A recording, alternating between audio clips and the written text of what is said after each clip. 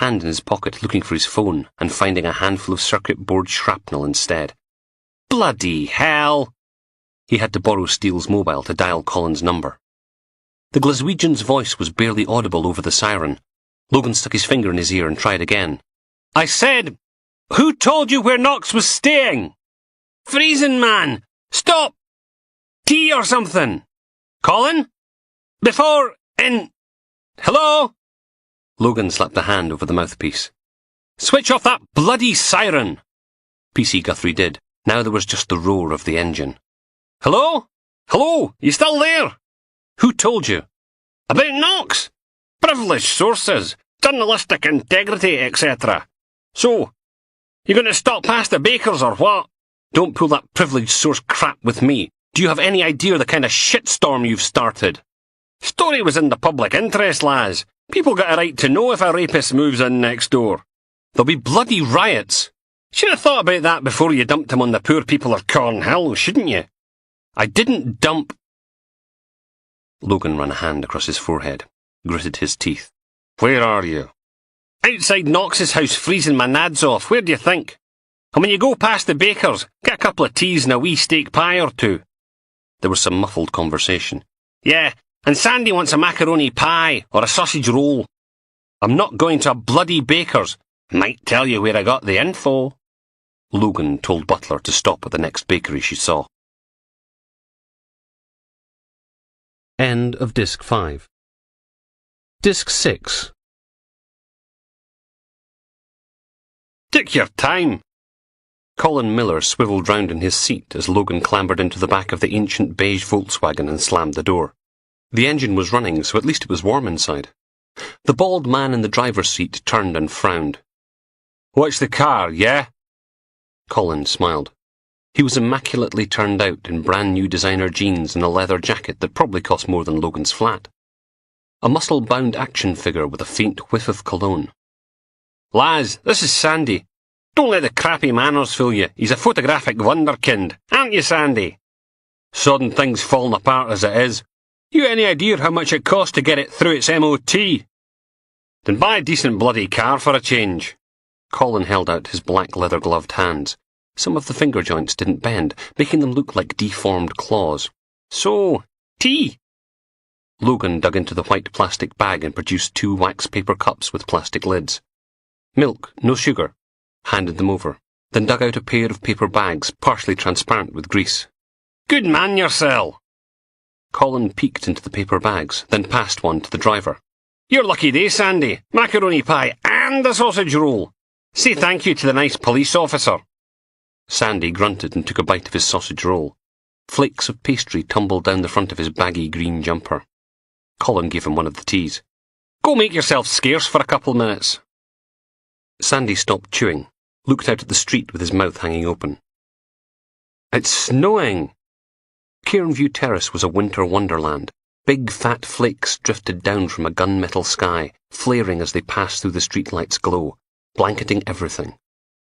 Pre-dawn light painted the street in shades of blue, making it look even colder.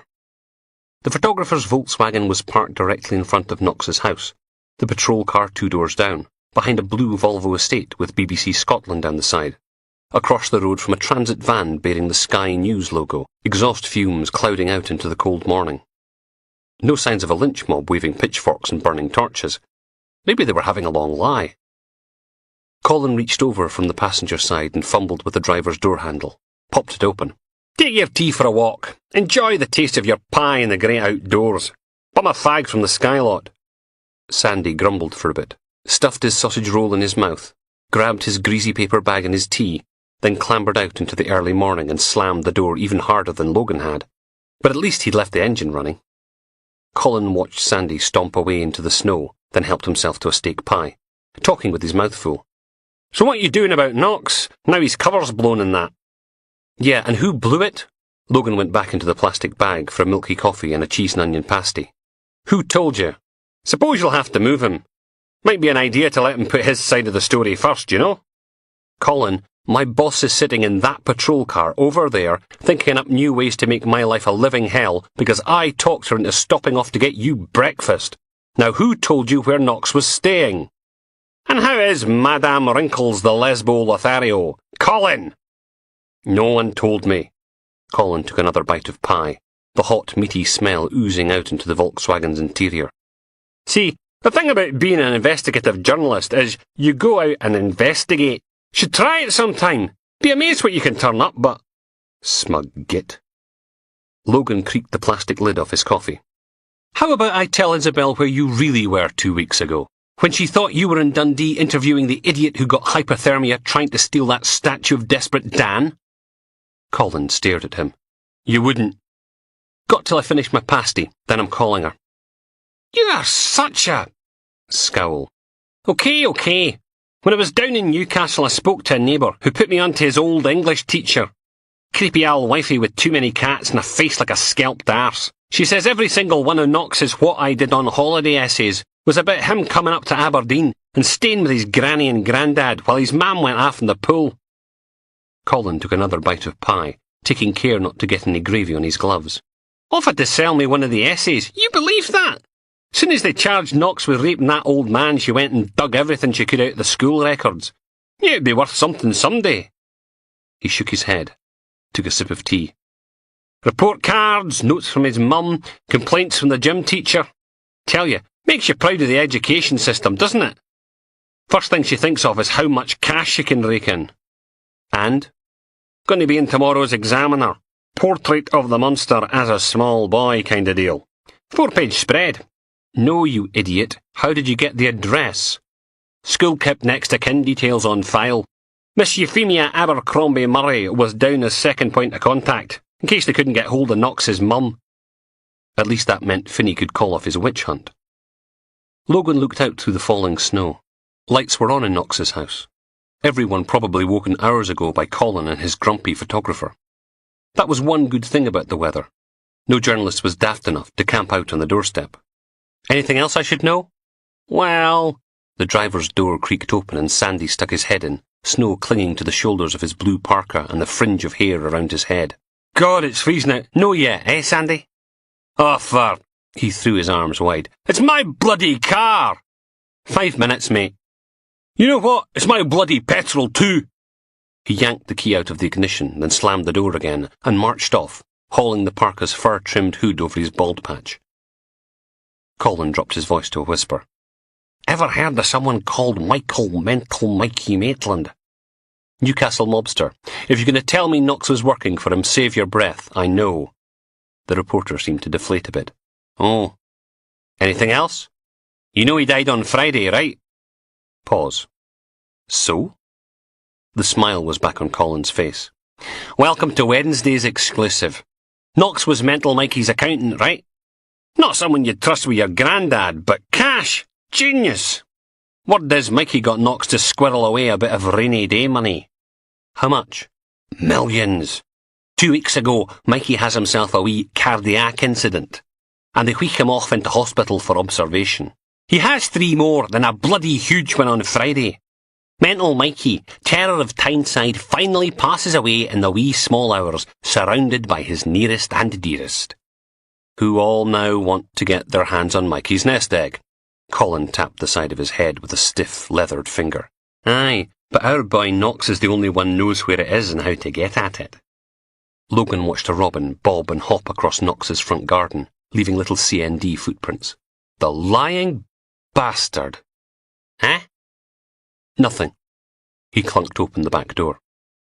Anything else comes up, and I mean anything at all, give me a call. Colin shrugged. Aye, and what's in it for me? Dundee, Desperate Dan, truth, remember? Logan climbed out into the snow, clunking the door shut on the reporter's reply.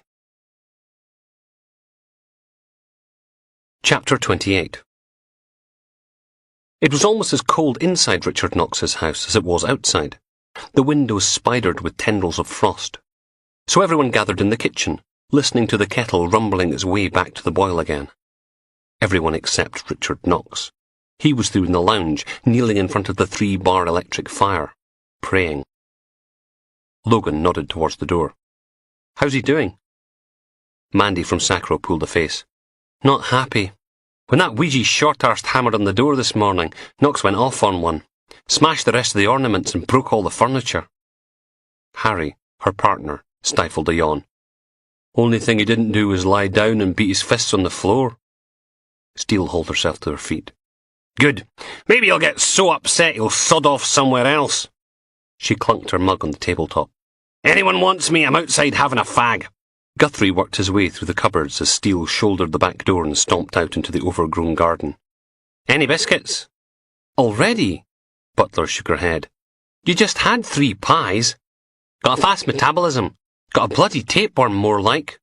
She trailed off into silence. Someone was hammering on the front door. Then the letterbox clattered open and a voice shouted in through the gap. Mr. Knox! Richard! What would you say to the families of your victims? Christ, not again! Guthrie looked at Butler. Whose turn is it? I did the last 2. Sod. Guthrie grabbed his peak cap off the kitchen work surface and jammed it on his head, then marched down the corridor. Richard, don't you deserve the chance to tell your side of the story? Logan watched Guthrie haul open the front door. The woman squatting on the other side almost fell on her backside. It took Guthrie nearly 2 minutes to get rid of her, with a lot of arguing, complaints about freedom of the press, 2 attempts at bribery, and a veiled threat that Guthrie hadn't heard the last of this. She stormed off down the snow-covered garden path, a photographer in tow. Guthrie closed the front door again. Bloody Daily Mail! Something thumped against the wood and he sagged, swore, then put his hat back on again and wrenched the door open. A second snowball thumped against the wall beside him, sending out a flurry of white. Logan could just make out the Daily Mail reporter ducking down behind Sandy the grumpy photographer's beige Volkswagen. Guthrie shouted, Hi, you! Then hurried down the path after her. Logan closed the door. Richard Knox crossed himself, stood, then wiped a hand across his eyes. The room was even gloomier than usual, curtains drawn, the only light coming from the 3-bar electric fire, its middle coil giving off a weak orange glow, the other 2 dead and dark. Logan stood on the threshold, looking into the lounge. There wasn't a single ornament left in one piece, the faded wallpaper pockmarked with the residue of ceramic explosions. The standard lamp lay tipped into the corner, its wooden upright snapped in the middle, brown wires poking out, broken television on its back, coffee table on its side, missing 2 legs, the overturned sofa missing an arm. The only thing he hadn't touched was his 3-bar votive flame. Logan hauled one of the armchairs back onto its legs, shugled it in front of the fire, and sat.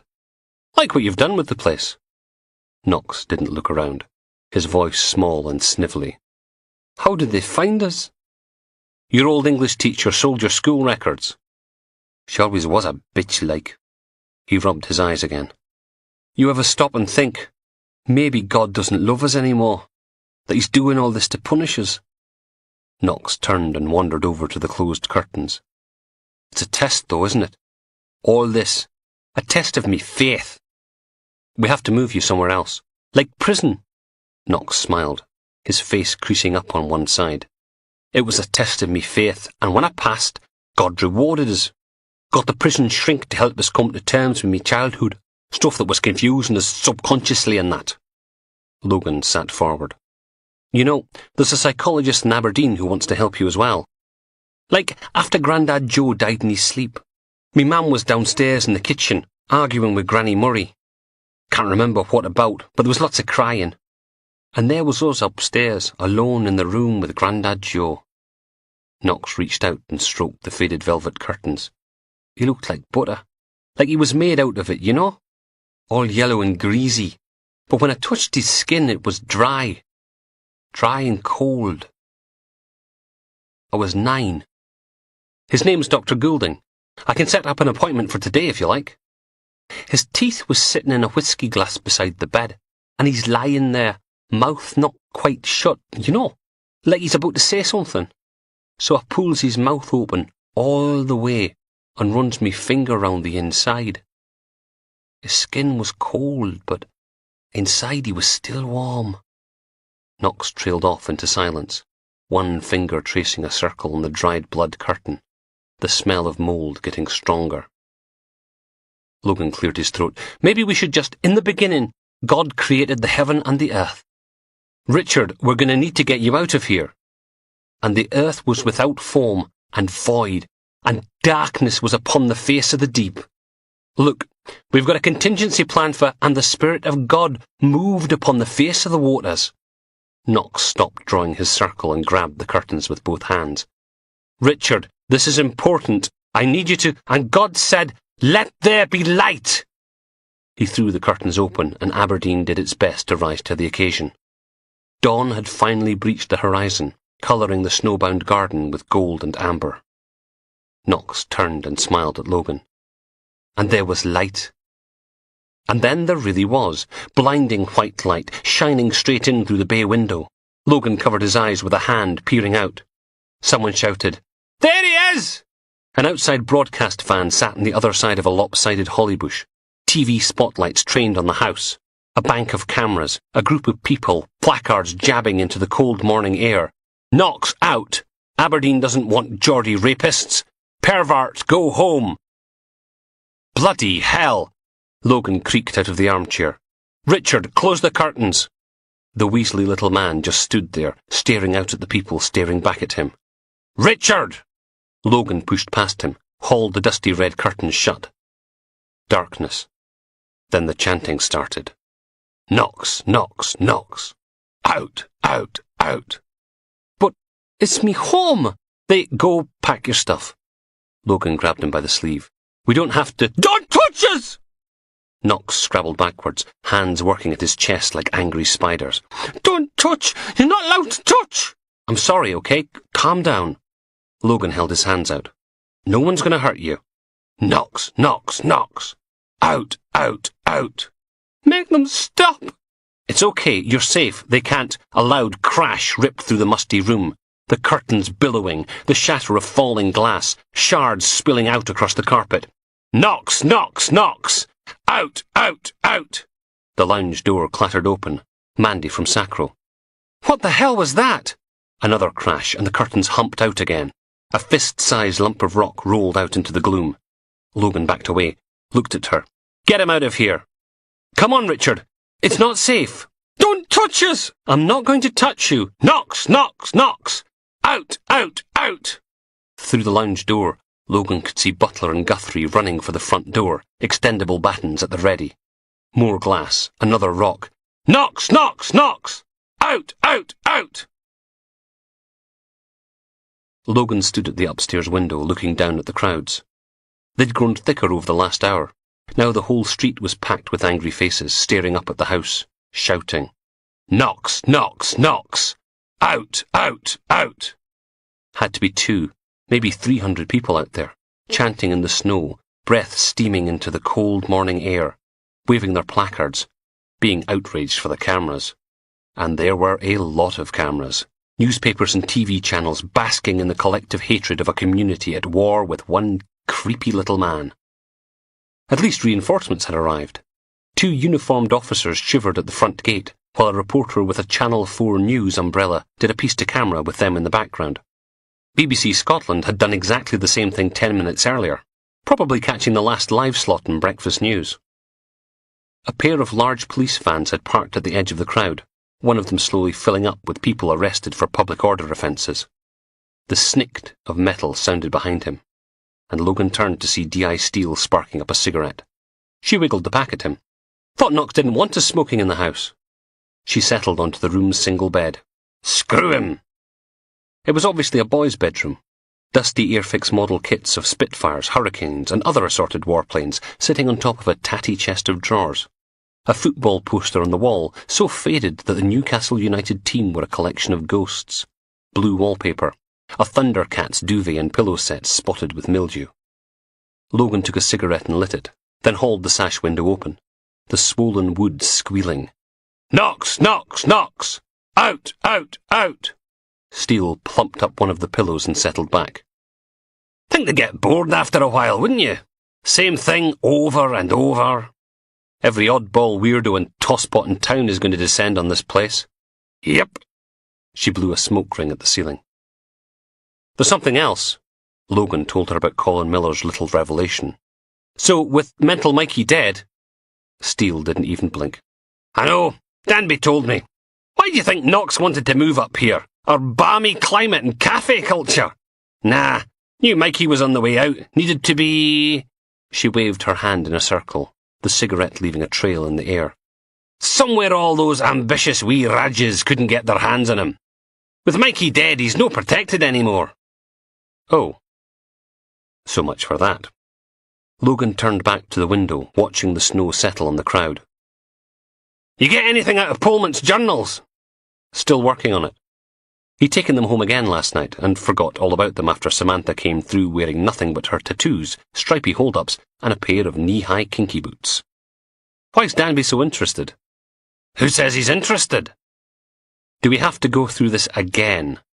Can you imagine lying here every Friday night, listening to your granny and grandad humping like horny gerbils? Fine, keep it secret. Like I bloody care. He flicked ash out of the window. How are we going to get Knox out of here? Wonder if she was a moaner or a screamer. Or did she just lie there like a sack of tatties? Road's packed. Maybe we can get him out over the back wall. Looking at her photo, I bet she was a screamer. Oh, Grandad Joe! Oh, you're so big! Steele lowered her voice for, Who's the granddaddy? Oh, you are! Yes! Yes! Yes! Do you have to do that? Shrug. Gotta take pleasure in the simple things, Laz. Otherwise, what have you got? She stuck the cigarette between her teeth and had a scratch at her crotch. Better go see if they've got him packed up yet.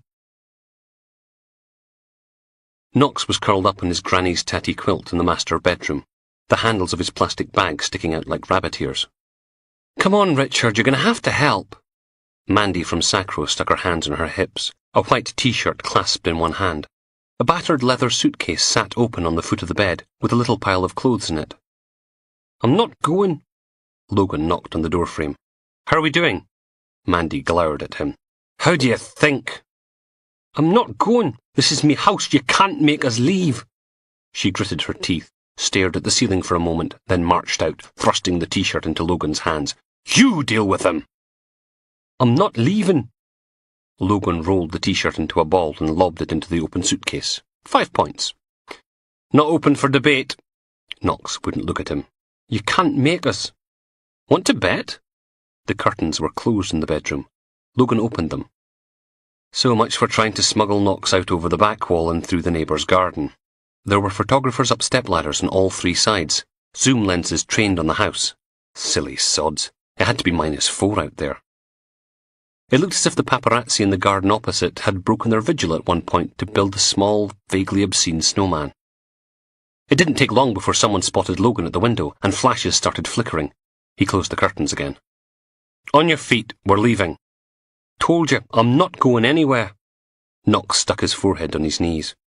Why does no one listen to us? Right. Richard Knox, I'm arresting you for... You can't do that! There's a mob out there, and they've already attacked the house once. By staying here, you're inflaming the situation. That means I can do you for causing a breach of the peace. But... Logan took out his handcuffs. Look on it as a test from God. Silence. Then Knox rolled off the bed and yanked open a drawer in an ancient dresser. Various old clothes went into the suitcase. Shirts, socks, Y-fronts. Logan watched him pack. So, you're on the run from the mob then? The little man stopped in the middle of packing a string vest. Who told you that? All those years mental Mikey took care of you, and now he's dead.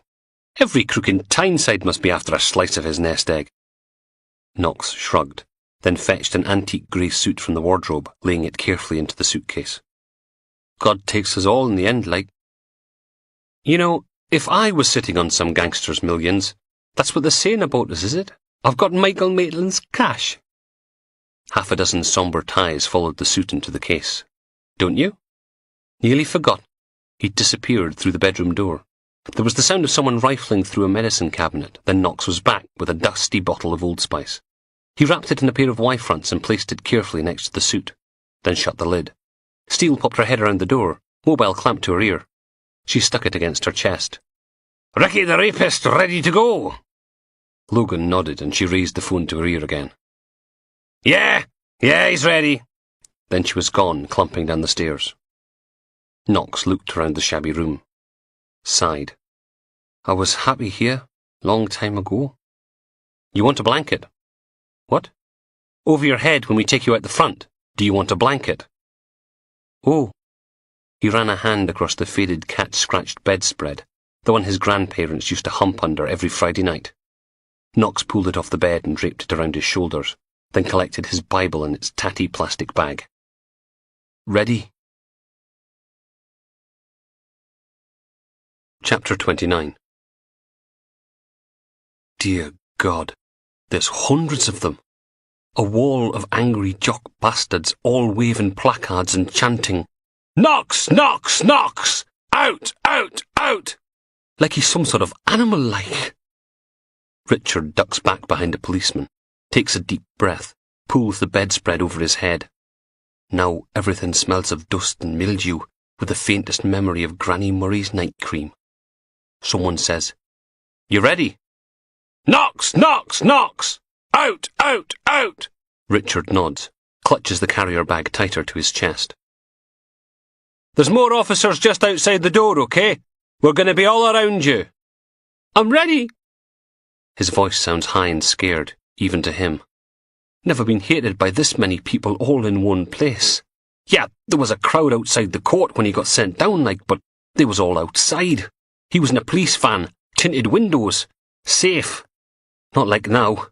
"Knox! Knox! Knox! Out! Out! Out!" "Okay, let's get going." That sounds like the bloke, Sergeant McThingy, the one who wants to know about Michael Maitland's rainy day money. Probably wants a cut. Typical bloody copper. A hand in the small of Richard's back pushes him forward. "Don't touch us!" He stumbles out the door, bedspread over his head, watching the world change beneath his feet. Top step, garden path, the snow trampled to grey mush. "Knox! Knox! Knox! Out! Out! Out!" And then they see him. They have to, because the chanting becomes screaming, insults, threats. The police hurry him forward, closing in on all sides, touching him. Don't freak out. Please don't freak out. Stay calm. "Fucking wanker! You should hang! Pervert bastard!" The police get closer as the garden path comes to an end beneath Richard's feet, squeezing through the gate. The jostling gets worse, shouts louder. "Knox, you're dead! You hear me? Dead! We don't want your kind here!" Richard keeps his eyes on his shoes. "Our Father, who art in heaven, hallowed be thy name." A shove and he nearly falls. "Raping scum! Go back to where you came from!" Lurching forwards, tears streaming down his face in the darkness. Oh, God. Something bangs against the top of his head. A policeman swears. "You! I saw that! Hope you fucking die! Knox! Knox! Knox! Out! Out! Out!" More shoving. Pushing. Richard stumbles and falls against the policeman in front of him. Ends up on his knees in the slush. Why can't they leave him alone? He just wants to be... Rough hands on his elbows, hauling him back to his feet, hurrying him onwards. "Bastard! Knox! Knox! Knox! Out! Out! Out!" And then a metal clunk and he's dragged into the back of a police van. Richard steps on the trailing edge of the bedspread and ends up on his hands and knees, pain lancing through his palms. Then daylight floods over him as the quilt snags on the metal floor. "Knox! Knox! Knox! Out! Out! Out!" Richard turns and looks out across a sea of hate crashing against the police cordon. People jabbing the placards at him. Men and women, faces pink and screwed up, teeth bared. Someone spits. A thick glob of yellowy white that flies through the falling snow and spatters against Richard's chest. "They should string you up!" Then the van door thumps shut and everything is darkness again. Someone says, "Thank fuck that's over." And then the van starts to rock. People slamming their hands against the sides. "Bastard! Knox! Knox! Knox! Out! Out! Out!" It's not over. It'll never be over. A complete disaster! DSI Danby stabbed his thumb on the remote, freezing the picture on the boardroom TV as someone slammed their placard down on Richard Knox's bedspread-covered head. Death to all rapist. The emergency MAPA meeting wasn't really going that well. They'd gathered in the boardroom at FHQ. Steele, Logan, D.I. Ingram from the Offender Management Unit, some hairy woman from the council, a SACRO supervisor, and DCI Finney. Everyone trying to make sure they didn't get blamed for anything. Danby thumped the TV remote down on the boardroom table and turned to glower out of the window at the snow slanting horizontally across Broad Street. You couldn't even keep his location secret for 4 days! Steele leaned over and whispered in Logan's ear. You want to tell him, or should I? Logan pretended he hadn't heard. D.I. Ingram ran a hand across his little military moustache. I don't think that's entirely fair. The Offender Management Unit has done its best. Its best! Finney frowned. Well, that's all right then, isn't it? I must have imagined there was a riot outside Knox's house this morning, because his address was in the bloody papers. Danby poked the polished tabletop with a finger. I want a full inquiry. I want to know which one of your lot went running to the media first chance they got. Steele settled back in her seat, left hand scritching away beneath the desk. Actually, Sergeant McRae has some information on that, don't you, lads? Yes. We know who leaked Knox's location to the press. Who? I want them up on charges. You know what I'm saying? I want them bloody crucified. The leak didn't come from Aberdeen. It came from Newcastle. Knox's old English teacher sold his school records to the papers. His granny's address was in there.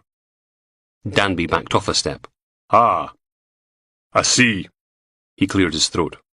Right. Well, contingency plan then. And that was it. No apology, no nothing. D.I. Ingram went over the plan again, the alternative address they had in waiting just in case things went horribly wrong. He was droning on about cost models when the boardroom door creaked open and a rumpled corduroy man slumped in, dumped a little leather rucksack on the table and collapsed into one of the vacant chairs. He took off his glasses and rubbed at his eyes. Sorry I'm late. Any chance of a coffee? Ah, how nice of social work to grace us with their presence. Finney checked his watch. We started 20 minutes ago. The newcomer polished his glasses on the edge of a hanky. Good for you. I started 24 hours ago. One of my clients got the crap kicked out of him down the docks last night, and I've been trying to get things sorted out ever since. Danby's face twitched. I'd have thought Richard Knox would get your undivided attention. Know what I'm saying? Yeah, that's a great idea. I'll just tell my 30 other clients they don't matter anymore. That how they do things in Newcastle, is it? He dug into his corduroy jacket and came out with a piece of paper. Desk sergeant gave me a message for Sergeant McRae. McRae? Logan held out his hand.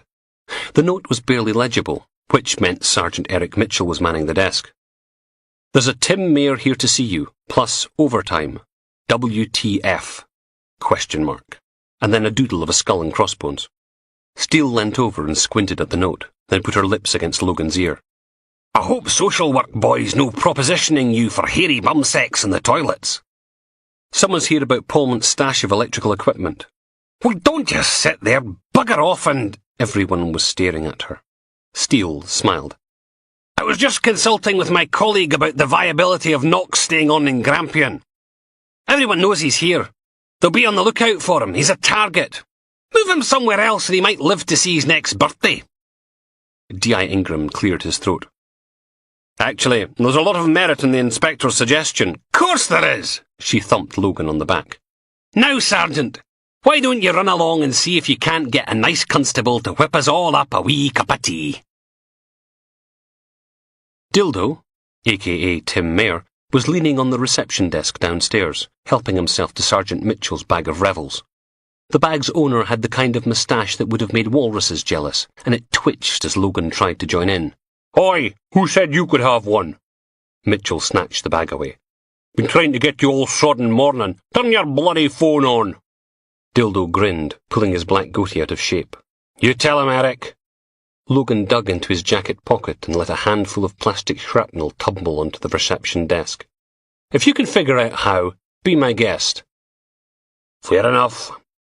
Oh, and Steele wants someone to make a load of teas for the MAPA meeting. Sergeant Mitchell's moustache bristled. Well, don't look at me. Just get some PC to do it. Logan turned to leave. Oh, and make sure whoever it is spits in DSI Danby's mug. Right. Dildo wiped the steam from his John Lennon glasses. Let's see these dodgy goods you found. Logan pointed through the glass front wall at the swirling snow. They're at the Water Lane store. Oh, for Christ's sake. Could you not have brought them up? No room. We can take your car if you like.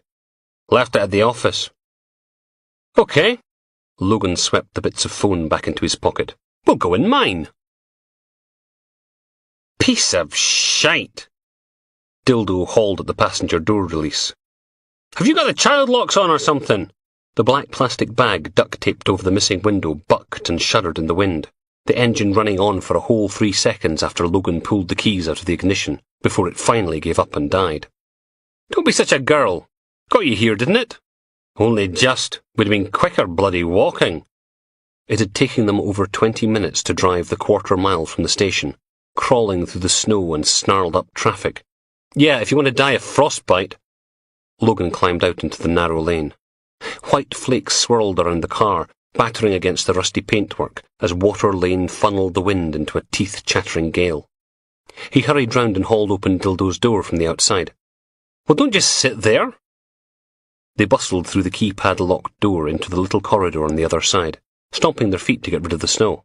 They signed in with a red-nosed, sniffly constable and headed through to the evidence store.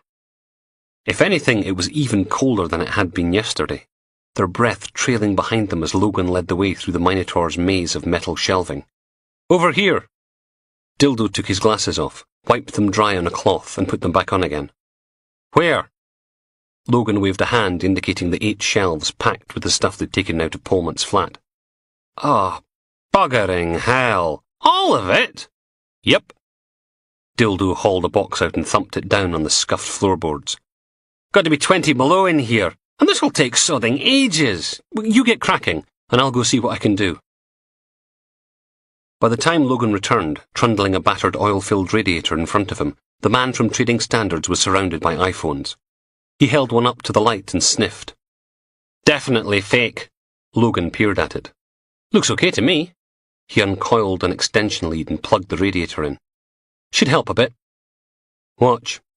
Dildo pressed something and the screen came to life, revealing a display that looked nothing like it did in the TV adverts. They make them by the bucket load in China, ship them over hidden in containers. You know how much this costs to make? Peanuts. Well, prawn crackers anyway. He pointed at the radiator. That thing working yet? Give it a minute. Logan picked up one of the iPhone boxes. It had all the documentation and everything. So they're crap then. Depends on your definition of crap. You can make phone calls and you can run a couple of applications, play MP3s, but that's about it. He stuffed it back in the box. Hair straighteners are fake too, and the portable DVD players. Dildo grabbed a cardboard box marked up with the Grant's Vodka logo, clinked it down on the floor and hauled the flaps open, then took out a clear glass bottle and handed it over. What do you see? Logan shrugged. The bottle was cold, deep-chilled in the fridge-like warehouse. Vodka? Try again. Logan turned it over. Cheap vodka? God, it's like teaching a monkey to yodel. Dildo prodded the red and silver label. Now do you see anything? You being a dick? Read the sodding label. Logan did. According to the bottle, it was Grant's Vodka, 70 centilitres, 37.5%. Produced and bottled in Great Britain. Glen Katrine Distillers, Katrine, Ayrshire, Scotland. So? How do you normally spell distillers? D-I-S-T-I-L-L... Oh. Logan stared at the label again. Dildo grinned. Do you think a genuine distillery might actually be able to spell the word distillers? It's counterfeit. Dildo took the bottle back. There's 2 or 3 bottling plants for this stuff somewhere down the south of England. Trading Standards have been after them for years. Shut one down and 2 months later another one springs up. He stuck the bottle back in the box. Who the hell makes fake Grant's Vodka? It sells for, what, £8 a bottle? If you're going to counterfeit something, counterfeit the expensive stuff. Mate, I've seen fake Tetley tea bags, Surf washing powder, Heinz baked beans. Dildo held his hands against the radiator's peeling paint. Boots were selling fake Colgate in 2008. Toothpaste! Someone managed to slip it into the wholesalers and they didn't notice for nearly a fortnight. I mean, nobody got hurt. It was still toothpaste, but it sure as hell wasn't Colgate. Trust me, if you can sell it for a profit, someone somewhere is counterfeiting it. Logan stood there for a minute, staring at the boxes and boxes from Polmont's flat.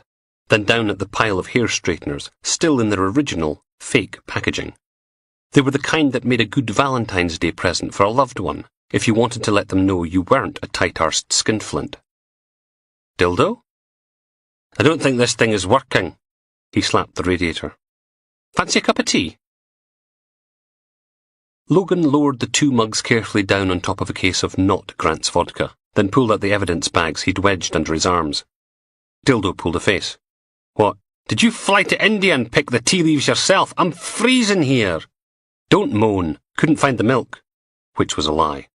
What he'd had difficulty locating were the items confiscated from Angus Black when he'd been picked up. The IB had signed them back into evidence after checking for fingerprints, and PC Sniffles had promptly filed them in the wrong place. Logan stuck the evidence bags on one of the shelves.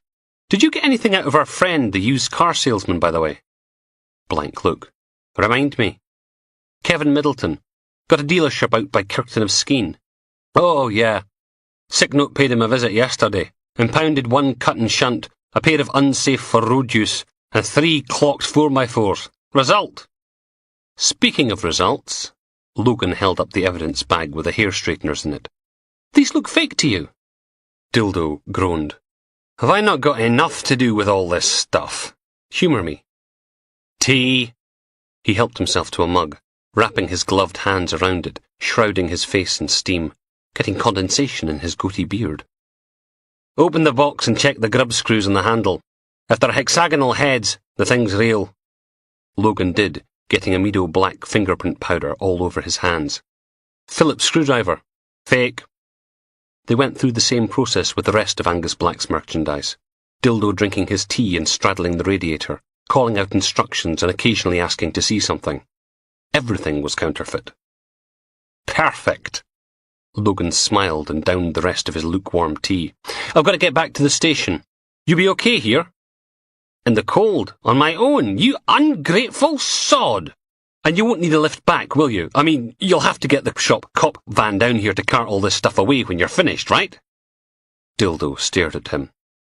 You're a rotten bastard, McRae. I ever tell you that? Logan scooped everything back into the respective evidence bags and hurried off. Thanks, Dildo! He weaved his way through the stacks of seized items with Dildo's parting shot echoing around him.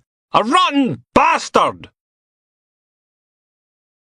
Logan barged through the door and clunked it shut behind him, finding himself in a little airlock festooned with posters for local bands he'd never heard of, the doormat soggy with melted snow. He stomped his feet, adding to the mush, then pushed through into the pub proper. The Tilted Wig was once the exclusive drinking hole of lawyers and their assistants from the Sheriff Court across the road, but ever since the High Court had taken over the old Clydesdale Bank building on the corner of Marshall Street and Union Street, next door, the clientele had become a little less exclusive. Now they let anyone in. Logan brushed the snow off his shoulders and scanned the faces. Just after 12 and 1 or 2 were making serious efforts not to see any more of the afternoon if they could possibly help it. Like Angus Black, sitting at a scuffed wooden table basking in the glow of the one-armed bandit, a pint of heavy and 3 empty shot glasses. He polished off a 4th and added it to the graveyard. It didn't go well then. Logan settled into the chair opposite. Angus looked up, closed his eyes and swore. Have you not done enough damage? He took a bite out of his pint, then went back to staring at the table. Nope. Logan dumped the evidence bag with the iPod Nanos in front of him. Recognise these? Trials in 6 weeks. My brief says I'm looking at 14 years. You believe that for a little bit of H? Who's it hurting? He went back to his pint. Like living in Nazi Germany. Logan poked the bag. You said you got these from your Edinburgh friends, Gallagher and Yates. They tell you they were all fake. Angus swore some more, then let his head sink to the table. Fucking hell. I need a drink. He went up to the bar and came back with what looked like 3 double whiskies in the same glass. I'd get you one, but this is all your sodding fault. They really screwed you, didn't they? Fake iPods, counterfeit money. Irony is, if they'd given you fake heroin as well, you wouldn't be looking at a 14 stretch. Well, not unless you tried to sell it. Ha bloody ha. He took a big swallow of whiskey, shuddered, then followed it with a mouthful of beer. And I didn't get the cash from them, thank you very much. Logan shifted in his seat. You didn't? That bastard who bought the car. Everyone's always out to bloody screw you. The bloke who bought your car paid you in counterfeit cash. Logan picked up the bag of faux iPods, then put it down again, frowning. Wasn't a small place out by West Hill, was it? Middleton Family Motors. Angus sent more whiskey south. None of your business. It was, wasn't it? Logan grinned. That's brilliant! Were you always a complete... You don't get it, do you? Middleton paid you in dodgy notes, and that's what you bought your drugs with. How chuffed are this Gallagher and Yates going to be when they find out your money's fake? There was a pause. Then the colour drained from Angus Black's face. Fuck! He stared at Logan, then banged his head off the table again. Fucking... Fuck! Want to have another think about turning them in, before they come looking for you? Chapter 30. Logan stuffed Angus Black's statement back in his pocket as PC Butler pulled up outside Middleton Family Motors. The used car lot was just as crowded as last time, even after trading standards had confiscated half a dozen illegal vehicles. Butler raised an eyebrow. You're not thinking of trading in that crappy car of yours for something here, are you, Sarge? Only, this lot looks like a good sneeze and the wheels will fall off. Logan climbed out. A thick layer of snow covered the bonnets, boots and roofs, more thick white flecks drifting down from the gunmetal sky. It was cold enough to make his fingertips throb as he shuffled sideways between Bargain of the Month and Low Mileage Super Saver, heading towards the main entrance. The sound of a radio, a tractor grumbling in the distance, getting closer. A whirring noise somewhere on the forecourt, hidden amongst the vehicles. Logan paused. Hello? I'd like to buy a car. With the end just a tick. The voice was coming from behind a brown Toyota with a dented wing. Logan inched his way through the cars, craning his neck to get a better look. A man in grubby blue overalls was squatting by the Toyota's back wheel, a portable air pump connected to the saggy tyre. Logan pulled out his notebook and checked the details Angus had given him. Looking for a Volkswagen Golf, GTI, green if you've got it. You know, I think you're in luck. The man looked up and his voice trailed off. Fuck! Middleton scrambled to his feet, eyes darting left and right. Then he ran for it, jinking between the jammed-in cars, making for the road. Logan hurried sideways after him, then jerked to a sudden halt as his jacket pocket caught in a wing mirror. There was a tearing noise. PC Butler was still over by the pool car, staring open-mouthed. Don't just bloody stand there! She charged forwards, then skidded, arms pinwheeling. Her head disappeared from view and the word, Shite! Echoed out across the little car lot. Logan yanked his pocket off of the wing mirror and struggled on. Middleton had made it to the road and a dull blue MX-5, just like D.I. Steele's, only older and with a huge Zoom Zoom for less cardboard star wedged between the dashboard and the rearview mirror. He dug about in his trouser pocket, then clambered in behind the wheel, threw the sales sign out onto the street. Logan vaulted the bonnet of a Ford Mondeo, heels scraping through the inch-deep layer of snow. He slithered down the other side just in time to hear Middleton cranking over the Mazda's engine. It sputtered a couple of times, then roared into life. Butler had her extendable baton out, limping towards the car. Logan crunched through a ridge of dirt-brown snow, reaching for the driver's door, but the tyres screeched and the MX-5 lurched forwards. The back end shimmied from side to side, the little rear-wheel drive sports car struggling for grip on the icy road. PC Butler froze, eyes wide as the car fishtailed towards her. She dived onto the bonnet of a Volvo Estate, lifting her legs high as the Mazda clipped the front bumper. Crunch! Chips of coloured plastic went flying, and then Middleton was past, accelerating around the corner, the back end kicking out again. Logan ran out onto the road. Swore. Butler lay spread-eagled on the Volvo bonnet, breath turning the air above her white. Jesus! The sound of squealing brakes, then bang! A horn blaring. Logan hurried over to PC Butler and helped her to her feet. You okay? God, that was close. He lurched around the corner, Butler limping along behind him, and froze. The little sports car was wedged in at 45 degrees between the grass verge and a dry-stained dike, front end crumpled, the folding soft top torn off, exposing its soft, chewy centre. A huge tractor idled in the middle of the road, massive mud-covered wheels sitting on the sports car's missing roof. The farmer clambered down from the cab and stood, swearing at the deep scrape along the side of his tractor. Middleton was slumped over the Mazda's steering wheel. Dark red seeped out onto the white, deflated sack of his burst airbag. PC Butler looked up from the airwave handset pinned to her shoulder. "Control says the ambulance should be here in 5 or 10. Logan nodded and added milk to all 3 mugs of tea, then lumped 4 sugars into the one on the end, as was traditional.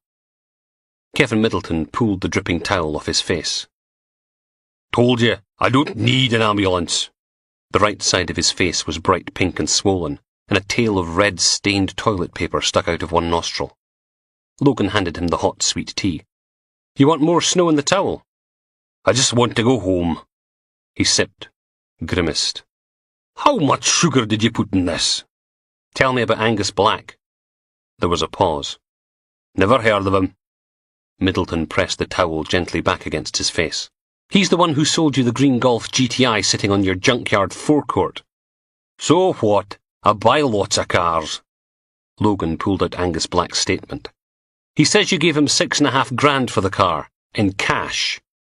"Might have done." "It was counterfeit, wasn't it?" Middleton huddled over his tea. "When's that ambulance getting here?"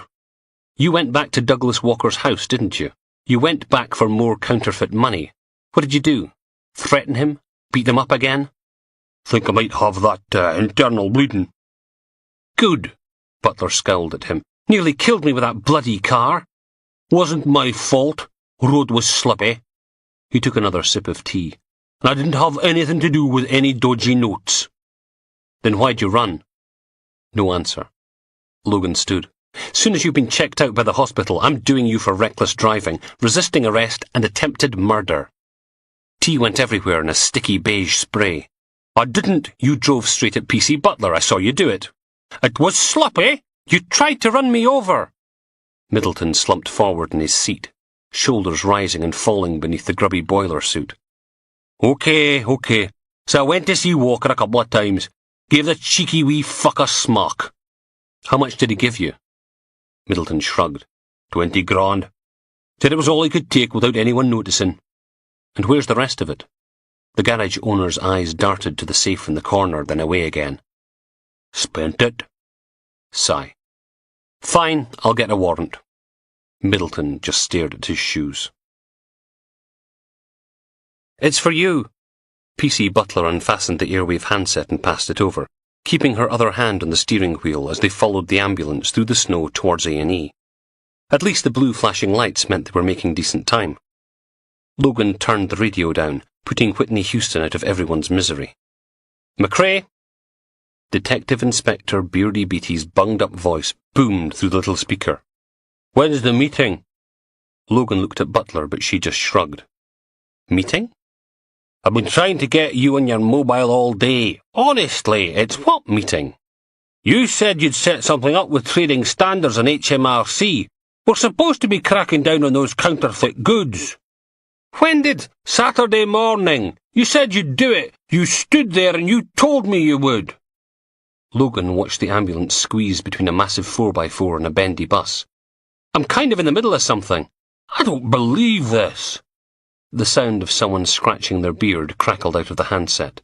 "No, you know what I do? You don't give a toss about doing what you're told when it's me, do you? If it's Steele or McPherson, oh, then you're all over it. But you think you can ignore me because we used to work together, don't you?" Logan clamped his hand over the mouthpiece. "How do I turn the volume down?" Butler waved a finger at the airwave handset. "Button on the left." He pressed it until Beatty's rant wasn't hammering out of the speaker loud enough for everyone to hear. "Long enough. I've been patient with you because of... you know.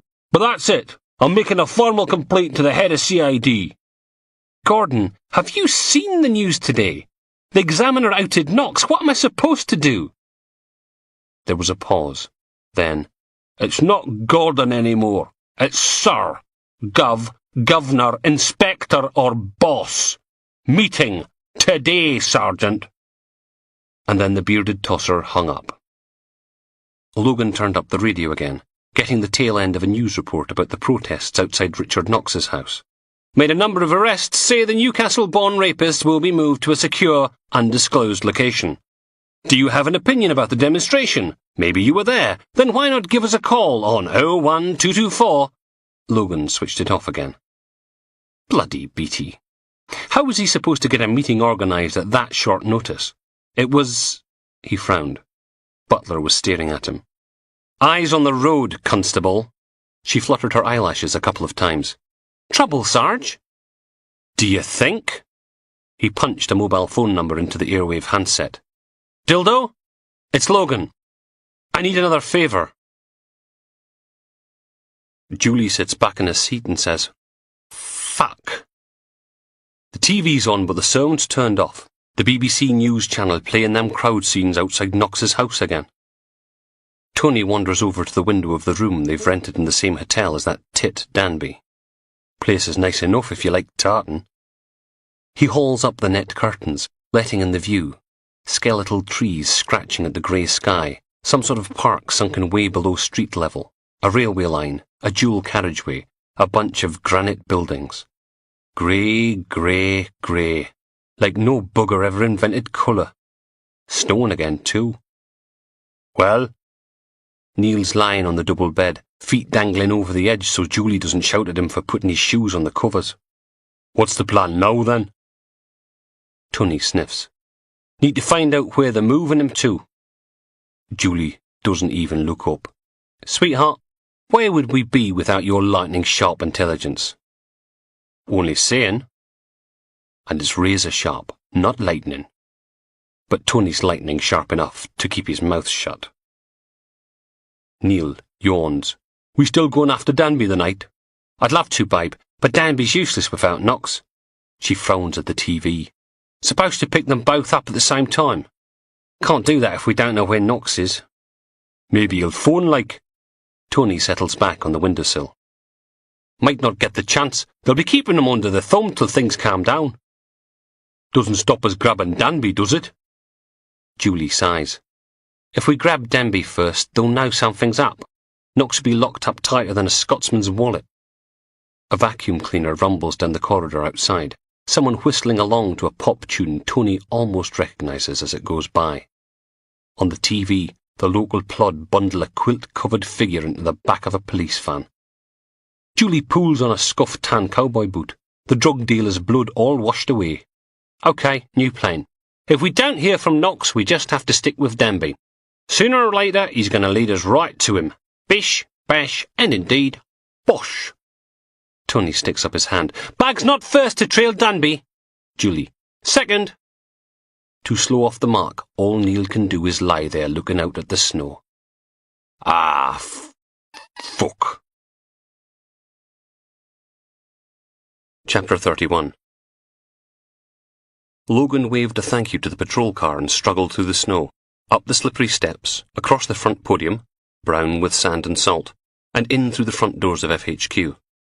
Big Gary was sitting behind the reception desk, his head propped up with one hand, a battered paperback lying on the desk in front of him. Any messages? The big man reached beneath the desk and thumped a pile of post-its on the counter.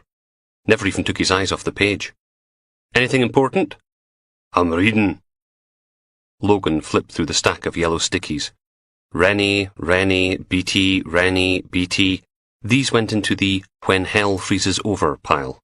There was no way Logan was talking to D.I. Beardy Beatty until Dildo called back, and he'd still not forgiven Rennie for grabbing Samantha's bum.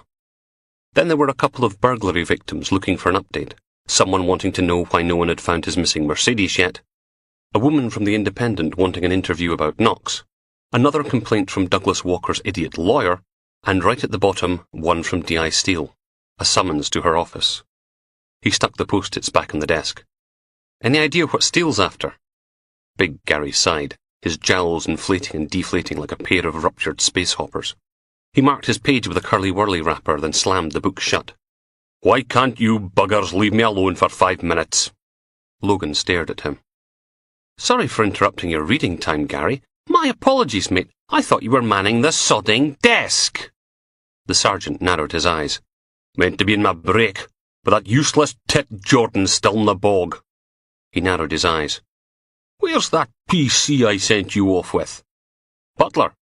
Left her up at A&E watching a used car dealer. For how long? Shrug. Till the doctors give us the all clear to bang him up. Oh, for... Big Gary pinched the bridge of his nose. How am I supposed to manage resources if you buggers in CID treat uniform as your own personal property? You really are in a foul sodding mood today, aren't you? Not my fault Jordan's got the squits. The desk sergeant scowled and made a big show of opening his book again. And you better get back to that wee shite Barrett. Big Gary's voice jumped an octave and went all nasal. Of McIlvery, Barrett and McIlvery. He cleared his throat. Says it's a disgrace his poor wee client's been kept in over the weekend waiting for his shot in front of the sheriff. Then his client shouldn't be circulating forged 20s, should he? Logan rearranged all the post-its back into a single stack. When's he up? Big Gary checked the charge book. Court 1 at 2:50. Logan checked his watch. Just enough time to have another crack at him. Douglas Walker slumped over the interview room table, the fingers of one hand wrapping themselves through his unwashed, greasy hair, twisting it into little curls, then letting them go again. The fiberglass cast on the other arm lay flat against the chipped formica. He smelled of stale sweat, overlaid with something sour. Logan glanced up at the camera bolted to the wall, watching the little red light winking. Come on, Douglas. You're up in front of Sheriff McNabb in 20 minutes. Sure you don't want me to put in a good word for you? Lawyer. It was the only thing he'd say. Lawyer. State your name for the tape. Lawyer. Do you know why you're here?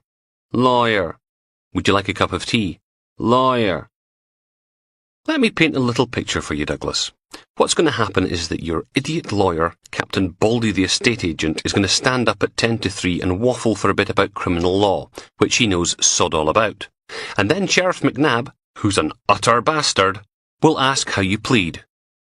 Douglas Walker just kept on playing with his hair. Your lawyer will make you plead not guilty, even though we all know you are, and then McNabb will set bail. Logan smiled. And that's where it gets interesting. If you can't make bail, you end up in Craiginches for 6 or 7 weeks, till the trial date. If you can, you're out in the streets for tea time. Then the press harassment starts. They camp outside your house, take photos, talk to neighbours. Douglas's head snapped up. Think how proud your mum and dad are going to be when they get back from holiday. The young man fidgeted with the rim of his cast, tugging little baubles out of the tube bandage lining. They can't put my name in the papers. I'll sue. For what? I don't know. Defamation of character, slander, libel, whichever one it is. They can't. Don't be stupid, Douglas. All they'll say is you've been charged with passing a large sum of counterfeit currency. Can't be libel when it's the truth. No. It came out low and quiet. They can't put my name in the papers. They can't. He raked his fingers through his oily hair, harder and harder. They can't. Logan sat back. Dear God. A member of Generation Y who doesn't want his name in the papers? Don't you crave your 15 minutes of fame, Douglas? Your chance to shine for all the other brain-dead X-Factor celebrity come dancing on ice MasterChef junkies? Douglas curled up until his forehead thunked against the table. They can't. Voice, small and trembling. You know what? Logan scooted his chair forward. You're right to be scared, because your friend Kevin Middleton, the nice man who sold you that second-hand Honda Civic, we arrested him this afternoon. He says you've been supplying him with counterfeit money, not just the notes you tried to buy the car with. The sheriff's not going to like that, is he? An extra 20 grand of dodgy cash on the streets because of you. He buried his head in his arms. I'm fucked. Yes, you are.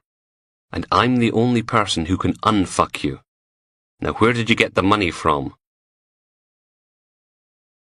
Yeah, if you could, thanks. DIBT shifted his phone from one side to the other and looked up at Logan standing in the office doorway. Can I call you back? He hung up and stared. I've been phoning you all day.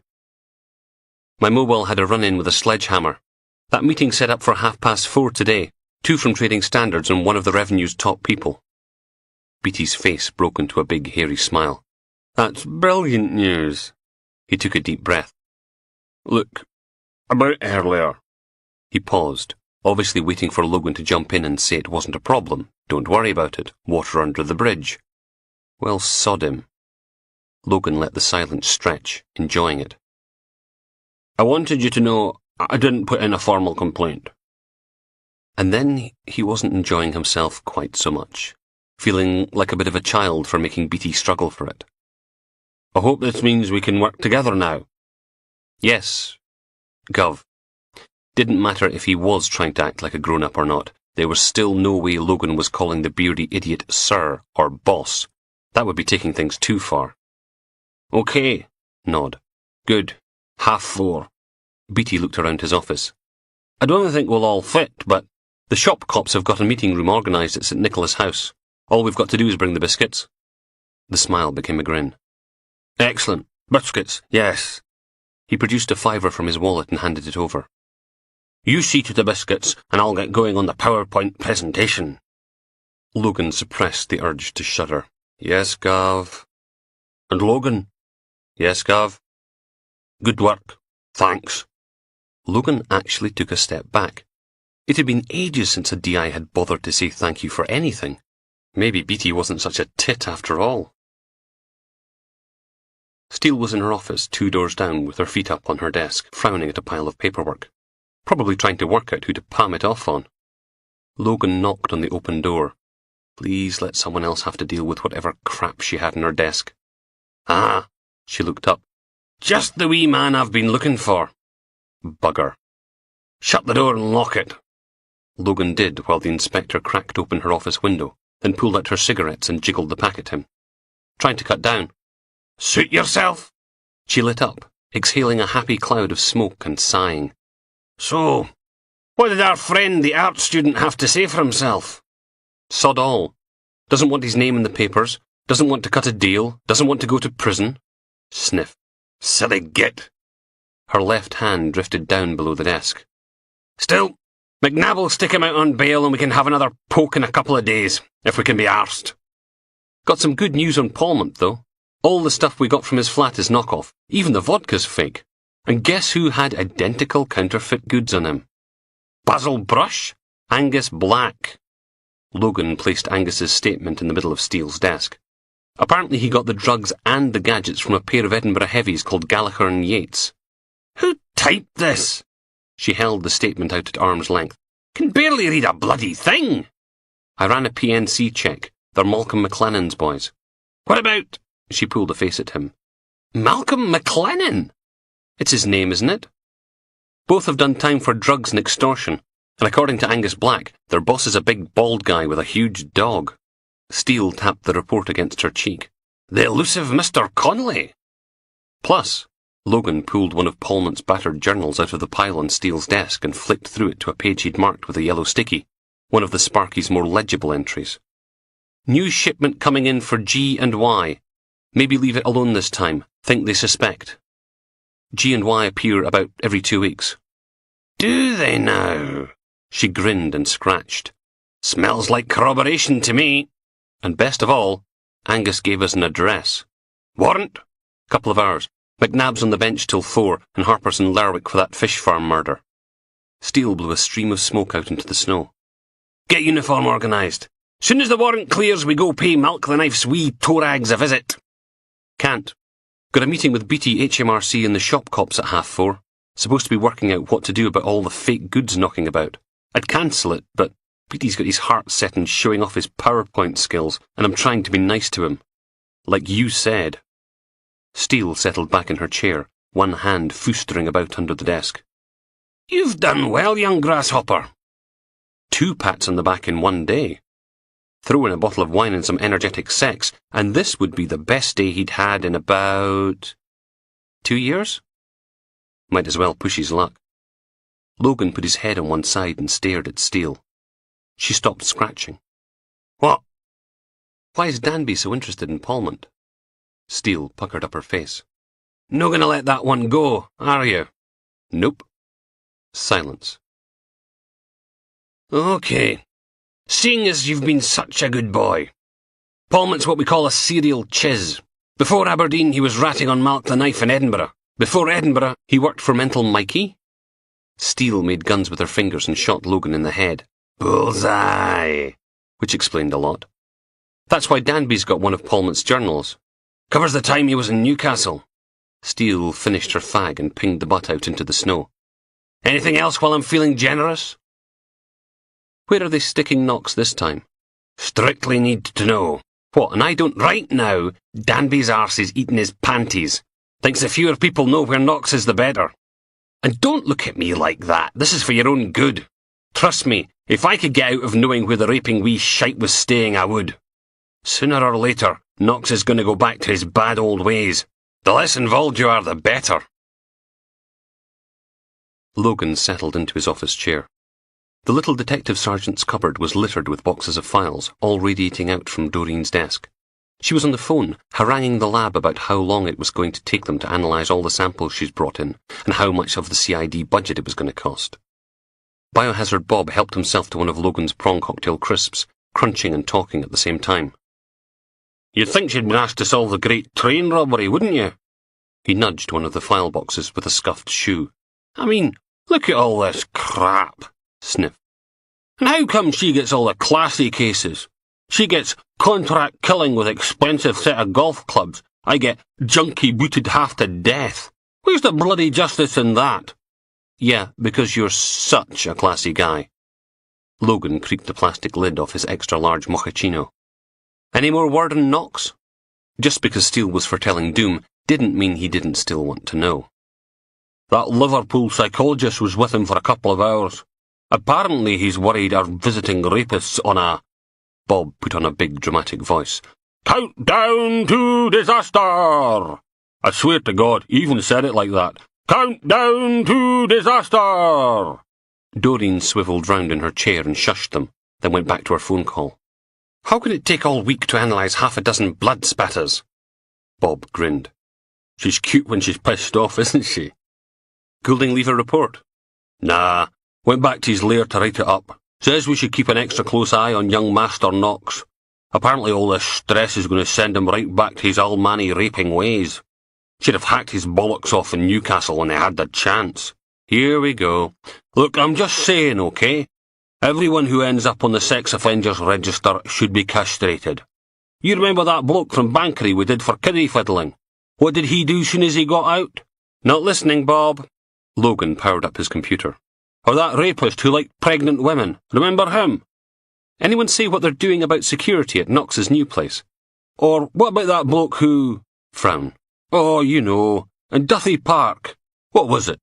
The Winter Gardens wanker. Security, Bob. What are they doing? Oh, no idea. Ask Steele. That's her poison chalice full of turds. The phone went and he snatched up the receiver. Big Bob's House of Sexual Deviancy. Big Bob speaking. Idiot. Logan called up his email and waited for it to chug through the backlog on the server. Buried in the usual office-related dross was a message from an admin officer at HM Prison Frankland, with a spreadsheet attached of everyone who'd ever shared a cell with Richard Knox. The officer had even included a breakdown of what each of them had been convicted of. It wasn't exactly edifying reading. Near the bottom of the list was one Oscar Renwick. He'd got 7 years for breaking into a family home and forcing the husband to perform fellatio on him by means of threatening the wife with a serrated hunting knife. Exactly the MO Knox had given them on the drive out to see his granny's grave. Logan opened up the list of murders he'd downloaded, where the victims had been burned to try and hide the evidence. First, get rid of any that happened after Oscar Renwick was arrested. And Renwick was only 24 when he was sent down, which meant his raping career couldn't be more than, 11, 12 years? So anything before that could go too, which left about 3 dozen. Eliminate any where the victims weren't stabbed or slashed, and Logan was down to 8. Do a quick analysis on the victims. Make sure there was an adult male and female killed. That left just 6 crime scenes. Brighton, Swansea, Darlington, Ballymena, Corby, and Fort William. Logan settled back in his seat and smiled at the blinking cursor. Less than 36 hours in, and he was already on the brink of solving a 20-year-old murder from 230 miles away. All he'd have to do was call up the case files for the 6 cases, check to see where Knox's cellmate was in those days, and wait for the commendations to come rolling in. Result. He was putting in a request to South Wales Police when the door thumped open and DC Rennie lumbered into the room, carrying a plastic crate full of files. Golf club murder! Logan pointed at Doreen's collection. Anywhere over there. Ta. He dumped the crate on the carpet, then stood, rubbing his hands on his trousers. Thought you were supposed to be at some meeting Beattie's been banging on about. Logan frowned, then checked his watch. 16:35. Shite. Completely lost track of time. He jumped to his feet, stabbed the button to switch off his monitor, then grabbed the big square tin from the shelf by the unsolved whiteboard. Stealing the biscuits! And charged out of the door. End of Disc 6. Disc 7. Chapter 32. Broad Street was like a wind tunnel, the snow not so much falling as hammering sideways. St. Nicholas House loomed on the other side of the street, a 14-storey slab of concrete and glass, the upper floors hidden by the howling weather. Cars and buses crept past, headlights on full, windscreen wipers thunking back and forth. Logan hurried across the road, ground his cigarette out in the little receptacle by the automatic door, and shivered inside. Stomped his feet on the coconut matting, shook the snow off his coat and the tin of biscuits, wiped the meltwater from his stinging face. 5 minutes later he was steaming quietly next to the radiator in reception, flicking through a copy of that morning's Press and Journal, when someone said, "You're late." Logan held out the damp tin. "Brought biscuits." Dildo sniffed. "Not digestives, are they?" He popped off the lid. "Ooh, jammy dodgers." He handed Logan a visitor's pass. "Your governor's a randy old sod, by the way. Been trying to chat up Susanna since she got here." "Please tell me you're kidding." Trust Beattie to find a way to make things even more awkward. "I wish." Dildo turned on his heel and marched towards the stairs. Logan didn't move. "Any chance we can take the lifts for a change?" "It's only 4 floors, you lazy bugger. Anyway, the lifts are playing Russian roulette again. Annie's ended up in the basement twice today. Doors wouldn't even open the second time." 4 flights later, Logan was puffing and wheezing, lurching after Dildo as he pushed through a set of double doors into the dark heart of Trading Standards, which was about 16 desks arranged back to back in the near left corner, sectioned off from bereavement services by a wall of shoulder-height partitions in a grubby shade of burgundy. The dirty salmon carpet was a crime scene map of dark spills, the ceiling tiles scarred where someone had moved a partition wall. St. Nicholas House. Proof that ugly wasn't just skin deep. Thought this was only supposed to be temporary. Council, isn't it? Dildo grabbed a notebook off the nearest desk, covered, like the rest, in product boxes, plastic bags and paperwork. "You know Annie, Sick Note, Clive and Huey?" Logan gave them a wave. Everyone waved back except for the one on the phone. Short-sleeved shirt, tie, bald head, who held up a thumb. "No, sir. Yes, I understand, but you've got to use lubricant." "We're in the grief counselling room. All I could get at short notice." Yes, I'm sure it was very painful, sir, but it's not an allergic reaction. It's a friction burn." Logan followed Dildo through bereavement services to a little meeting room in the far corner of the building, with a projector bolted to the ceiling and a pull-down screen taking up a large chunk of one wall. Beattie was sitting at the table, fiddling with a laptop, a winter panorama of Aberdeen stretched out behind him. Rooftops, the back entrance to Marquis, bits of Union Street, the defunct Christmas lights swaying in the wind, waiting for someone to take them down. A familiar gravelly laugh made Logan freeze in the doorway. D.I. Steele. She was over by the window, talking to a tall blonde woman in jeans and a thick woolen jumper. Logan opened his mouth, then closed it again. Dildo gave him a shove, then closed the door behind them. "D.S. McRae, this is Susanna Frayne from Her Majesty's Revenue and Customs."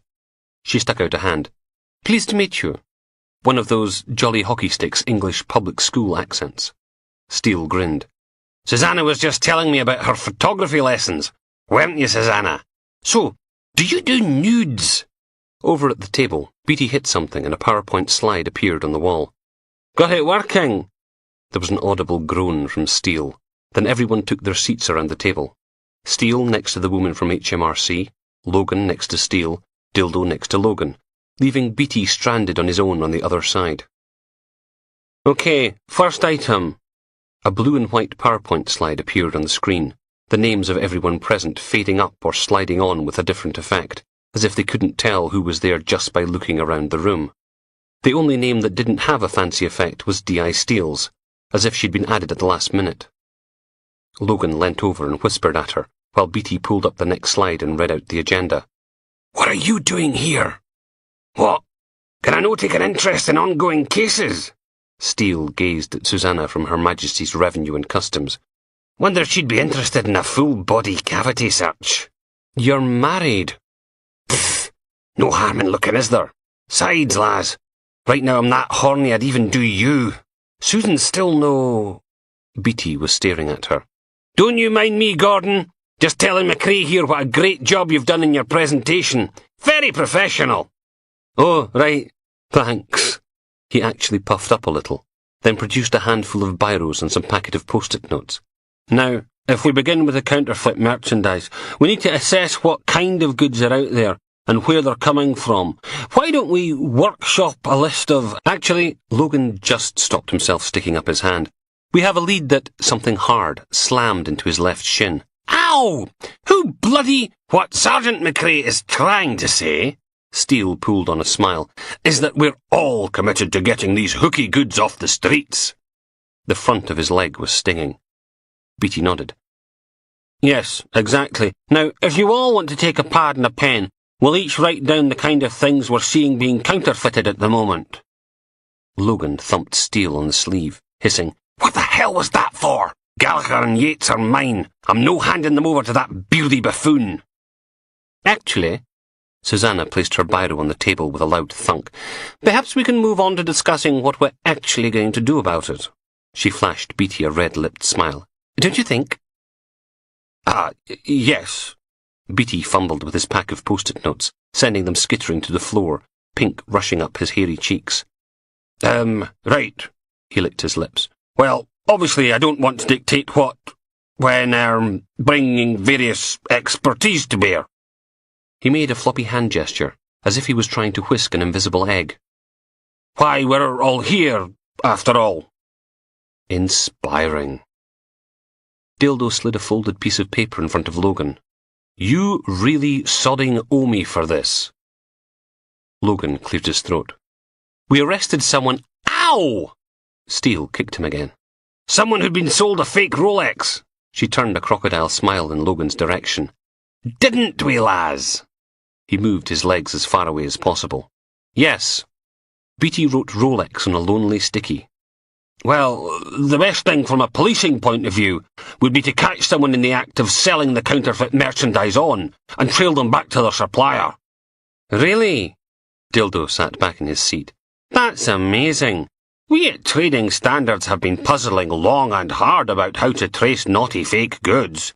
If only we'd asked the long arm of the law to—" "All right, Timothy, I think we get the picture." Susanna twiddled one of her pearl earrings. "I'm more concerned with the movement of counterfeit £20 notes than knock-off hair straighteners. Where have you got with that?" Beatty harumphed. "Well, we did have a suspect in custody." He drifted off, then stared at Logan. "Here we go again." "Douglas Walker, 18. We arrested him for passing $4,500 in dodgy 20s, but at least another 23,000's passed through his hands. Released on bail till—" Logan checked his watch. "Beginning of March, I think." Susanna nodded.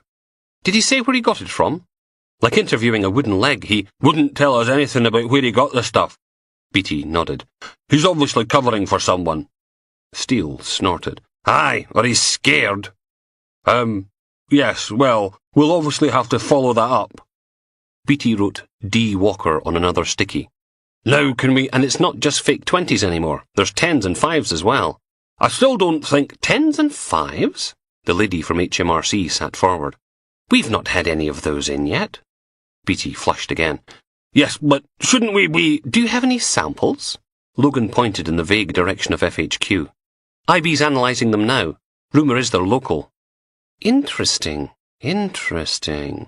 She went back to fiddling with her pearl earring. Steele leaned over and whispered at Logan again. "Think she's got a necklace to go with those?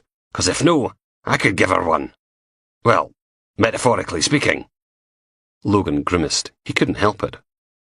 Beatty's meeting limped on until the stroke of 5, then the DI shook everyone's hands, told them how productive it had been, thanked them for coming, then bumbled about, packing away his post-its, biros, laptop and cables. Steele gave a yawn and stretch. "Did I miss anything?" Soon as Beatty was packed up, they all followed Dildo back down the stairs to reception and handed in their visitors' passes.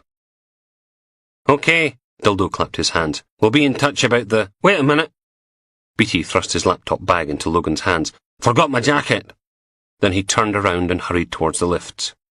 Logan watched him, mashing the up button. "Should we tell him?" "Should we bugger, eh?" Dildo stuffed his hands into his pockets. "With any luck, he'll get stuck in the basement all night and be eaten by the rats." They made for the front door. Outside, thick white flakes of snow drifted down from a dark orange sky, shining as they passed within reach of the streetlights, glowing red behind the cars and buses, settling on the shoulders of people tromping their way home. "Right." Susanna turned and shook Steele's hand. "Anything comes up on the counterfeit notes, please let me know. I'll see if I can get someone from our end to look into Walker. You'll be surprised what a sudden tax inspection can turn up." Steele still hadn't let go of Susanna's hand. "Why don't I walk you to your car? We can swap contact info." Susanna pulled a wee collapsible umbrella from her bag and clacked it up, then picked her way daintily out into the snow, with the inspector close beside her. 3 steps out of the door, the woman from HMRC slipped. Steele grabbed her. They both laughed, then disappeared around the corner. Dildo smiled. "Got to admire her for trying, but Susanna's way out of her league. Steele's married. And no offence, but Beatty!" "Tell me about it. Look, hold off on doing anything, okay? I might have some good news for you in a couple of—" He trailed off as the lift doors pinged open, and Beatty stepped out, still without his jacket, frowned, turned around twice, then stepped back into the lift and pressed a button. "They made that a DI? But you're still a lowly sergeant?" Dildo put a hand on Logan's shoulder and gave it a squeeze. "You must be so proud." Chapter 33. Logan's manky little Fiat grumbled to a halt, the engine making death-watch beetle ticking noises as it cooled. The warrant hadn't been that difficult to arrange, but by the time they'd done the risk assessment and the briefing, and organised a firearms team, it was gone 7:30. Sitting in the passenger seat, Steele tapped 2 fingers against the black plastic bag window. "This supposed to be stylish, is it? You want to walk home?" They'd parked on a little side road north of Balmedie, where they'd have a decent view of proceedings. The address Angus Black had given them for Gallagher and Yates turned out to be a small holding surrounded by miles of nothing. The cottage sat in the darkness, its windows glowing with amber light. A couple of tumble-down outbuildings lay off to one side, spilled granite blocks slowly disappearing under the falling snow. A large barn with a dark red door. No sign of the unmarked van the 8-man firearms team had turned up in. "Why can I no see anything?" Steele shuffled closer to the windscreen, the hot orange glow of her cigarette reflected in the pitted glass. Logan pointed at a pair of black shapes moving slowly along the line of a dry-stained dike. "There." Steele hauled out her airwave handset and hit the button. "What's taking so long?" "It's bloody freezing out here." "Boo-hoo! Just get your asses in gear. Haven't got all bloody night." Then there was a muttered, "Jesus, she's a sodding nightmare." "I heard that!" And the connection went dead. Logan cupped his hands and blew into them. "Whatever happened to all that crap you told me about being a team player?" "Meaning?" "Meaning you turning up to Beatty's meeting and not letting me tell him about Gallagher and Yates." She stuck a cigarette between her teeth and lit it, blowing out a mouthful of smoke that oozed across the windscreen. "Beatty's a moron." Unbelievable. "How come when I say he's an idiot, I've got an attitude problem, but when you say it—" Steele smacked the back of her hand against his chest. "Shh! No! It's one bloody rule for—" She hit him again. "Down there, you twit!" She pointed through the snow at the main road, where a large transit van was turning onto the farm track, bouncing and rolling along the icy, rutted surface. Steele fumbled with the handset again. "All teams, hold position! We've got visitors!" "Sodden hell, I'm up to my tits in a snowdrift here." "I don't care if you're up to your tits in shark-infested tampons. Keep your gob shut and your arse where it is." The big van jounced in through the gates, did a tortuous 3-point turn, then reversed towards the door of the barn, brake lights flaring red through the falling snow and cloud of diesel exhaust. Steele flicked ash into the footwell. "What do you think? Doing a midnight flit?" The driver hopped down from the cab, then crunched his way over to the cottage, leaving the engine running. Logan turned the key in the ignition and the Fiat whined and groaned into life. "What the hell are you doing?" "Being proactive." He inched the car along the side road with the headlights off, navigating by the faint reflected glow of the snow. What's happening? Driver's back out. Got 2 mates with him. Going round the back of the van. A whin bush grated along the side of the Fiat, scratching at Logan's window. They've opened the doors on the cattle barn. Lights on. Shite, can't see anything. Could you not get the bloody window fixed properly? She thumbed the button on the airwave handset again. What's going on? We're all getting hypothermia. Donald, you make me come down there and I'll jam my boot right up. Looks like they're unloading stuff from the back of the van. Logan had finally turned out onto the main road, the Fiat's front wheels skittering from side to side, scrabbling for purchase. Get into position! Finally! Bloody brakes weren't working. Logan stomped his foot hard to the floor and the car slithered to a halt, overshooting the end of the farm track. A bit of blind reversing and the thing was pointing the right way again. He eased into the road. Fuck! A ditch ran along one side, the verge invisible as the wind picked up, throwing snow against the windscreen. Team 1, good to go. Team 4, aye, we're ready now. Team 3 in position. Team 2, bastard, I just stepped in something. Right, listen up. Steele took an inspirational sook in her fag. There will be no getting shot. There will be no shooting anyone else.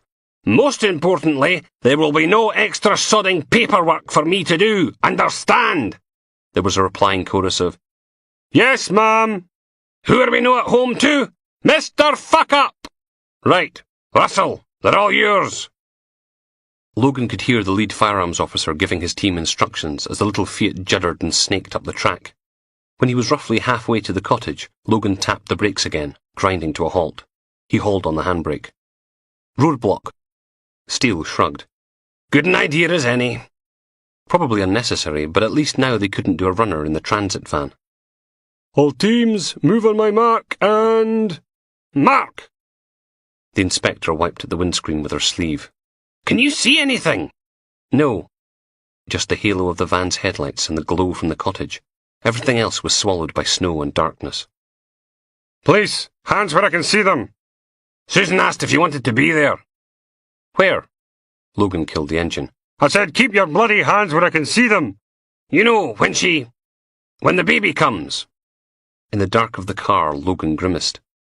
Never really thought about it. On the ground! On the ground now! Well, technically it's your kid too, so... Shite! A bright flash followed by a hard pop. Live fire! Officer down! 3 answering flashes, and then the transit van shot forward, headlights sweeping towards the farm track. Lads! Logan fumbled with his seatbelt. Out! He snapped on the hazard lights, hauled open the door and scrambled out into the snow. The van was picking up speed, barreling down the road towards them. Oh, crap. No way that was going to stop. He lunged for the dry-stained dike, pulling himself up the slippery stones. The top course gave way and Logan tumbled down the other side into a bank of freezing white, boulders thumping down all around him. Bang!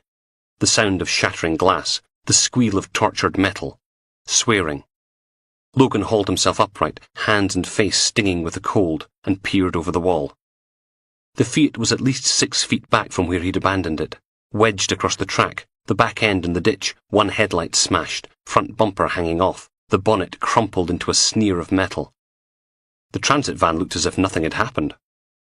Behind the steering wheel, the van's driver blinked and shook his head. A lumpy man with rough features and Lemmy from Motorhead stubble. You dick! Logan stumbled across the scattered wallstones, through the snow, and round to the driver's door. That was my car! He hauled the door open and dragged the man out into the snow. Resisting the urge to kick him in the goolies, Logan produced his warrant card and rammed it in Lemmy's face. Police! Then flipped him over onto his front and cuffed his hands behind his back. You're nicked! Lemmy just lay there and groaned. That'll teach him not to wear a seatbelt. Logan jumped to his feet. Steele. Where the hell was Steele? He hurried over to the car. She wasn't in the passenger seat. She wasn't in the ditch either. Then he heard the swearing again. Inspector? Logan waded through the snow in the ditch and peered over the wall into the field beyond. Steele was lying flat on her back with a cigarette sticking straight up out of her mouth, smoke trailing away into the sky. Inspector?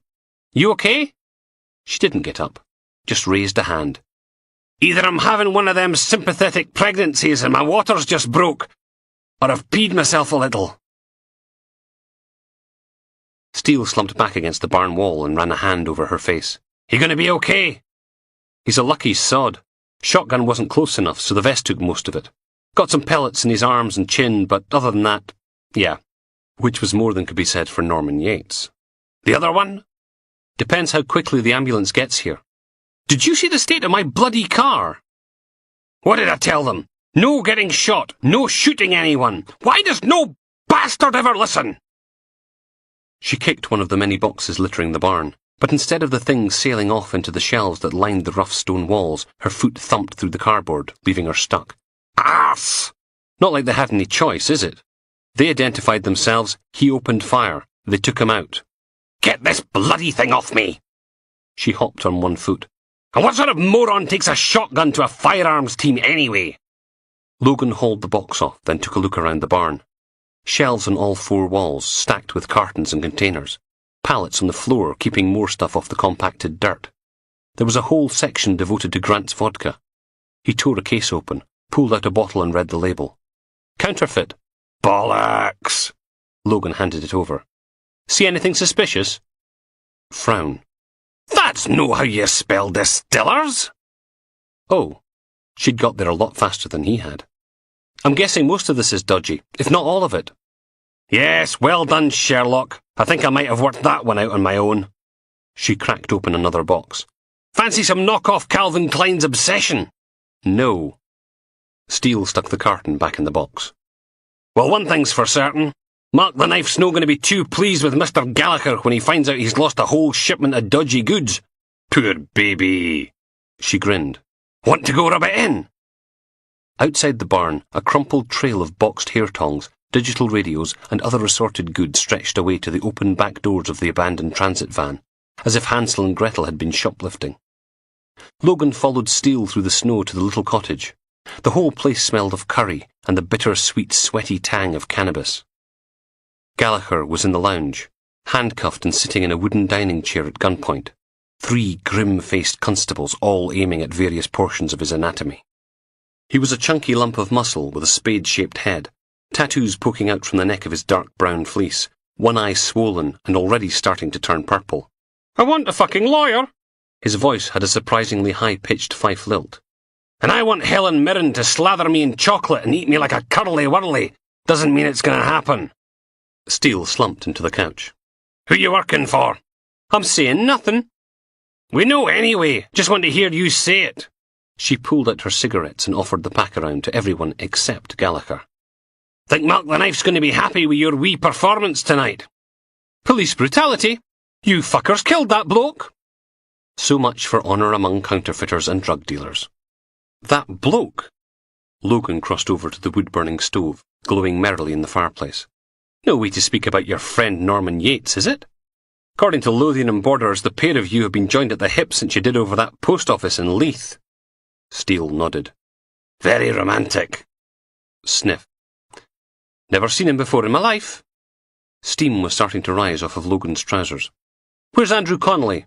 Big bald bloke with a huge dog, supposed to be your boss." Gallagher stared at him with one blue eye. "I only stopped here to ask directions. Never seen any of these guys before in your life. Aye, we get it." Steele stood. "This mercenary wee shite's no going to tell us anything. Get his arse back to the station."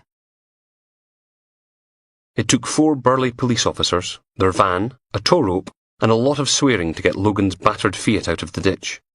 It thumped down on the snowy track and the front bumper fell off, the bonnet flapping open and closed like the car was laughing at him. "Fucking hell!" Logan stared at the buckled mess. The lead firearms officer patted him on the shoulder, grinning. "It was a mercy killing." "Bugger off, Russell." Russell waved at the rest of his team. "We'll drag it back to the farm. You can give it a decent burial later." Logan hauled open the driver's door and threw the dented bumper into the back, then stood there, looking down at the keys still dangling from the ignition. He reached in and gave them a twist. The Fiat starter motor made whining, gurning noises. "God, you're hopeful, aren't you?" Russell blew into his hands. "Come on, give it up. Ambulance needs..." The engine spluttered, then gave a painful growl. "Bloody hell!" The firearms officer stepped back and threw his arms in the air, spotlit by the Fiat's one remaining headlight. "It's alive! Alive!" Logan stared at him. "You're a dick. You know that, Russell, don't you?" Chapter 34. Logan pushed through the flat's front door into the scent of garlic, herbs and cheese. He banged the snow off his feet, took off his shoes, and padded through into the lounge. His head was pounding.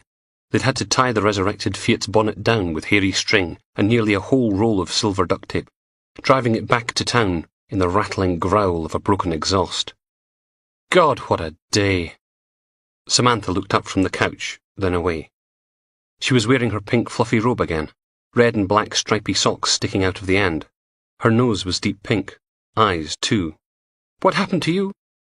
"Raid out by Balmedy. Someone got shot." "I waited for you." "Did you?" He peeled off his jacket. "Were we going—" He stopped. Samantha sniffed. "I can't do this anymore." Pause.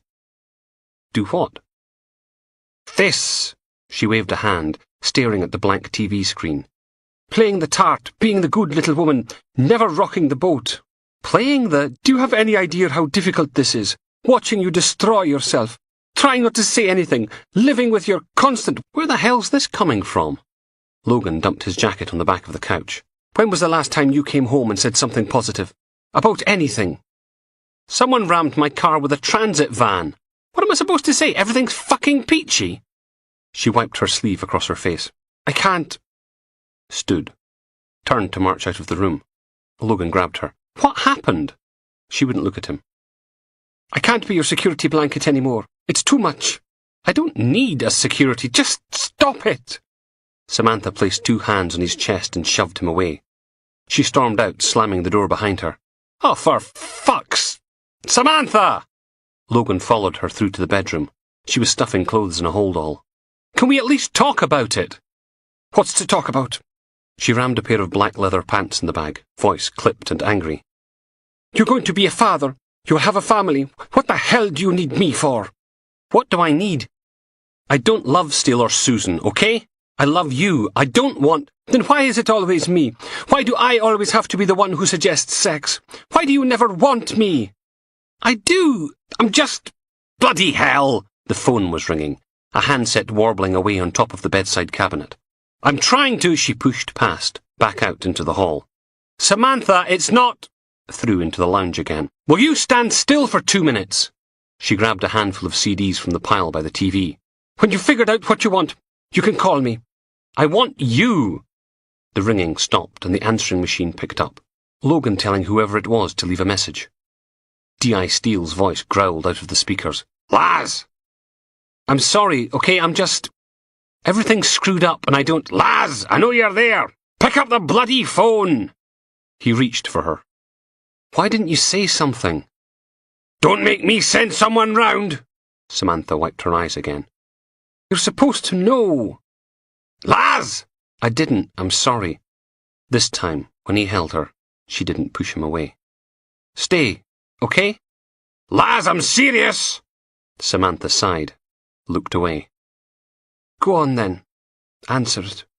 "Screw her. It's— You know what the old bag's like. She'll just keep ringing and ringing till you do." Logan snatched the phone out of its cradle. "Are there no other bloody police officers in Aberdeen you can annoy? Get your ass back to the station. Someone set fire to Knox's house." There was something strangely comforting about watching a house burning in the middle of a snowstorm. Choking black smoke curled up to meet the low clouds, the sharp smell of bubbling plastics, the soft edge of charring wood.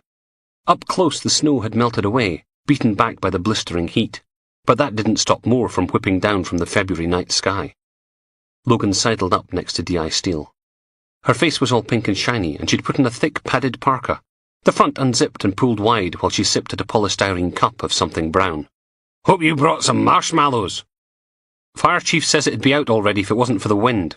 At least they've managed to stop it spreading." A pair of huge white fire engines blocked the street, their flickering lights sparkling through the snow. Thick jets of water raining down on the burning building. "Got any fags? I'm gasping. Logan handed her the packet. Ta. Neighbour called it in about 9. Seems our conscientious media bastard student filmed the place burning. Never thought to actually get on the blower and call 999. There's a shock. Logan turned on his heel, looking past the blue and white police tape cordoning off the front garden to the forest of TV cameras and zoom lenses on the other side. Think they got whoever did it on film. God, that's brilliant! She slapped a hand against her forehead. Why do you think I dragged you all the way out here to sing songs round the campfire? Thanks. Couldn't have got uniform to do it, could you? No, had to drag me out in the middle of the night. Just because you're not getting any, don't whinge. Think I want to be here. Should be back at the neck interrogating the wee sods we arrested. Gallagher's no saying anything, but the van driver was beginning to... She frowned, then smiled. You were at it, weren't you? You and the gorgeous goth. Come on then, blow by blow. At it. The way things were going, he'd be lucky if she was still there when he finally got home. Steele pursed her lips. Bet she goes like a bloody steam engine. Logan glared at her, then turned around and marched off towards the ranks of cameras, the inspector's words ringing out behind him. And see if you can't scrounge up some more tea! Half an hour later, he was hunched over in the BBC Scotland outside broadcast unit, which was a fancy way of saying transit van stuffed with weird bits of equipment. A generator grumbled away somewhere behind a bank of knobs, switches and flickering lights, just loud enough to be annoying. I'd love to, but it's editorial policy. The bearded bloke in the polar fleece blew his nose into a damp hanky, never taking his eyes off the screen in front of him, where a rosy-cheeked reporter was doing a piece to camera, the snow whirling down around her head. Sense of anger in Aberdeen tonight. We spoke to some of Richard Knox's neighbours. We're talking about an arson here. The man twisted a dial on his little editing desk. Mate, if it was up to me, I would. Logan sighed. But... The BBC has to be seen to be impartial, otherwise no bugger's ever going to trust us again. I'm no allowed to give you any footage without a warrant. Which was the same reply he'd got from every other sod camped outside the cordon of police tape. Could you at least show me it? Mr. Beard puckered up. Give us a second, OK? Then he leant forward, clicked a button and spoke into a little microphone. That was great, Janet. Now, can we try it again? And make sure you mention the campaign to have him deported. The woman on screen scowled. You can't deport someone from Aberdeen to Newcastle. It doesn't make any sense, and it's flipping freezing out here. So say repatriate, forcefully relocate, or hound out, something. Then you can come in, have a cup of tea, and get ready for the next bulletin. We're live at 12 past. He let go of the button. Bloody prima donnas. He span around in his seat, ducking to avoid a dented Anglepoise lamp. Gonna be on news at 10 anyway, so I suppose I can give you a preview. He flicked a switch on the back wall of instruments, and a small screen mounted above what looked like an 8-track recorder came alive with static. Headphones. He pointed at a scabby pair hanging from a bent coat hanger looped through the equipment rack, the cable plugged in next to the screen. A quick rattle across a dirty keyboard and the female reporter appeared again. Behind her, Knox's house was ablaze, sheets of orange and yellow billowing out of the lounge window, red sparks mingling with the falling snow, the upper windows glowing with flickering light. This morning, notorious rapist Richard Knox was escorted from his family home by police. The picture cut to familiar footage of the crowd surging outside the house. After angry scenes, local residents and people from as far away as Cheshire descended on a quiet Aberdeen street when a northeast newspaper revealed that Knox was living in the city's Cornhill district. Cut to a puffy-faced man with a strawberry birthmark across one cheek. No right, is it? Why should we be lumbered with Newcastle's perverts? Then a woman, with her hair scraped back in a Tory facelift. Revolting, so it is. It's an utter disgrace. A teenager, with more acne than skin, nose like a sharpened pencil. Nasty, gay, loud bleep. Shouldn't he ever been allowed out of prison? Back to the reporter. But events escalated this evening as tensions, already running high, exploded into violence. Another cut. Night. Snowing. The crowd had thinned down to the hardcore frozen few. Then someone emerged from off-camera, a lit petrol bomb in their hand. It sizzled across the screen, leaving a trail of glowing white, and the camera swung around to watch it explode against the granite wall of Knox's house. The flash was bright enough to overload the camera for a moment. and then it was back in focus, just in time to catch the second bomb being thrown. It burst on the sill of the broken lounge window, sending burning petrol all over the curtains. With Knox moved on to an undisclosed location, the police are appealing for calm, but it seems unlikely that local anger will be diffused so easily. Another shot of the reporter, staring straight at the camera. This is Janet Milton, BBC News, Aberdeen. The screen went blank. Logan pulled up one side of his headphones. How do I rewind? Big black knob to your right. The transit side door slid open, and there was the reporter. She froze, 1 foot up on the van's floor, thick flakes of white speckling her shoulders and hair, nose and ears a deep shade of pink. Her forehead creased. Where am I supposed to sit? Logan turned his back on her, twisting the big black knob till she appeared on the screen again. Come on, Gavin, this is ridiculous! Shut the door, Janet. Freezing me nuts off here. You're freezing yours off? What about mine? There's a thermos in the cab. Logan stuck the headphones back on and set the report running again, shutting out the argument. But events escalated this evening as tensions, already running high, exploded into violence. The first petrol bomb was too quick. The cameraman didn't have time to catch much more than the rough shape of someone wrapped up in a padded jacket hurling the bottle. But the second time, he'd got the camera round in time to catch the thrower's centre frame. Logan hit pause. It was either a very effeminate man or a slightly butch woman. Difficult to tell with all the padding. They had a black and white bobble hat pulled down over their ears, wisps of dark hair sticking out of the bottom. Eyes screwed up, nose crinkled. A checkered scarf covered the lower half of their face, and they were wearing what looked like a blue North Face jacket, the logo just visible in the left chest, with matching gloves. So that probably meant no prints on the bottle. Logan frowned, then took off the headphones and hung them back on the improvised hook. Do you have any other shots of who threw the petrol bomb? You're bloody impossible, Gavin. How am I supposed to work under these conditions? The reporter stormed out and slammed the side door shut. Gavin rubbed his hands across his face. No idea. Maybe in the crowd shots. Any chance you could... Mate, I've got a live bulletin on in 10. He lowered his voice. A reporter with PMT who won't deliver her bloody lines properly. A dodgy sound desk, and about 3,000 other things I've got to do before we hand over to the London studio. What do you think? Logan sighed. Okay. I'll get a warrant. The man nodded.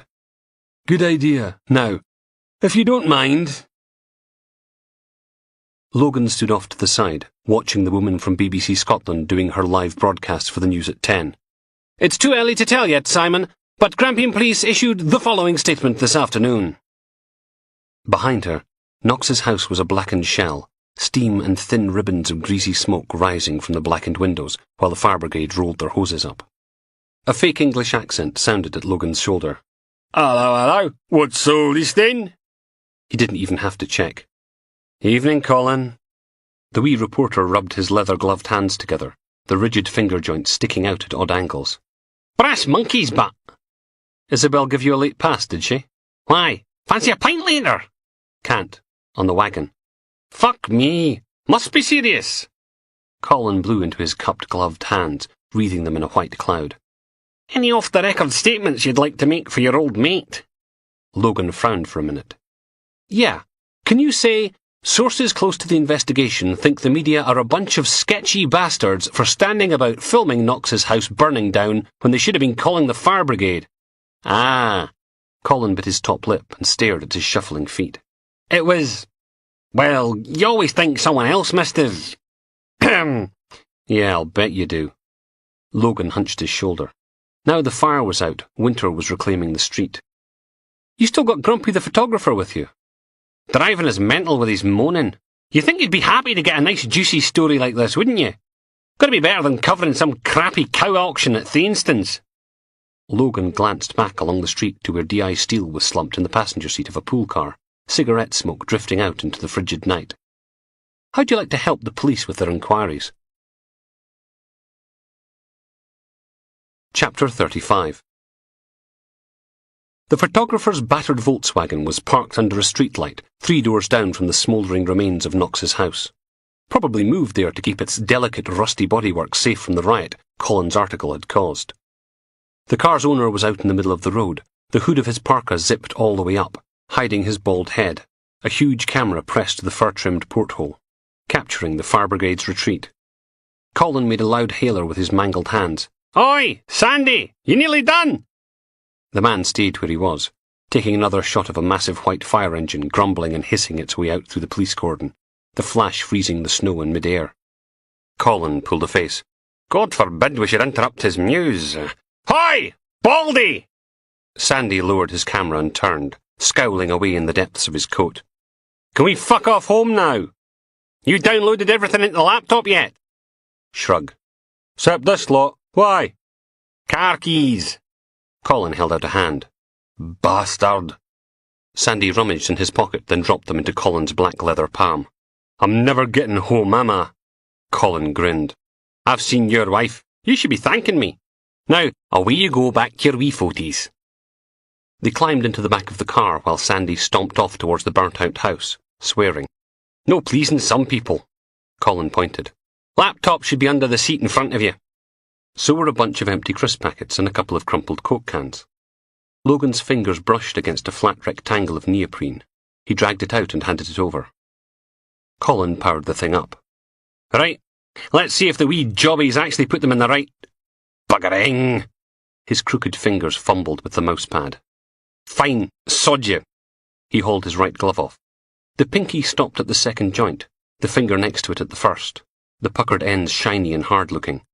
He tried again and the cursor wheeked through the menu structure. "Here we go." The screen filled with the mob gathered outside Knox's house. Pinched faces, mouths caught open, screaming abuse, placards waving. It was a good photo, very atmospheric. Sandy might have been a miserable sod, but he knew what he was doing with a camera. Logan scanned the crowd, looking for a black and white bobble hat. "Next." Colin hit the key and they were looking at the same shot a fraction of a second later. And again. Then another photo of the crowd, the house.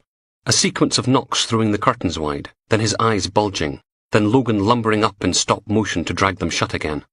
The window shattering. More shots of the crowd. Logan sat back in his seat. Crap! This is going to take forever. "How's he taking it?" Standing in the hall, Mandy shrugged. "I think he misses his electric fire." Knox was in the lounge, kneeling in front of the window, praying. He'd switched off the lights, but a faint yellow glow seeped in from outside, accompanied by the distant hum of traffic on the North Deeside Road. It was a nice little flat, the kind of place they like to feature on those makeover shows, where the before always looked a hell of a lot better than the after. 3 bedrooms, a galley kitchen, flat-screen telly, and central heating. Bliss. Harry shifted from foot to foot. "You want a cup of tea or something? I'm making anyway, it's no problem." "Coffee, black, 2 sugars." Nod. "Nice to be warm again, isn't it? After that bloody great fridge of a place. The stink of mildew and mould." Harry grinned. "Those mushrooms growing under the kitchen sink. All gone up in flames." Silence. "You know," Harry worried at a loose button on his shirt, "would have thought he'd be a bit more... upset. Family home and all that." Mandy stepped back and closed the lounge door. If Knox wanted to sneak off through the lounge window, good luck to him. The flat was on the 4th floor, so the fall would probably break his neck. Save everyone a lot of time and trouble. She followed Harry through to the kitchen and watched him fill and boil the kettle. "I'm still not happy about the security." "Yeah, well," he shrugged. "They'll get the CCTV installed outside tomorrow. We can manage for one night, right? You want a biscuit? What if there's an old manny living next door? Rocky or caramel wafer? Got any hobnobs?" Harry handed over the biscuit tin. "Even if he gets all horny, he can't do anything about it. Not with you and me here, and that pair from the Perv Patrol sitting out." Harry cleared his throat, then pulled on a smile. "Richard, you want a cuppa?" Knox was standing in the doorway, wiping his sleeve across his eyes. "Me mum was born in that house. Mandy's got chocolate bickies." The weedy little man took a deep, shuddering breath, then helped himself to an orange penguin. "Kind of a relief, like, in a way." He peeled back the wrapper. "Was tying us to the past, wasn't it? All them ghosts holding us back." "Yeah. Maybe it's for the best." "That's the spirit." Harry spooned bitter-smelling brown granules into 3 mugs, then sloshed boiling water over the top. "Onwards and upwards, eh?" "You know," Knox opened the fridge and peered inside. "Instead of takeaway tomorrow, I could whip us up a prawn curry if someone nips down the shops. Feels like I haven't had a home-cooked meal in months." Mandy nudged the fridge door shut again. "Maybe later. Need to get stuff organised." Knox stared at the vinyl floor for a moment, his cheeks flushing a deep rose pink. Shrug. "If you like." Harry put a hand on his shoulder. "We're getting another visit from Babs and Paul tomorrow. I'll ask them to swing by Asda on the way. Get the prawns and stuff. I like a nice curry. Don't you, Mandy?" He stared at her, making his eyes go wide like she was supposed to feel guilty about denying Knox his little MasterChef moment. Sometimes Harry could be a bit of a tit. He nodded, like they'd all agreed it was a great idea. "Right, you let me know what you need, and I'll phone Babs." Knox smiled. It made his face even pointier, like a shaved rat. Then he scribbled down a long list of ingredients and handed it over. "Might as well do it properly, like. Not the same if it all comes out of a jar." "Sounds good. Back in a tick." Knox waited till the kitchen door clunked shut. "You don't like us, do you?" Mandy shrugged. "Why do you think that?" "The way you look at us. Like I'm still inside. A Rule 43. Dirty fucker who likes to rape old men. I just want everyone to be safe. That's not me anymore. God reached out to us in prison. I was standing there, watching this bloke Rupert bleed to death on the landing, and I was thinking, maybe he's got the right idea, you know? They gave him 8 years because his home computer was full of photos. Little boys getting shagged off the internet. Took a safety razor, snapped it open, and hacked through his veins from elbow to wrist. Couldn't take the shame and the guilt anymore." Knox's eyes were focused somewhere between the vinyl floor and his knees, biting his bottom lip. "Maybe your mate had the right idea." And that's when I heard his voice. "Richard," he says. "Richard, you're one of me creatures and I love all me creatures. Doesn't matter what you've done in the past, like, you've got a bit of us in you. Put you on this earth to do me work, didn't I? Can't go throwing it all away like this idiot." Thought God spoke all thee and thou, like in the Bible. Knox looked up, staring straight at her with those rodenty little eyes. It's all God's work, isn't it? Everything we do serves His purpose. Even raping old men. War, famine, pestilence, death. He made all them things. Ethnic cleansing, suicide bombers, drought, global warming, AIDS, swine flu, tidal waves, earthquakes. If you took everyone who died in the last 100 years and stacked all the bodies up, it'd reach from here to the moon 4.5 times. A small smile. Not given to us to understand his plans, is it? Mandy didn't know who was creepier, Richard Knox or his God. Julie sits on the end of the hotel bed, feet tucked up under her, watching the telly. It's Sky's 24-hour news thing, some plastic-haired bloke being all serious about the situation in Afghanistan. Tony takes another swig from his mug, the sharp edge of cheap brandy turning into instant warmth and sweetness. Think Julie would notice if he helped himself to another wrapper of fizzy coke? Probably. Then there'd be some serious fucking fireworks. Have to make do with supermarket brandy. Neil clumps in through the front door, cradling a couple of big brown paper bags from KFC round the corner. The smell of deep-fried chicken wafts out into the cramped room. Bloody freezing! He dumps the bags on the bed and wriggles out of his coat. Julie looks up. "Sweetheart, you're getting snow all over the carpet. Like Santa's bloody grotto out there." She stretches out a foot and wriggles a pink and green polka dot sock. "Not wearing any shoes, darling?" Neil freezes, scoops up his coat and hurries into the bathroom, comes back with a bunch of towels and dumps them on the wet carpet. "Sorry." Tony holds his breath, waiting for it to kick off, but Julie just shrugs and goes back to the telly. Neil opens one of the bags and peers inside. "Who wanted corn on the cob?"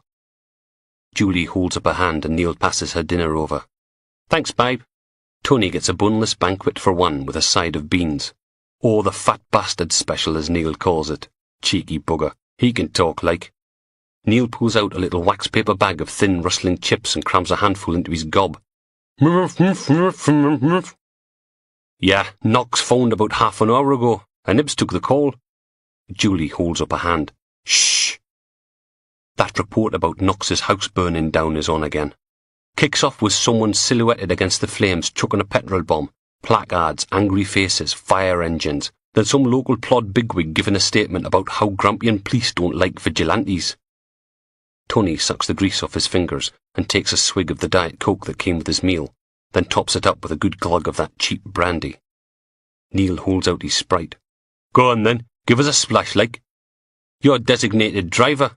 Oh, come on, that's not... Sweethearts, I'm not going to ask you again. Silence. They sit and eat, Tony flicking through Julie's file on Danby with greasy fingers. Looking for an edge, thinking about the little plastic baggie of wrappers in her handbag. The piece on Knox goes back to the studio, a photo of him up in the background while some tree-hugging corduroy types get all worked up about why he was there, why he couldn't be left alone, why it was costing so much, blah, blah, blah. And then the weather. Neil blows his nose on a napkin, getting the Colonel's face all covered in bogies. What now? Julie clicks the TV doofer and the screen fades to black. Finish up, then we're heading out. She stands, making for the bathroom, picking her way around the soggy towels on the carpet. I'm driving. Tony tries not to shudder, then tops up his Coke again. What the hell? He pours a generous measure of cheap brandy into Neil's Sprite as well. Solidarity.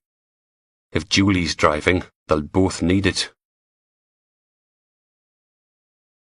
Chapter 36. Colin jabbed his stumpy ring finger at the screen. Hello, darling!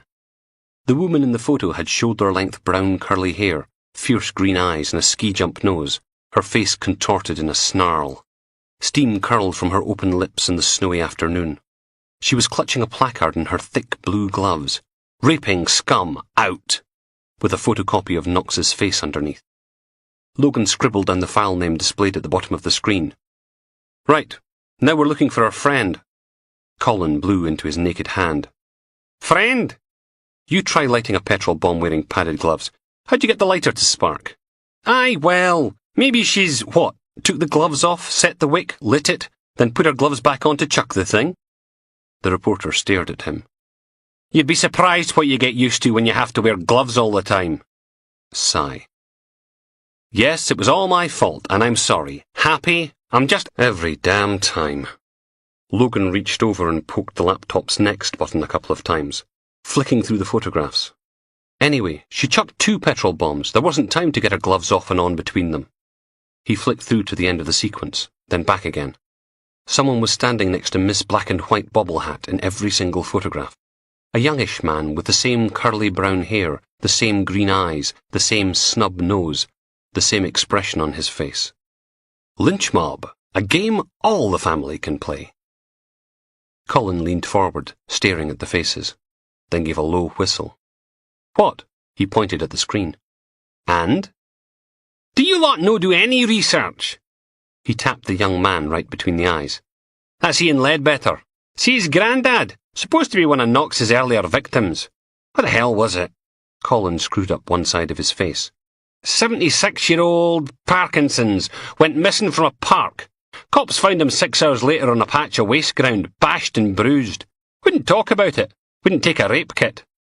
The kid's parents were all for keeping it quiet, but wee Ian here's been shooting his mouth off to anyone who'll listen. Once Knox strung up for what he did to his grandad. Any proof? Says the old man saw Knox's picture in the paper when he was released a couple years ago. I wouldn't come out of his room for a week. Got blootered a month later and told Ian all about it. He could still make a formal complaint. Colin shrugged. Bit difficult when you're sitting in a wee brass urn on the mantelpiece. Pneumonia, 3 months ago. Good point. Can you email me a copy of the photos? Do you one better? Colin dug about in his jacket with his stumpy-fingered hand and produced a little blue USB stick with "The Aberdeen Examiner, serving the North East since 1856" printed on the side. Snoring rattled the windows of the CID pool car.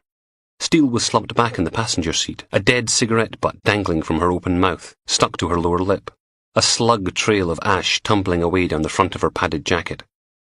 Logan tried the door handle. Locked. The street was almost deserted. The media hadn't hung around after the fire engines had gone. A burning house was news. A burnt-out shell was old news. One by one they drifted off, till all that was left was Sandy the photographer's antique Volkswagen and D.I. Steele's pool car. Logan tried the door again, just in case it had magically unlocked itself in the last 90 seconds. It hadn't. He knocked on the passenger window. Steele jerked upright in her seat, blinking, the cigarette butt still stuck to her bottom lip. Logan knocked again. The inspector wiped a hand across her mouth, sending the butt tumbling into her lap, then frowned at him. "Come on, it's bloody freezing out here!" She leaned over and opened the driver's door.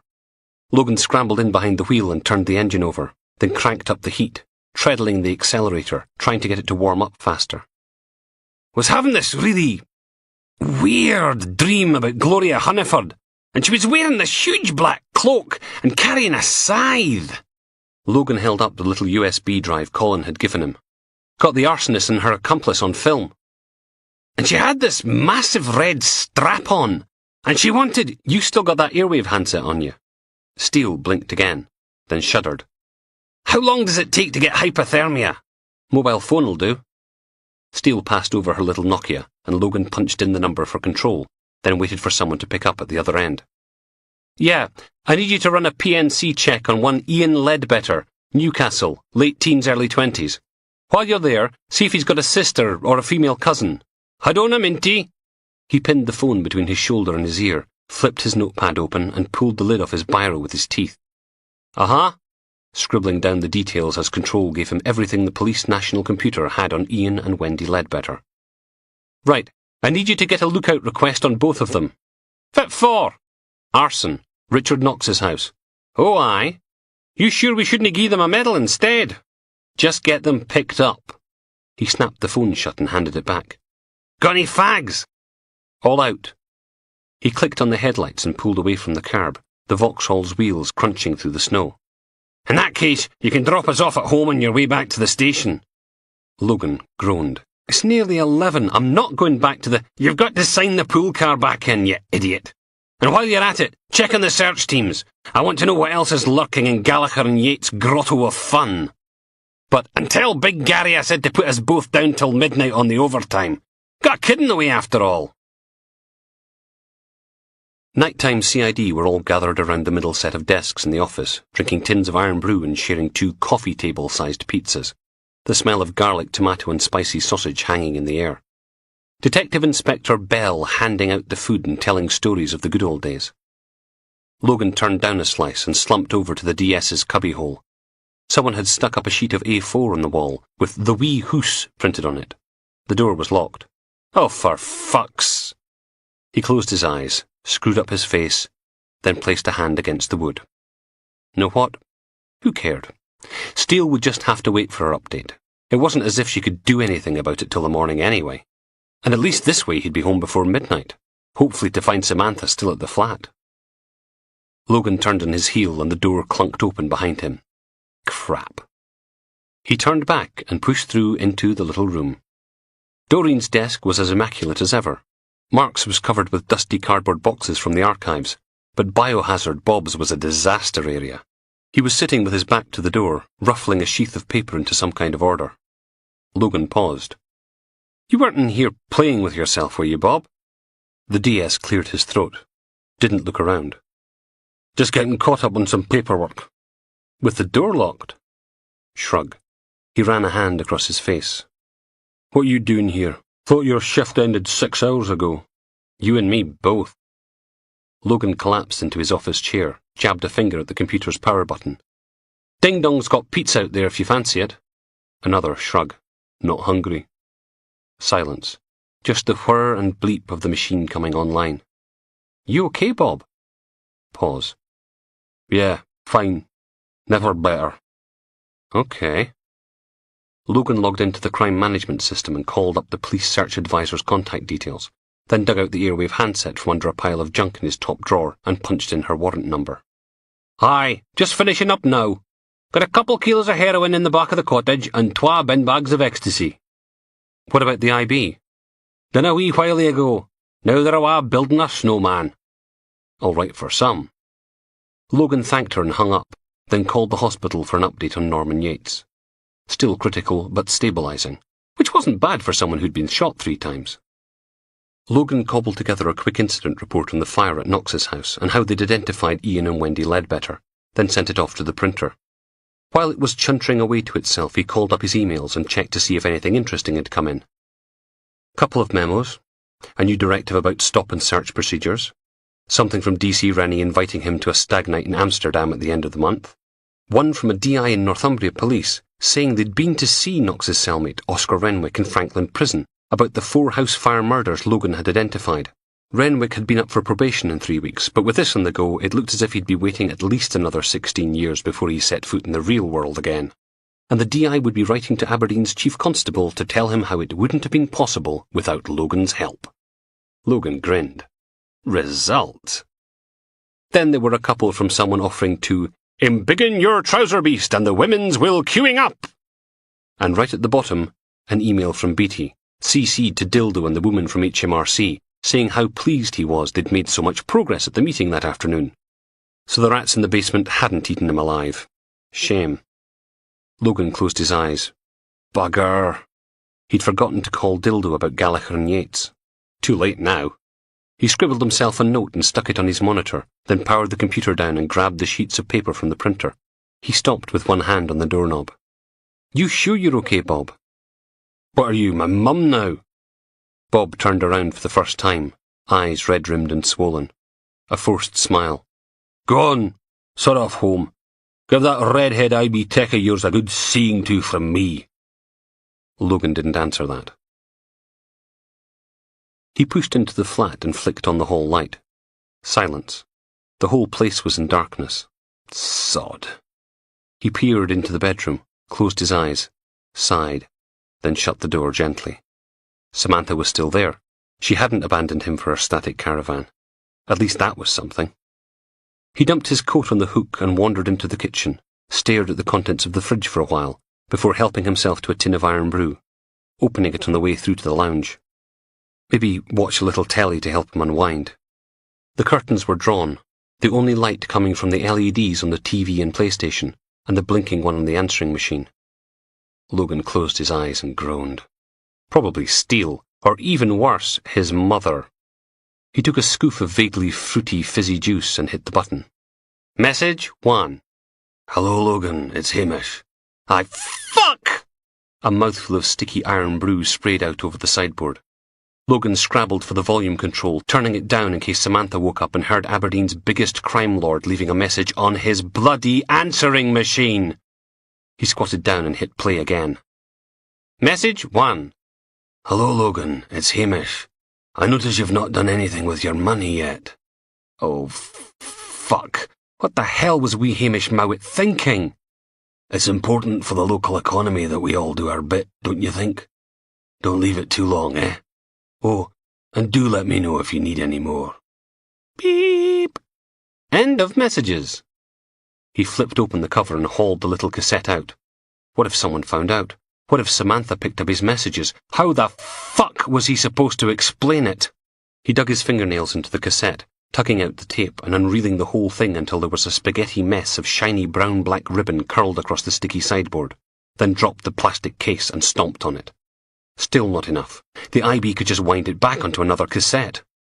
Logan scooped the lot up and carried it through to the kitchen, dumped it into the empty sink, then went rummaging through the cupboards for the methylated spirit and drenched the lot. Better to be on the safe side.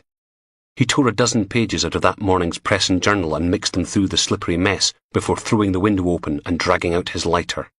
Whoomp! The stainless steel sink filled with purple-blue flame, the newspaper crackling as the tape melted and shrank, until there was nothing left but curls of ash, a lump of brittle plastic slag, and a gnawing coldness in the depths of Logan's stomach. Chapter 37. Our Father, who art in heaven. Just 6 words like, but they're true. Richard Knox places a hand against the doorway, stands there quietly, looking into the bathroom. 3 o'clock in the morning, and all the lights in the flat are off, except for this one. Richard's dad's in heaven. Had himself a bit of an accident, didn't he? With a length of metal pipe over the back of the head, on his knees in a vacant warehouse, blood pouring from his shattered mouth, making gurgling noises, sobbing, trying to kid on he was really sorry, you know? Like he didn't mean to run out on Richard and his mam, that it wasn't his fault. Mandy from Sacro's on her knees too, gripping onto the toilet bowl, heaving and retching, bile spattering from her open mouth, not caring she's getting sick in her hair. Are you all right? She waves a hand without looking up. I'm fine. Oh, shite! She heaves again, spine humping as the sound echoes back from the toilet bowl. It's a crappy modern flat and a crappy modern development. Walls and carpets the same colour as prison porridge. Mandy groans, then gives the toilet another mouthful. Richard's eyes drift down to the rolling pin in his hand. It's no lead pipe, but it'll work just as well. Only Christian to put someone out of the misery like. There's a fine mist of red on his face. Tiny red dots. His arm aches, wrist throbbing. Richard pushes through the open door to the third bedroom. Harry's there, lying curled up under the covers, face all pale and glistening. The room stinks of sour sweat. Richard flicks on the light. Harry gives a little moan in protest and sticks a hand over his eyes. Poor lamb. All helpless and defenceless. Richard could do whatever he wanted, and no one could stop him. Been a long time. There's clothes spread all over the floor. Jeans, jumper, shirt, towels. Hasn't even been here 24 hours like, and already the place is a tip. Please, you need to call a doctor. Voice all slurred and blurry. Richard licks his lips. They taste of copper pennies. Of course, Harry's a bit young, isn't he? Bit podgy. Not quite Richard's type. Still. Been a long, long time. He steps inside. Hey, Harry. Not feeling so well? Harry forces a smile. Something didn't agree with me. Richard smiles back. It's called flunitrazepam. You know? Rehypnol. Takes everyone different, like. Your mate Mandy's in the bathroom spewing a ring. Sometimes happens if you take it with alcohol. Think she's a secret drinker? He closes the door. Not that Mandy's going to interrupt them, just, well, modesty in that. Rehyp, a.k.a. the date rape drug. Richard steps towards the bed, unfastening his belt. Then the secret mobile phone he's not supposed to have bleeps. Got a new text message. All it says is downstairs. He checks his watch. 20 minutes early. Richard shuffles to the front window and peers out at the street 4 stories below. There's a big black car sitting in the car park at the back of the flats, its hot exhaust pluming out into the cold night air. Sorry, Harry. Love to stay and get better acquainted, like, but me lift's here. 20 minutes. Maybe they'll wait. Chapter 38. Fuck. This was no way to start a Tuesday morning. 8:30 and the day was already ruined. Logan puffed back up the 8 flights of stairs to the 4th floor, then stood at the top, wheezing and dizzy. Got to cut back on the fags. He straightened up and shambled through the door into the corridor. Knox's new flat was part of a huge, ugly development, a long, winding terrace that looked more like municipal buildings from the 1970s than modern housing. A developer's dream. Build them cheap, pile them high, and charge a fortune. There were 6 flats on the 4th floor, all leading off the main corridor. Alpha 39 were second on the scene, so they'd been given the task of going door to door, stopping people from getting to work. That and blocking off the elevator with police tape. D.I. Steele was slouched against the wall outside Knox's new flat, having a scratch. Logan waved the plastic packages he'd dug out of the pool car's boot at her. Smurf time. She stuck her hand out. Give! They struggled into the white paper oversuits, Logan hopping about like an idiot. Bloody shoes never went down the legs properly, did they? He fought his arms into the sleeves, hauled the hood into place and zipped the thing up, from groin to chin, then slipped the blue plastic booties on. The elasticated face mask went on over his nose and mouth. He pulled on a pair of purple nitrile gloves and finished off by sticking a second pair over the top of those. D.I. Steele hauled her own zip up and stood there, booted and suited, masked and gloved, just like he was. She sniffed. "It's what all the best-dressed people are wearing this season." Logan knocked on the door. P.C. Irvin from the Offender Management Unit opened it, wearing the same protective clothing. She made them sign in before she'd even let them over the threshold. Steele picked her way into the hall and Logan followed, avoiding a dark smudge on the oatmeal-coloured carpet in case it was evidence. "Any word in the ambulance?" "Should have been here 5 minutes ago." Irvin pointed a shaky hand at the bathroom. "She's in there." Logan peered through the open door. Mandy from Sacro lay on the bathroom floor, her curly brown hair matted to her head with something dark and sticky. A pool of red in the linoleum beneath her. Spatters up the cream tiles. A misting of pink on the underside of the hand basin. Bloody hell. Someone had arranged her in the recovery position, and if Logan stared hard, he could just make out her chest rising and falling. Irvin nodded. "Paul and me got here about 8:15 to run through the matrix again. No answer when we knocked, so we gave it a couple of minutes. Tried phoning. Nothing. Paul used the spare key." Steele cleared her throat. "Where's the other one?" "Second bedroom from the end." She glanced down the hall. "Can't believe we bought prawns for him." The room was small. A double bed crammed in against the wall, an upturned bedside cabinet, a wicker chair lying cracked and bashed next to it. The eye-nipping, throat-catching, bitter reek of vomit and urine.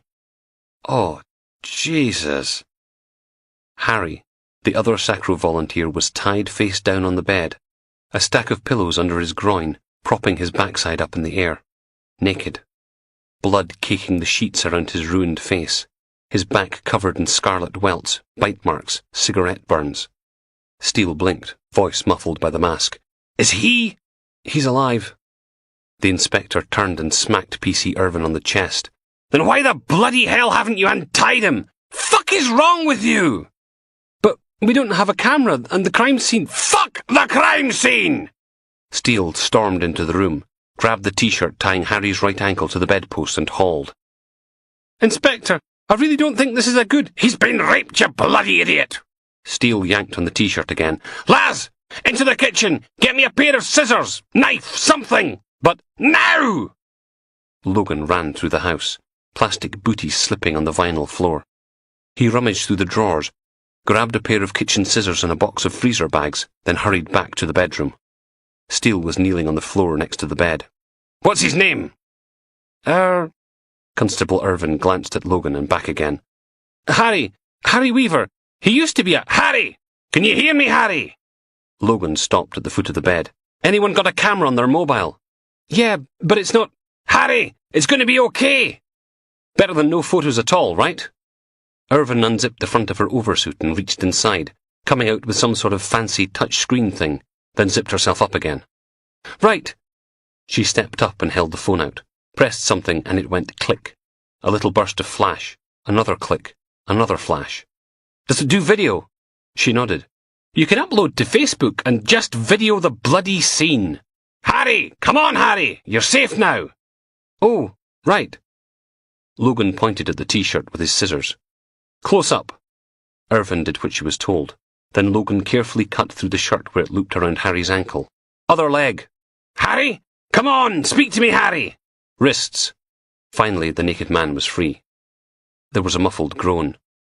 "Harry, can you hear me? You're safe now!" His eyes were swollen shut, the skin around them purple and deformed, his nose crooked, the lower half of his face smeared with dark red clots. "He's got something in his mouth."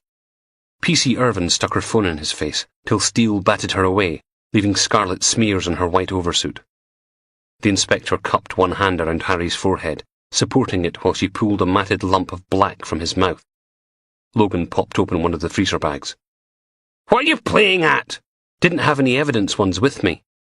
She dropped the gag in, then jerked back from the bed as Harry retched, blood and bile spattering out across the stained sheets. "Fuck!" Someone knocked on the front door. "Hello? Anyone in?" Logan stepped out into the hall. A pair of sweaty paramedics were puffing and panting in the corridor outside. One wiped a hand across his forehead and scowled. "You the funny bastard taped off the lifts! Any idea how much—" One of these bloody stretcher bed things weighs! Well, could have been worse, I suppose. DS Mark MacDonald swivelled his chair back and forth a couple of times. I mean, they're both still alive, right? The wee house was quiet. Just Mark and Logan in the little walled-off area, with the door shut, muting the sounds from the busy CID office. Phones going, people bustling about trying to look busy, the occasional bout of shouting. The predictable aftermath of something going seriously wrong. Mark nodded at the room outside. Media briefing at 11. You going? Not if I can help it. Logan took the whiteboard eraser and scrubbed off the counterfeit goods investigation. One less thing to worry about. Don't blame you. Finished that big fraud case yesterday, so Finney's got me down for information support. Mark took another sip at his coffee. I bloody hate media briefings.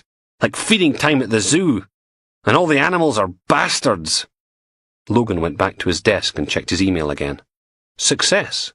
The big IB lab on Nelson Street had rushed through the DNA from the bite marks on Harry Weaver's back and thighs. Their report was full of the usual disclaimers and bet hedging, but right at the bottom was the bit Logan wanted. The DNA was a 99.98% match for Richard Knox. Not only that, the bite pattern was identical to the teeth marks they had on file from William Bruckley, Knox's Newcastle victim. Not exactly unexpected news, but everything that tied Knox to the attack helped. The rest of the forensic evidence was still being examined. Fibres in the bedroom, the soil from a partial footprint in the hallway, something that looked like tears on the back of the victim's thighs. Logan turned back to Mark. You talked to Bob recently? Biohazard? The DS shuddered. Not since he had that curried mackerel. Jesus, we should get danger money. You think he's okay? Frown. What's he done? Logan shrugged. It's probably nothing. He swivelled back to his computer. A pile of statements took up most of his desk, the firearms team accounting for what had happened last night and why they'd felt it necessary to shoot Norman Yates 3 times in the chest. Logan had checked. They all matched, but not in a way that screamed cover-up. Yates had shot a police officer. It was his own stupid fault. The statements went into an internal mail envelope, along with his own report, and marked for the attention of D.I. Steele. With the statements out of the way, there was a rare clear patch on Logan's desk. The post-it note about phoning Dildo first thing sat right in the middle of it, staring up at him. Must have fallen off his monitor. Damn. Logan picked up the phone and dialed Dildo's extension at Trading Standards, flicking through the rest of his emails as it rang. The worst was from Professional Standards. Douglas Walker's estate agent lawyer had made another official complaint. Apparently his client had been subjected to undue harassment and unwarrantedly heavy-handed interrogation techniques. Would Logan care to comment? Yes. 2 words. Get and fucked. It wasn't even as if they had made a special case of the art student. Just interviewed him once on Friday, stuck him in the cells for the weekend, then had a final crack at him before he went up before the sheriff on Monday. How the hell was that undue harassment? End of Disc 7. Disc 8. Tim Mayer, how can I dildo? It's Logan. Did you get my email? He skimmed through the next few, and there it was, from Dildo's official email address, sent about an hour ago and completely ignored. Yeah, got it right here. What do you think? It was some sort of proposal for 2-man teams to stake out various dodgy pubs in Aberdeen, looking for people selling counterfeit goods. Yes, very good, very thorough. Cool, we can start with, actually, Tim, I've been meaning to call you. Silence. Did you just call me Tim? Dildo swore. Come on, what have you done? No, it's you've bloody done something, haven't you? What is it? What the hell have you lumbered me with this time? Nothing like that. We arrested a couple of guys late last night. He filled Dildo in on the details, leaving out the fact that they'd known about Gallagher and Yates all day. So, you see, we don't need to do the undercover thing. It's all taken care of. There was a groan. You mean I attended that sodding awful meeting with Beardy the boy cretin for nothing? Well, sort of, but you knew all the time, didn't you? I had to pull in bloody huge favours to get Susanna there, and all the time you knew! It wasn't... Look, the stuff's in a barn out by Balmedy. He gave Dildo the address to go pick it up. Then the Trading Standards officer hung up, but not until after some choice swear words. Bugger. That was going to take more than a tin of biscuits to sort out. He was writing up his notes from Knox's flat when the door thumped open and DCI Finney stalked into the room, bringing with him the sound of phones ringing and general pandemonium. "Ah, McRae!" The head of CID pulled a newspaper from a manila folder and thumped it down on Logan's desk. The banner headline, "Rapist Victim's Family Strike Back," stretched across the front page, above a photo of Wendy Ledbetter hurling the second petrol bomb into Knox's house. "Would you care to tell me why the Aberdeen Examiner knows who the arsonists are before we do?" "Actually, sir, we've had a lookout request on Ian and Wendy Ledbetter since late last night. In fact, it was Mr. Miller who helped me identify them. I filed a report and—" "Oh, really? Well, why didn't you say so? That's just spiffing. Can't see why anyone would have a problem with that. And tell me, Sergeant McRae, you didn't think to put some sort of embargo on the details?" No, he hadn't. Logan cleared his throat. "Well, perhaps this will help us pick them up. If people see them in the paper." Mark made a big show of going back to his burglary forms. "And while we're on the subject of the paper..." Finney flipped through the pages until he came to a full-page spread. "Counterfeit cash threatens local economy." Logan looked up at the DCI. "Well, it's not..." "Tell me, Sergeant McRae, how clever are Grampian Police going to look when it gets out that the only suspect we had was released on bail yesterday, and we still don't have a clue where this stuff is coming from? Think the local media are going to run a 2-page spread on how great we are? Or will they tell everyone we're a bunch of incompetent amateurs? But it's, oh, and I see from the crime board," he pointed at the whiteboard with all the DS's names on it, and their lists of open cases, "that the counterfeit cash job is one of yours. I've been... Where are we with the investigation?" Logan glanced round at Mark, but he had his head down over his keyboard. No help there. "It's been deprioritised." "Deprioritised." Pause. "I see. And what about all the other cases you're currently not solving? Have they been deprioritised too? Have you deprioritised the armed robbery at Henderson's Jewellers? Because I think it might be kind of fun if you actually managed to solve that one. Don't you?" And then he made Logan go through each of the cases on the board under his name. Jewellery heist, no progress. Counterfeit money, no progress. Stolen cars, no progress. Cemetery flasher, no progress. OAP burglaries, no progress. The list went on, but the result was always the same. No progress. "I see." Finney pursed his wide, rubbery lips. "And if you were me, Sergeant, what would you do?" Logan's chin came up. "I'd maybe wonder why one of my team was being given so many cases to work on. I'd ask how he was supposed to get anything done with a workload that big, sir." Finney nodded. And yet you still found time to help Northumbria Police with one of their unsolved crimes from 20 years ago. Bloody hell. Only Finney could make solving the murder of an entire family sound like a bad thing. Perhaps, Sergeant, you'd find it a little easier to deal with your own caseload if you weren't so busy helping others with theirs. Do you think? The DCI poked the newspaper again. "You're supposed to be a detective, Sergeant. Get out there and detect something!" And then Finney was gone, slamming the door behind him. Logan collapsed into his seat. Christ. Mark sniffed. "Don't mind Finney. His arse is knitting buttons because Knox is missing. Give it a couple of weeks and it'll all blow over." The DS shook his head. "Why didn't you tell him about the dodgy goods you seized last night?" "Didn't get the chance." Every time he tried, Finney had moved on to the next stalled case. Word to the wise, never take a case off the board till Finney's there to see you do it. Logan made a few calls, chasing up the investigations Finney had moaned about, then sodded off to the canteen for a cup of coffee and a sticky bun. Biohazard Bob had taken a table by the window, gazing out at the grey lump of the mortuary on the other side of the rear podium car park. Logan settled in beside him. "Please tell me that's not beans on toast." Bob shrugged and shovelled in another mouthful. "Why should I be the only bastard suffering?" There was a pause. "Okay, I'll bite."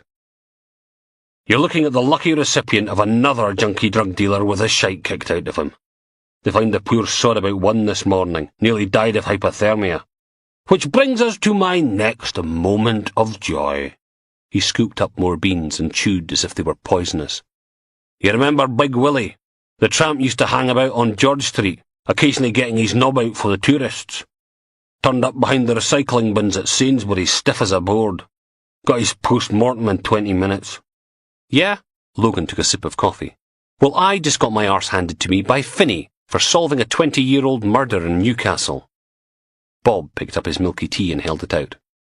I hereby call to order the inaugural meeting of the World's a Bag of Shite Club. They clinked mugs and drank. Bob cleared his throat. I think Deborah's having an affair. Silence. You sure? She's out all the time. She's never interested in sex. Won't even get undressed if I'm in the room. He ran a hand across the bald patch at the back of his head. Then there's the secret phone calls. Cryptic messages on the machine. Well, maybe... Logan blew a breath at the ceiling, searching. Maybe you should talk to her. A short, bitter laugh. What if she says yes? I can't. God, you're a happy-looking pair of monkeys. Logan looked up to see Samantha standing over him, carrying a tray of wax-paper cups and tinfoil parcels. She slid the tray onto the table, then plonked herself down in the seat opposite. Today's outfit was black jeans, black boots, and a black hoodie top over a ragamuffin t-shirt, her scarlet hair sticking out at improbable angles. Her smile looked forced, the cheerful voice a little strained, as if she was trying too hard. So, come on, what's up? Did naughty Mrs. Steele touch you too and make you feel dirty? Bob patted her hand. Sammy, my dear, if you ever get tired of this pudding-faced loser, I'll happily abandon the wife and kids for you. Okay, so I'm not the prettiest, but I make up for it with an unfeasibly large dick and ear-breathing techniques. I'll keep that in mind. She stole a scoop of Logan's coffee. That's cold. Listen, I got the results back on that second batch of forged notes you dropped off. Fingerprints aren't up to much, but if you can get me a printing press, I can match the ink. If I ever come up with a suspect, I'll let you know. Samantha sat back. Boy, you do have a dose of the dark and moodies, don't you? Been one of those days. Mistake. When was the last time you came home and said something positive? He cleared his throat. Well, it's, you know. He tried a smile. This Knox thing's just getting to me a bit. Bob held out his tea again. Welcome to the World's a Bag of Shite Club. No thanks. I'm what you'd call a happy-go-lucky kind of goth. She stood and picked up her tray again.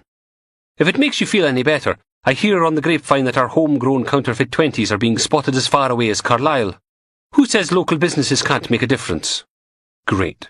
So now Cumbria Constabulary would be moaning to Aberdeen's Chief Constable, who'd pass it on, till it dolloped onto Logan's head in a great steaming pile. Hurrah! God, now you look even worse. A frown creased her forehead, making the piercing in her eyebrows sparkle. Listen, Knox escaping. It wasn't your fault. Doesn't help Harry Weaver, though, does it? Poor bastard was tied to the bed, beaten and raped. No, he wasn't. I was there. I saw him. Covered in burns and bites, and no, I mean he wasn't raped. They did the tests up at the hospital and it came back negative. No semen, no lubricant, no anal bruising. Looks like your boy Knox couldn't get it up. Probably explains why he went to town on the burning and biting. Bob held up a finger. Maybe it's because Harry Weaver wasn't old enough. Knox likes oldies, yes? Samantha reached out, grabbed Bob's finger, and pulled. Got to go, then ran away, giggling. Logan shrank back as the smell of rotten eggs wafted out from under the table. Bob, you dirty! The canteen doors banged open. DIBT stormed in, paused for a second, then bellowed, McRae! My office! Now! Chapter 39. Finney was already in there, sitting in one of the visitors' chairs, thumbing away at his BlackBerry as Logan stepped into Beatty's office, still carrying his mug of coffee. The bearded DI stomped round behind the desk and sat, glowering. Well? Logan stared back at him. Well, what? Sergeant McRae. Finney slipped his little email phone thing back in its leather case. Tell me, did I imagine it, Or did we not have a talk about being a team player? No, you got Steele to do it. The head of CID raised an eyebrow and pursed those thick, rubbery lips. I see. Tell me, Sergeant, do you have some sort of alternative definition of the term team player? In the wonderful world of Logan McRae, does it mean something entirely different? Logan folded his arms. What's he told you? Don't you dare! Beatty thumped a fist on the desktop. The counterfeit goods were my case, and you damn well knew it. I spent a lot of time and effort putting that meeting together yesterday. And what do I find when I come in this morning? You arrested someone last night. You had a suspect the whole time and didn't even bother telling me. Is that it? You didn't arrange a bloody thing yesterday. I had to set it all up. That's not. All you did was turn up with that awful PowerPoint presentation and make an idiot of yourself. Beatty went pink, trembled, then turned to Finney. You see what I have to put up with? Oh, grow up. The DI jumped to his feet. Don't you tell me to grow up. I am your superior officer, and it's about time you bloody learned that. Finney steepled his fingers and tapped them against his chin. Well, Sergeant? No. You know what? I'm sick and tired of being a chew toy in the sodding department. You want to know why I didn't tell you about Gallagher and Yates? Ask Steele. She was down as SIO last night. Go bust her hump for a change. There was silence. Beatty. I demand that Sergeant McRae... Finney. That's hardly... Logan. Blow it out, yer... Hi! Steele stood in the doorway, mobile phone clamped to her chest. Keep it down! Some of us are trying to work here. She nodded at Finney. Mornin', Gov. Nice tie. Didn't know the circus was in town. You'll no mind if I borrow McRae here, will you? Need him for the Knox media briefing. But with... Spittle fell into Beatty's beard.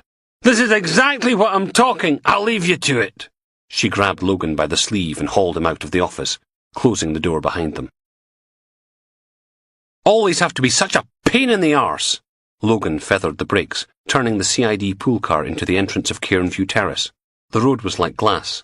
All that water the fire brigade pumped into the place had frozen overnight, covering the tarmac in a thick layer of ice. Give it a rest, eh? Doing my head in. Sitting in the passenger seat, Steele stared out of the window.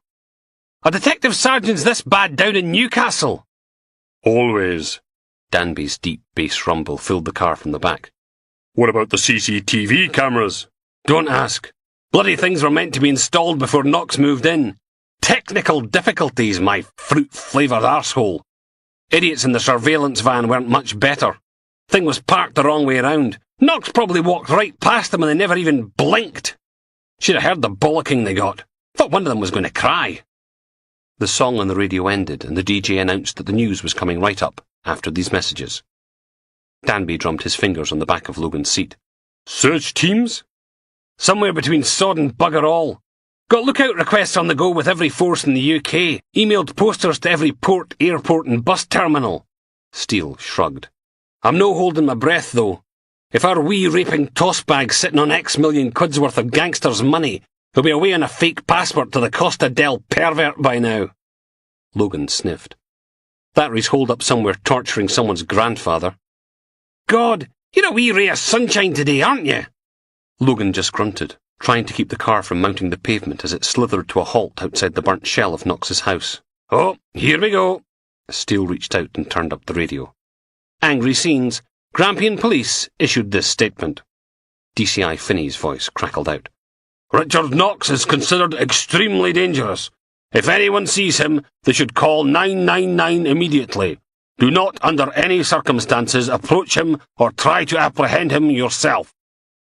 There was an explosion of questions, all shouted at once. Chief Inspector, why did Grampian Police allow him to escape? What are you doing to recapture Knox? Are the public at risk? Is it true he raped one of the team supervising him? A cut, then Finney was back. Want to assure you that we are doing everything we can to bring Richard Knox back into custody as quickly as possible. Then the radio moved on to a piece about all the traffic accidents caused by the snow. Bloody media! Steele stabbed the off button. How come they use everything Finney said? Where the hell was my bit? At least she'd had a bit. All Logan had done was stand at the back, like a spare fart. The car rocked as Danby popped the back door and clambered out, then picked his way carefully towards what was left of Knox's house. Logan killed the engine. "You've got to speak to Finney about Beatty." "Screw the pair of them!" She dug out a packet of cigarettes and offered Logan one. "It's all right for you. I'm the one getting hauled up for doing what you sodding told me." Okay, I'll talk to him. Honestly, moan, bitch, whinge." She opened her door, put one foot on the road, gave a little squeak, and ended up flat on her back. "Buggering turd burglars!" Logan clambered out, inched around to the other side of the car, and hauled her to her feet. "Serves you right. Don't push it." Her cigarette was bent like a dog's leg. She spat it out onto the ice. "Should be off tanning my white bits on some sun-drenched beach, not looking after ungrateful bastard detective sergeants. You want me to let go again? Do it and I'll kill you." They crab-walked to the curb, then shuffled their way across the slippery pavement and in through the front gate. Knox's house was barely recognisable. The roof had gone, the walls were blackened and stained, windows missing, chunks of charred timber sticking up from the rubble, everything topped with a layer of snow. Danby was standing in the hallway, hands in his pockets, breath steaming out around his big pink head. Steele lit another cigarette, hissing the smoke out between her teeth. "Still don't see what this is supposed to accomplish." "Walk in the ground." Danby held out a hand as if blessing the fire scene. "No point going back to the flat he disappeared from. Wasn't even there 24 hours. This is where his roots are. Know what I'm saying?" Logan stepped across the threshold into what used to be the lounge. Blackened chunks and lumps, a scattering of slates from the roof.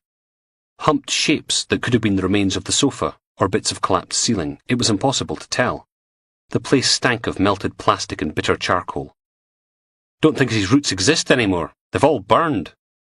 There was a deep sigh. "That's what I'm worried about. The only place he's got left now is his mother's old house in Newcastle. Don't think we really want him back.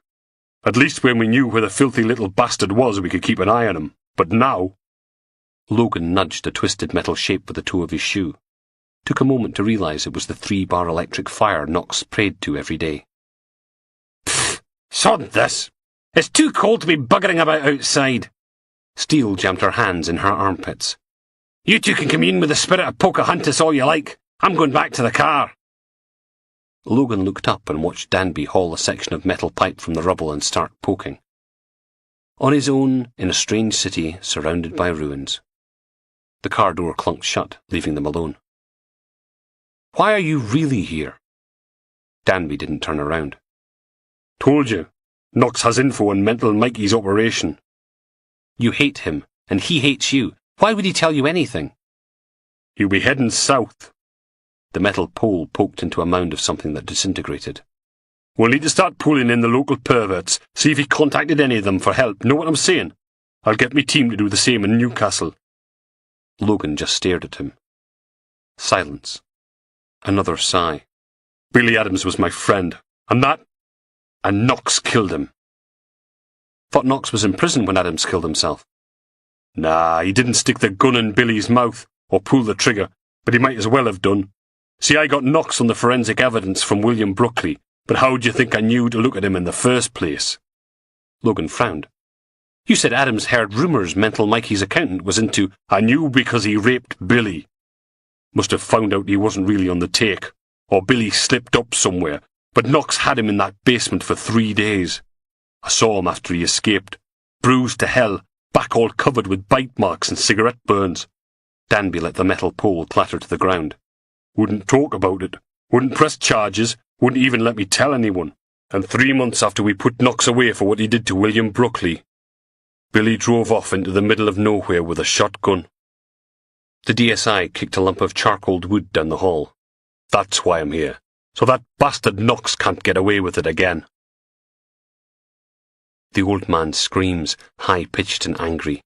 "Are you fucking poof, bastard?" Richard Knox bites him again. On the buttocks, hard enough to break the skin, tears rolling down his face. Then he does it again. Doesn't have any choice, does he? Like with that prat Harry from Sacro. Doesn't want to, but has to. 'Cause this is the path God has chosen for him.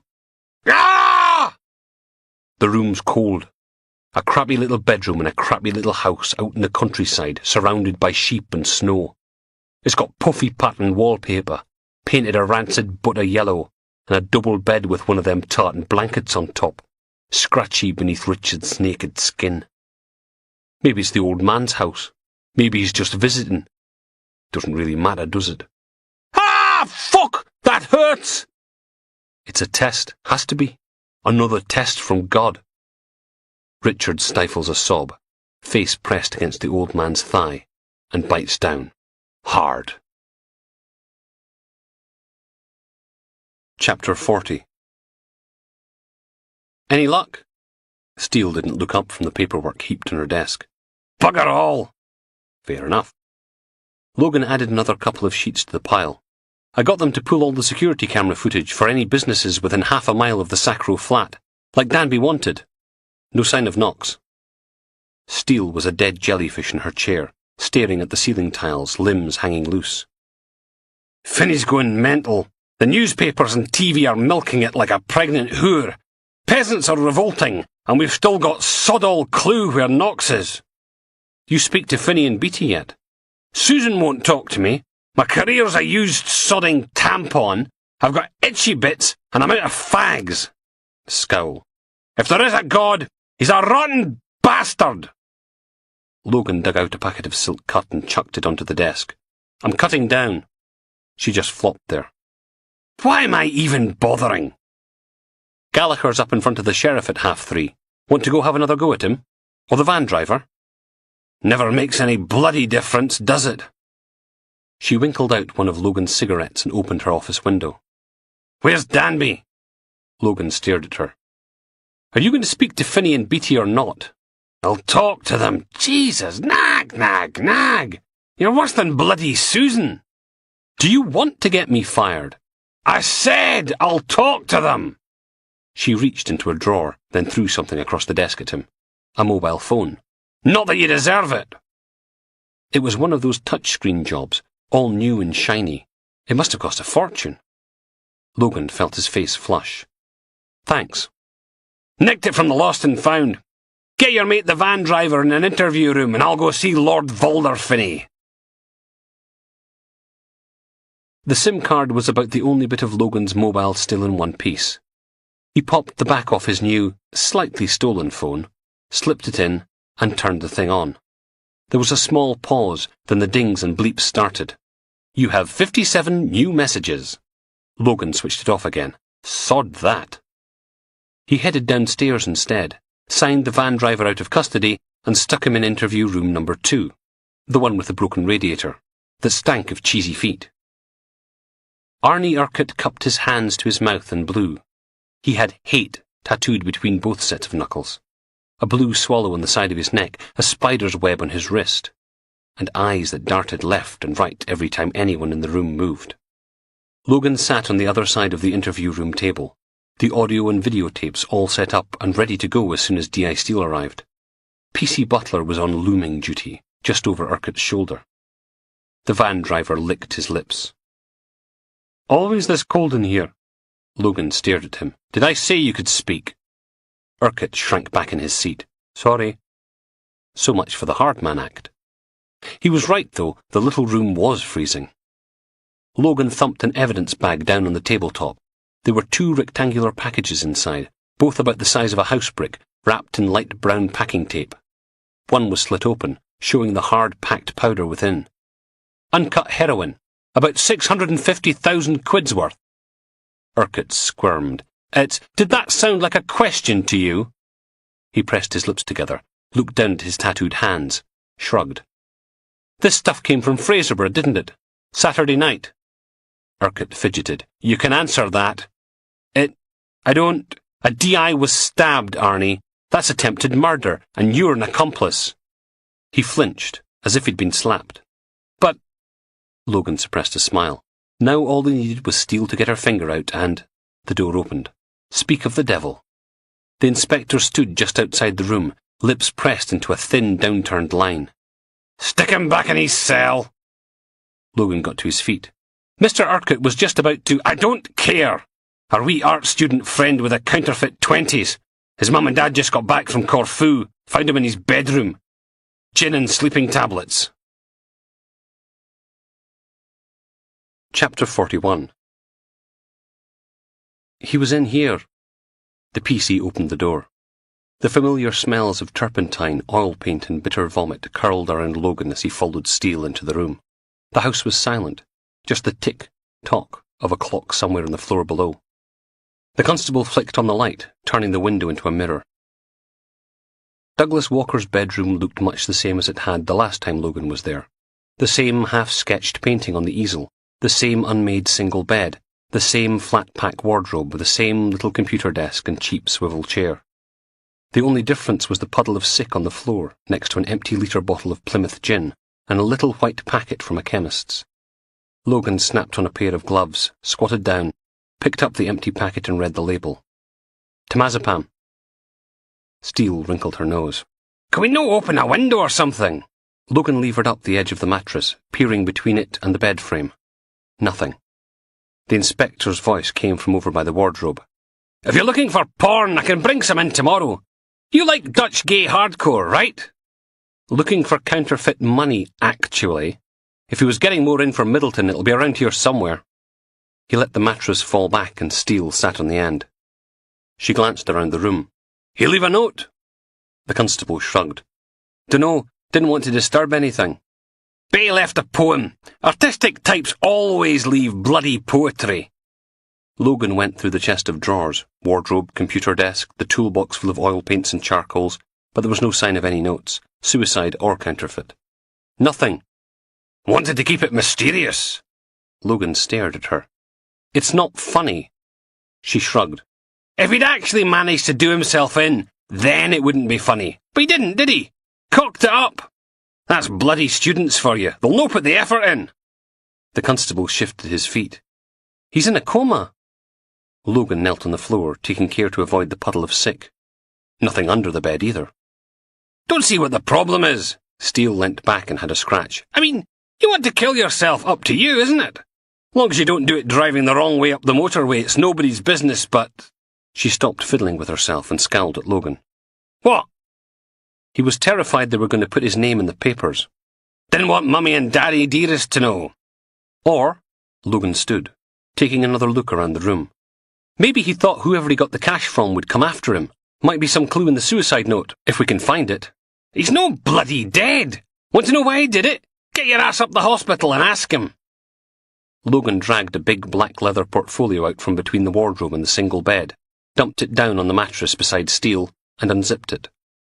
It was basically a huge ring binder, large sheets of black paper in clear plastic sleeves held together with 6 shiny steel clips. Some photos, some prints, some originals. All pretty good. Steele flipped through the pages. Got any nudes? There was a little pocket at the front with some leaflets for local galleries stuffed into it, and a fancy-looking CV with abstract black and white photos mixed in. Very arty. Course, you know why he did it, don't you?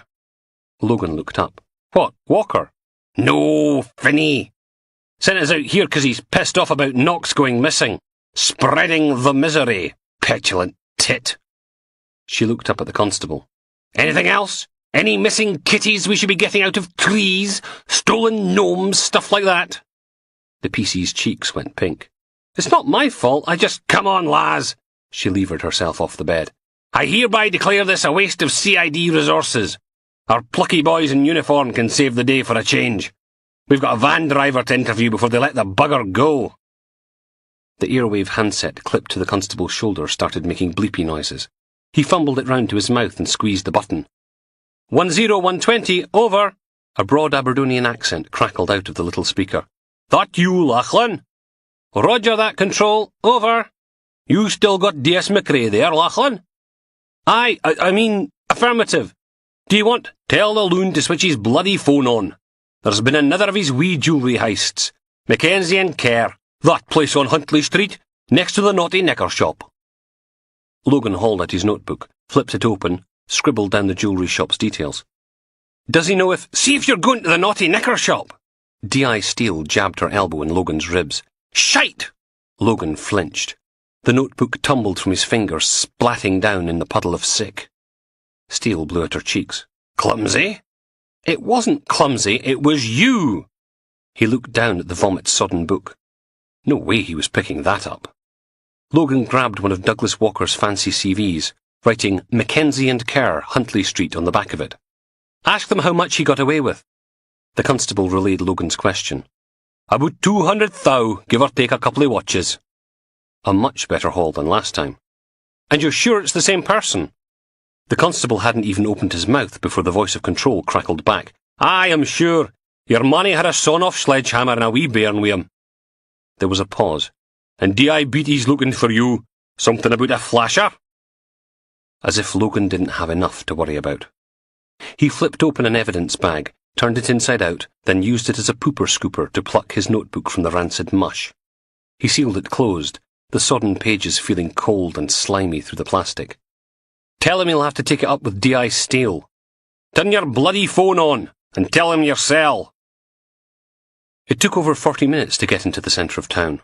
A little snow and everyone forgot how to drive, pootling along at 10 miles an hour and still managing to crash into things.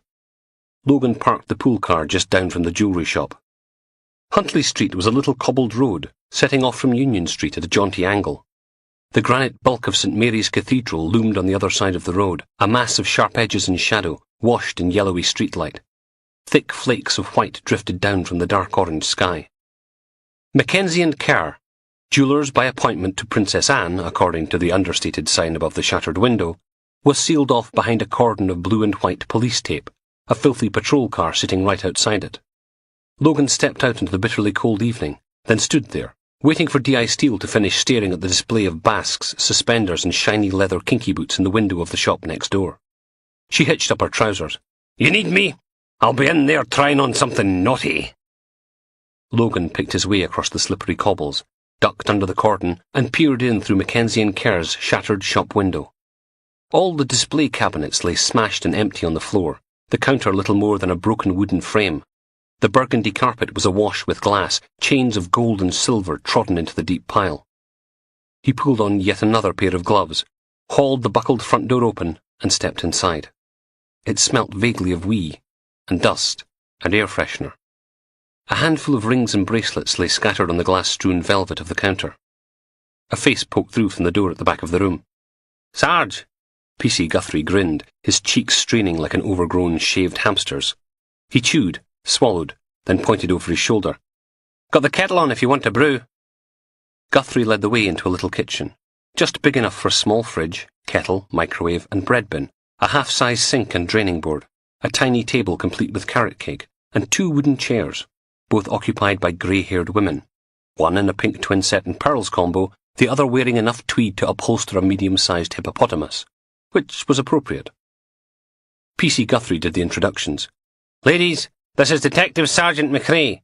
Sarge, this is Nora Mackenzie and Peggy Ramsey, the owners. They were here when it happened. The tweed hippo pressed a hand to her considerable chest. It was horrible. He went mad, didn't he, Nora?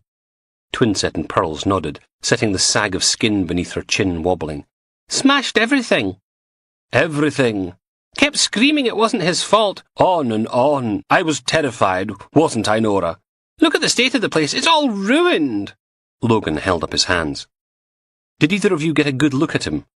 I mean, you read about these things in the papers, but you never think they'll happen to you, do you? Terrible. Nora Mackenzie fingered the pearls around her throat. He was a big man, broad-shouldered, and he had a thing. She waved a hand in front of her face. Didn't he, Peggy? Glasses and a big pink nose, and one of those bristly moustaches, and a mole on his cheek. Oh, yes, a mole, and a wee toddler in a pushchair. Peggy picked at the slice of carrot cake in front of her. Poor little mite. What's she going to think, growing up with a father like that? It's a disgrace, so it is. Logan looked at Guthrie. You checked with CCTV yet? The constable nodded. They're running the footage back at HQ. Nora tugged at her pearls. You will catch him, won't you? Logan pointed through the door at the bomb site shop. You've got a security camera? Peggy raised her not inconsiderable frame and lumbered over to a little telly and video recorder, mounted on a bracket in the corner. My nephew James put it in last year. She pressed a couple of buttons and the machine whirred for nearly a minute, then clunked, then started to play. The shop interior appeared on the TV, Peggy rearranging something in a glass-fronted display cabinet. The picture was jerky, probably shooting one frame every 2 seconds, meaning a single tape would last the whole day. The timestamp at the bottom of the screen said 15:28:36. I'll fast forward." She fiddled with the recorder and everything lurched into superspeed. Nora's grey-haired head appeared behind the counter, swooshing back and forth. A young man came in, bought something, left. More footage of nothing happening. "There!" The picture slowed to normal speed. A large man wearing a baseball cap had just stepped in from the snowy street, hauling a pushchair after him. Logan watched him bend to talk to the child strapped in the chair, pull something from beneath the blanket and casually stick it between the closing door and the frame. Exactly the same MO as last time. Nora and Peggy descended on the little child, smiling and making goo-goo faces. The man glanced around the shop while they were busy, and the security camera got a perfect shot of his face. Big nose, big glasses, big moustache. He was wearing one of those Groucho Marx kits. The only thing missing was the cigar. Logan tapped the screen. "You didn't think he looked a bit odd?" Nora shrugged. "Well, they do these days, don't they? When my children were wee, you gave them a box of plasticine, told them not to eat it and stuck them in the back garden while you got on with the housework.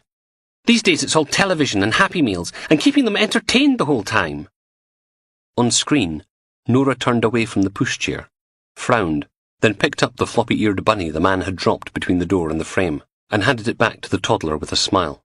Peggy waddled over to the counter, where the man was peering into the display case. All nice and friendly. Then the sawn-off sledgehammer came out. Peggy backed off, mouth open, hands in the air. Glass went everywhere. Groucho's gloved hand scooped rings and watches and chains into an Adidas holdall. "He told me to open the till or he'd break Nora's legs." On screen, the woman in twin-set and pearls crouched down behind the pushchair. Peggy stop-motion marched to the till and pinged out the cash drawer, flinching back against the wall as he stuffed everything into his bag.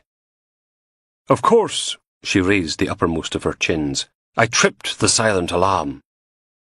Bag full, the man hurried for the exit, grabbed the door handle and pulled. Nothing happened. He tugged and yanked, then turned and shouted something at the large woman behind the counter. Back in real life, Nora shivered. His language was appalling, and in front of a wee girl, too. The sledgehammer battered against the door, once, twice, 3 times, turning the clear glass into a sagging web of fractures, but it still wouldn't open. He scrambled into the window display and swung the hammer again. The whole thing shattered, exploding outward in a shower of glittering cubes. Then the man hopped back down on the carpet and manhandled the pushchair out of the window and onto the street. Peggy lumbered around the counter and stared out through the shop front. Then Nora stood and swept the much bigger woman up into a hug, kissed her on the cheek. Then Peggy kissed her back on the lips, and they stood that way for at least a minute, locked together at the mouth, hands in each other's hair, while the timestamp at the bottom of the screen flickered past. Logan cleared his throat and looked away. The shop door groaned open and clunked shut, the sound of someone walking over broken glass. "Dear Lord, it's cold!" A red-nosed, red-eared PC butler appeared in the kitchen doorway. Thick flakes of snow clung to her fluorescent yellow high-vis police vest, and the black jacket underneath. "Hello, Sarge." She stomped her feet and rubbed her hands. "Any chance of a cuppa?" Nora filled the kettle from the tap over the tiny sink, and its steamy rumble soon had Butler standing over it, warming her hands over the spout. "Been up and down the street. No witnesses." Logan nodded. "Right. Guthrie, you stay here. Watch the shop till someone comes and boards up that window. Get them to do the door too. Ladies, you'll need to come down to the station. We'll get you to do an e-fit of the robber. Make a formal statement, that kind of thing. Nothing to worry about." Peggy stood, her expansive bosom straining the stitches of all that tweed. "Oh, I'm not worried. You give me 5 minutes alone with the animal who did this, and I'll give him something to worry about." She probably would, too. Logan told Butler to drive the ladies back to the station, then dug out his new phone and dialed the CCTV room at FHQ. "Fit like it, eh? Inspector Pierce about, Chris? Hold on." And then the woman in charge of every closed-circuit television camera in Aberdeen was on the line, her voice all muffled. "Who's this?" "D.S. McRae, ma'am. How are you getting on with the footage for the Mackenzie & Kerr jewellery heist?" Logan frowned at the phone. "Hello? Sorry, coconut cake. Hang on." Pause. "You want the good news or the bad news?" "Surprise me." "We've got a man fighting a pushchair into a red Fiat Panda on Summer Street, 3 minutes after the silent alarm was tripped. Got a perfect shot of the registration." "That's great. Can we run a PNC? Bad news is the car was registered stolen at 9:30 this morning. Logan put his hand over the mouthpiece and swore. You still there? Yeah, just having a think. While you're thinking, her voice went all cake-muffled again. A little word to the wise. DIBT's been combing the station for you.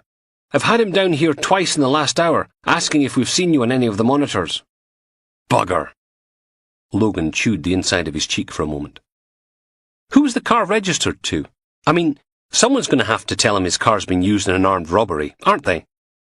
I'll get control to send a couple of uniforms soon as anyone's free. No. I think as SIO I should really speak to him myself. Get details. Cough. Or something. Chapter 42.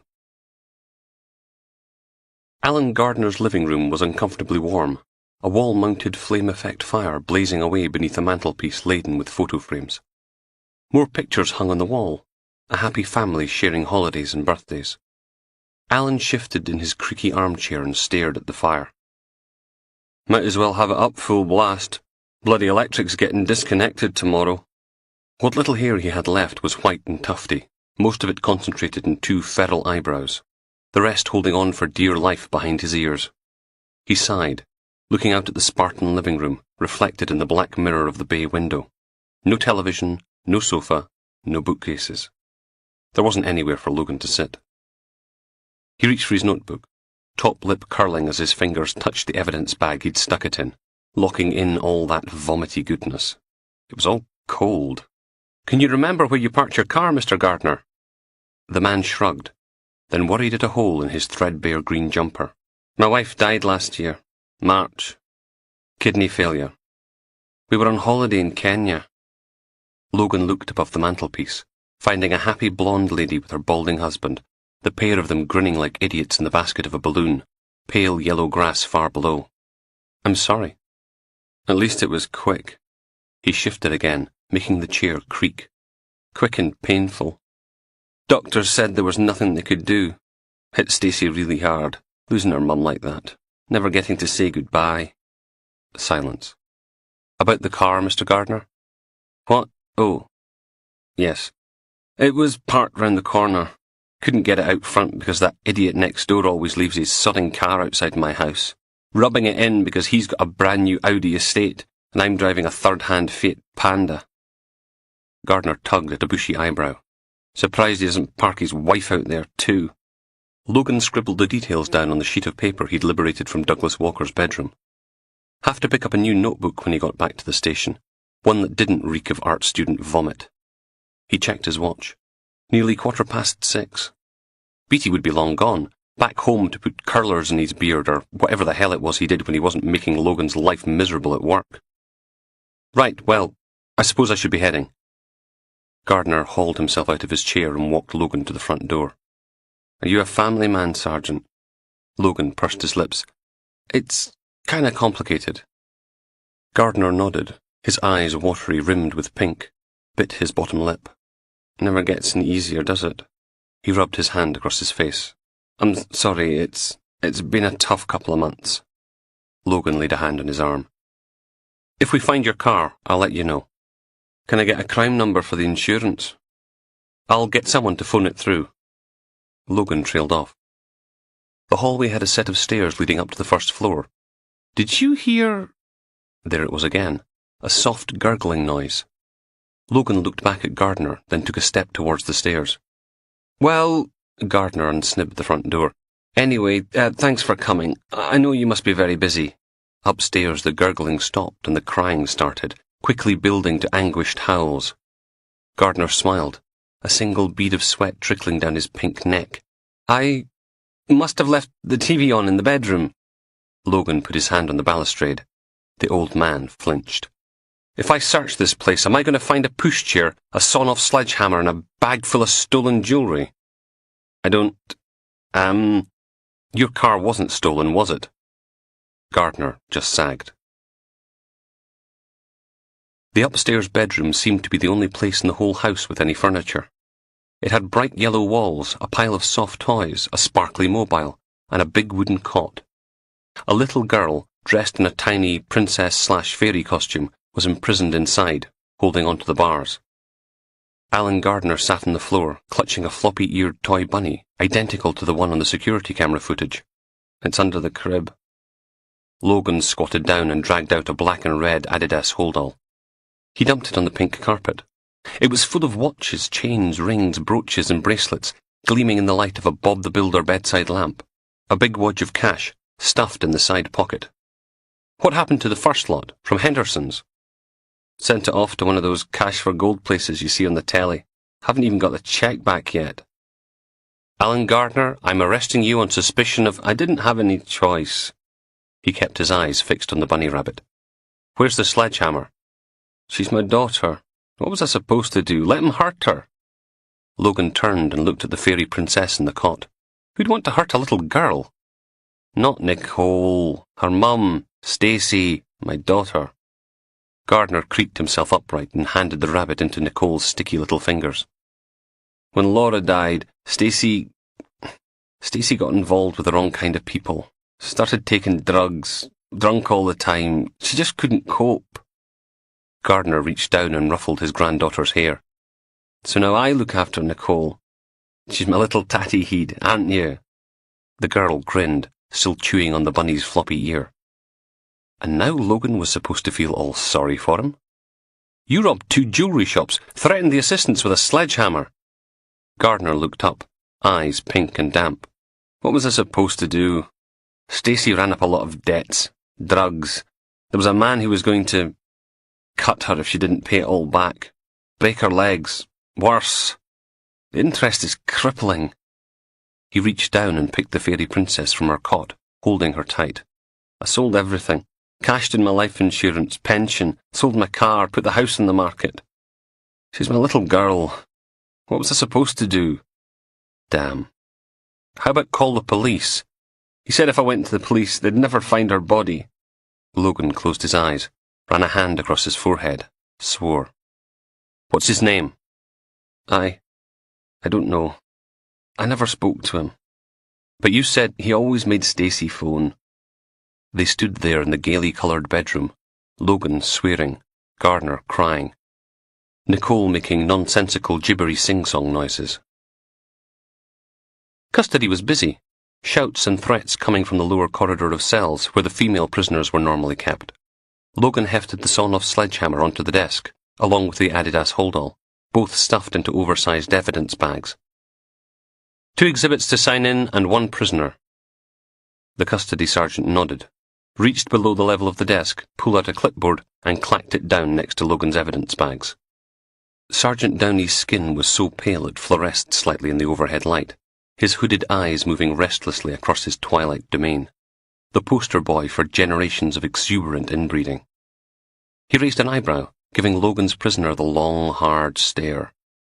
Gardner was standing on the bare concrete with his head down, fairy princess granddaughter clutched to his chest, her podgy legs and little pink shoes dangling against his belly. So... Sergeant Downey pulled the cap off a chewed blue biro and smiled with tombstone teeth. Which one am I checking in? The bald bloke or the wee girl with the fairy wings? Very funny. Logan signed the custody form at the bottom.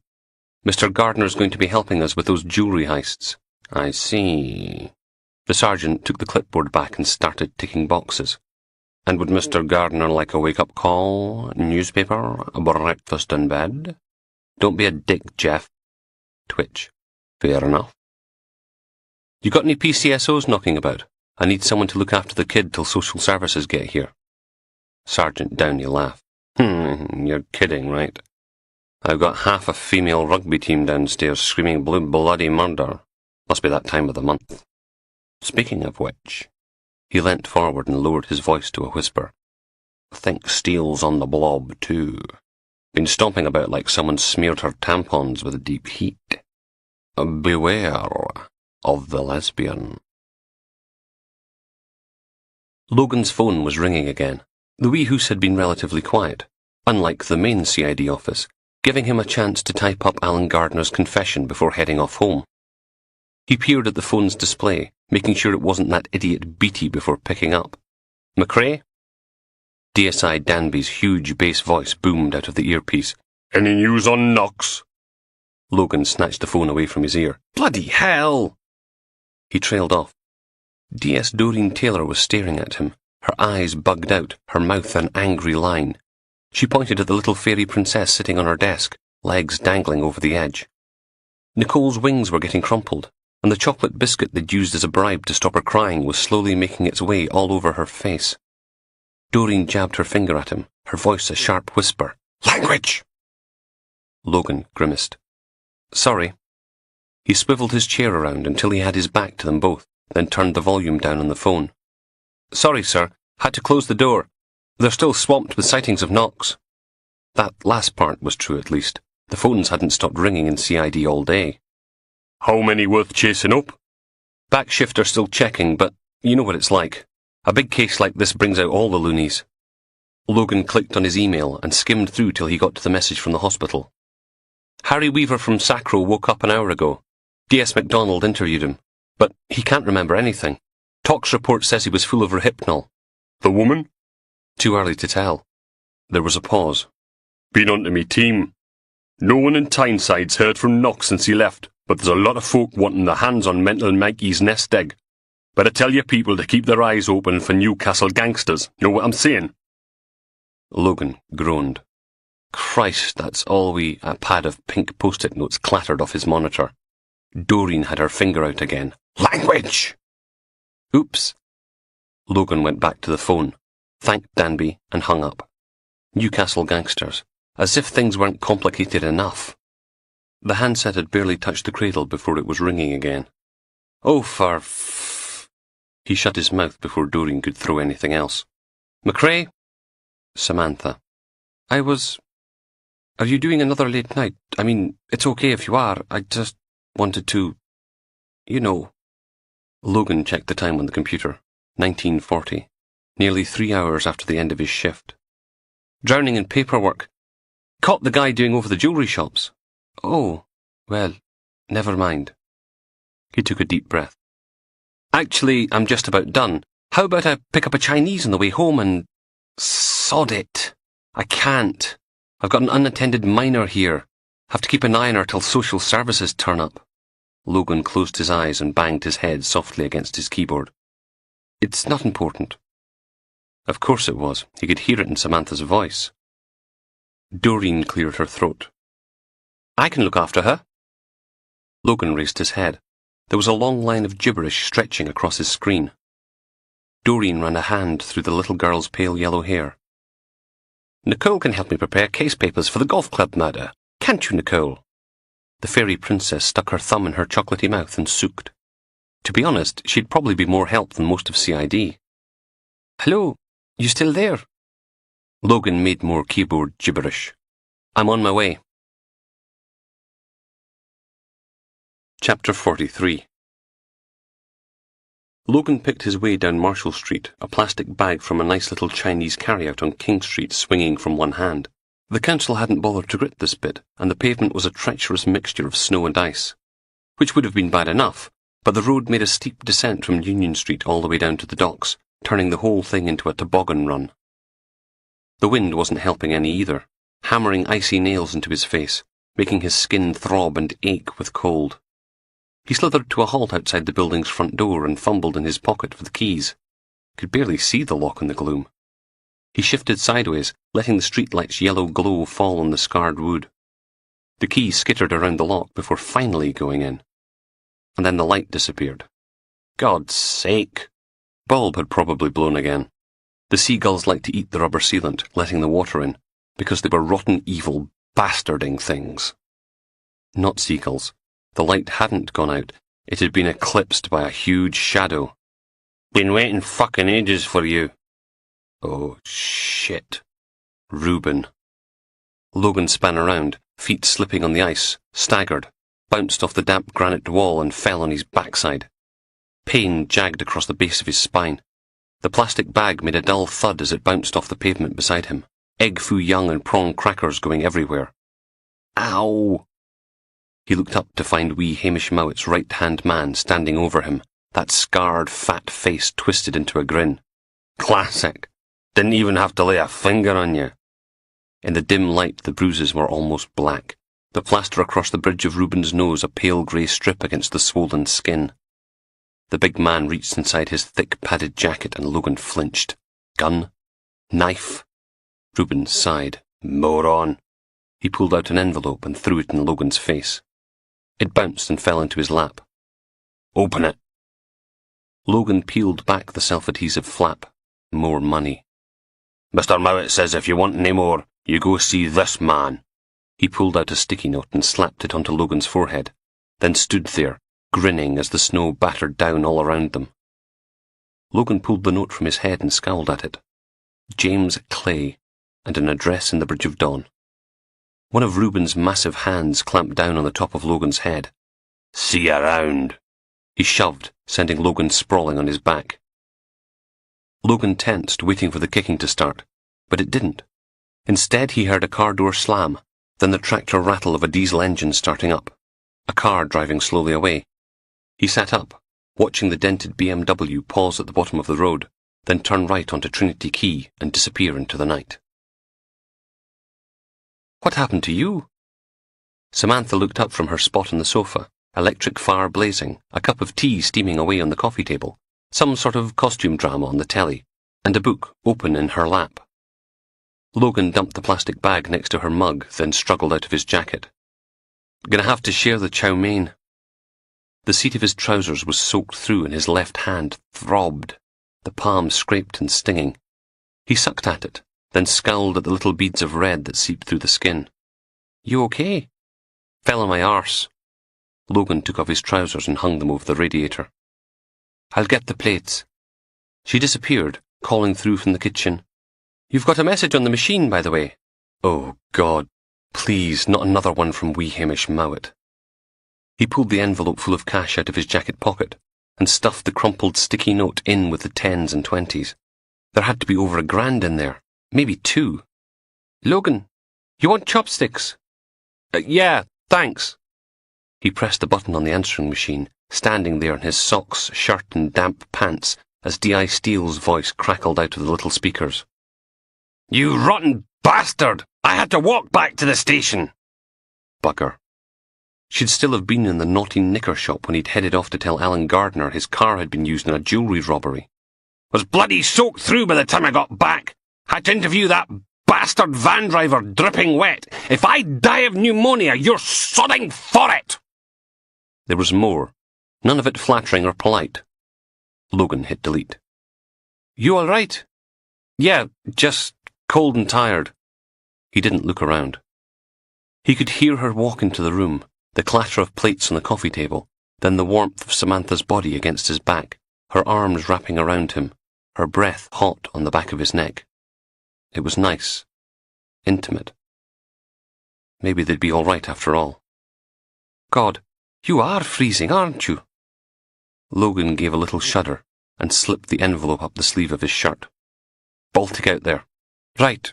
She stepped back, pulled up his shirt tails and slapped him on his grey Marquis pants. Ow! Get your cold bum in the shower. We can always stick the noodles in the microwave.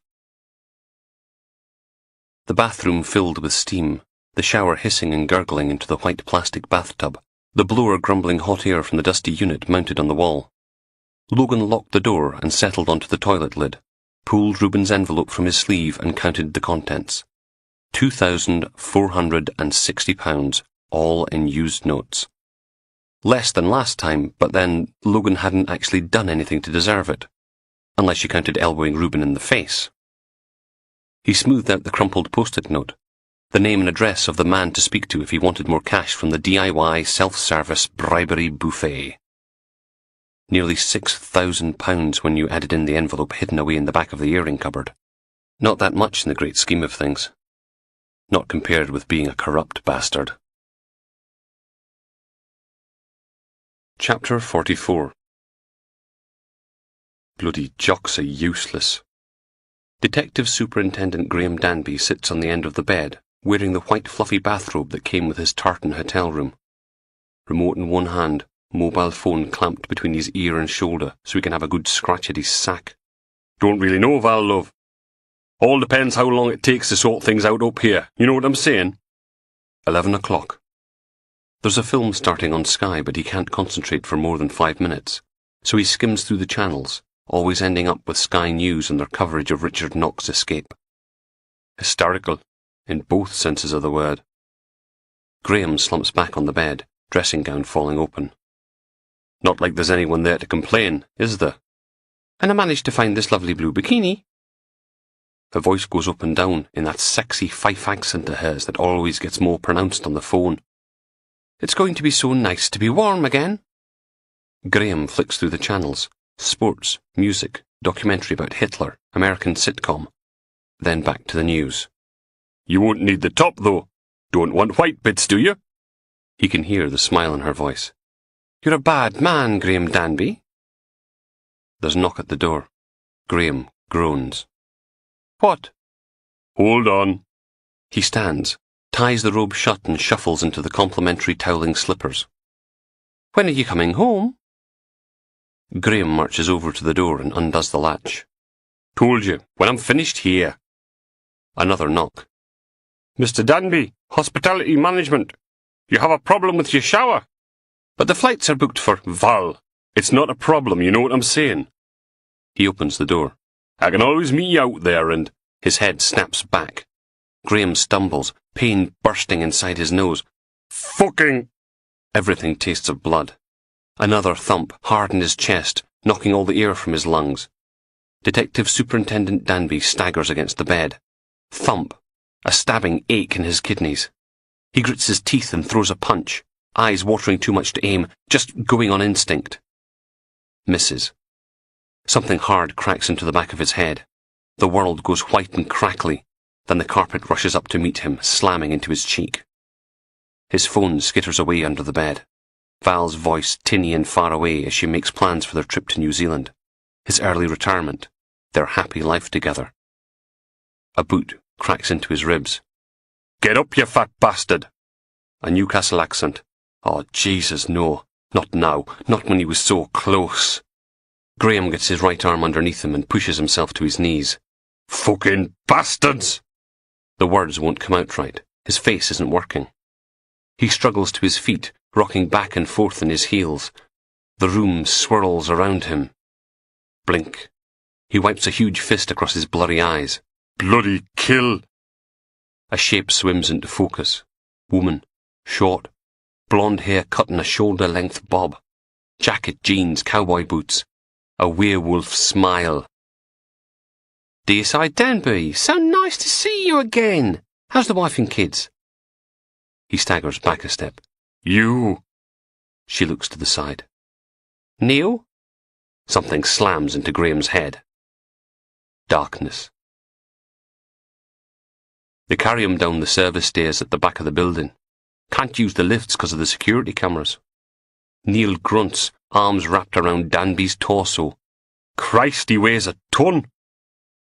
Doesn't look too great either. His face is all covered in blood. There's a big lump on the back of his shiny head, and the bruises are already starting to darken. They pause on the next landing, catching their breath.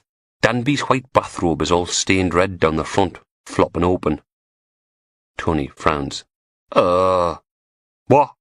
Can see his cock? Then don't bloody look. Julie's waiting for them at the bottom of the stairs, where there's a little car park and some industrial-sized wheelie bins. Tony peers out the door at the falling snow. Cameras. Don't sweat it, babe. All taken care of. She frowned. Why's he got his knob out? Did you guys get all amorous halfway down the stairs? Neil grimaces. No offence, but this bastard's heavy. Okey doke. She leads the way to the generic white van they stole earlier, the number plates fudged a bit with black electrical tape. Well, you'd have to be a right mentalist to use your own car, wouldn't you? Some nosy bastard or CCTV camera always sees something. Julie pops open the back doors and they tumble Danby inside, hands fastened behind his back with thick black cable ties, legs strapped together at the ankle, duct tape gag over that big hairy gob of his. She ducks into the passenger seat and comes back with something tartan, a pillowcase from the room. She slips it over Danby's battered head, then fastens another cable tie around his neck, just below his chin. Tony shifts his feet. Are you sure that... Don't worry, darling, he's not going to choke. She smiles. You can ride in the back to make sure if you like. Tony looks at the scarred, rusty metal floor of the van, then at the front seats. Actually, I think you can ride in the back. Julie's not smiling anymore. Tony clears his throat, stares at the ground for a moment, then clambers up into the cold metal interior and pulls the door shut behind him. Julie and Neil get in the front. The van slips out of the car park, windscreen wipers clunking back and forth. OK, so it's uncomfortable and cold in the back, but it's nothing compared to what's waiting for Danby, is it?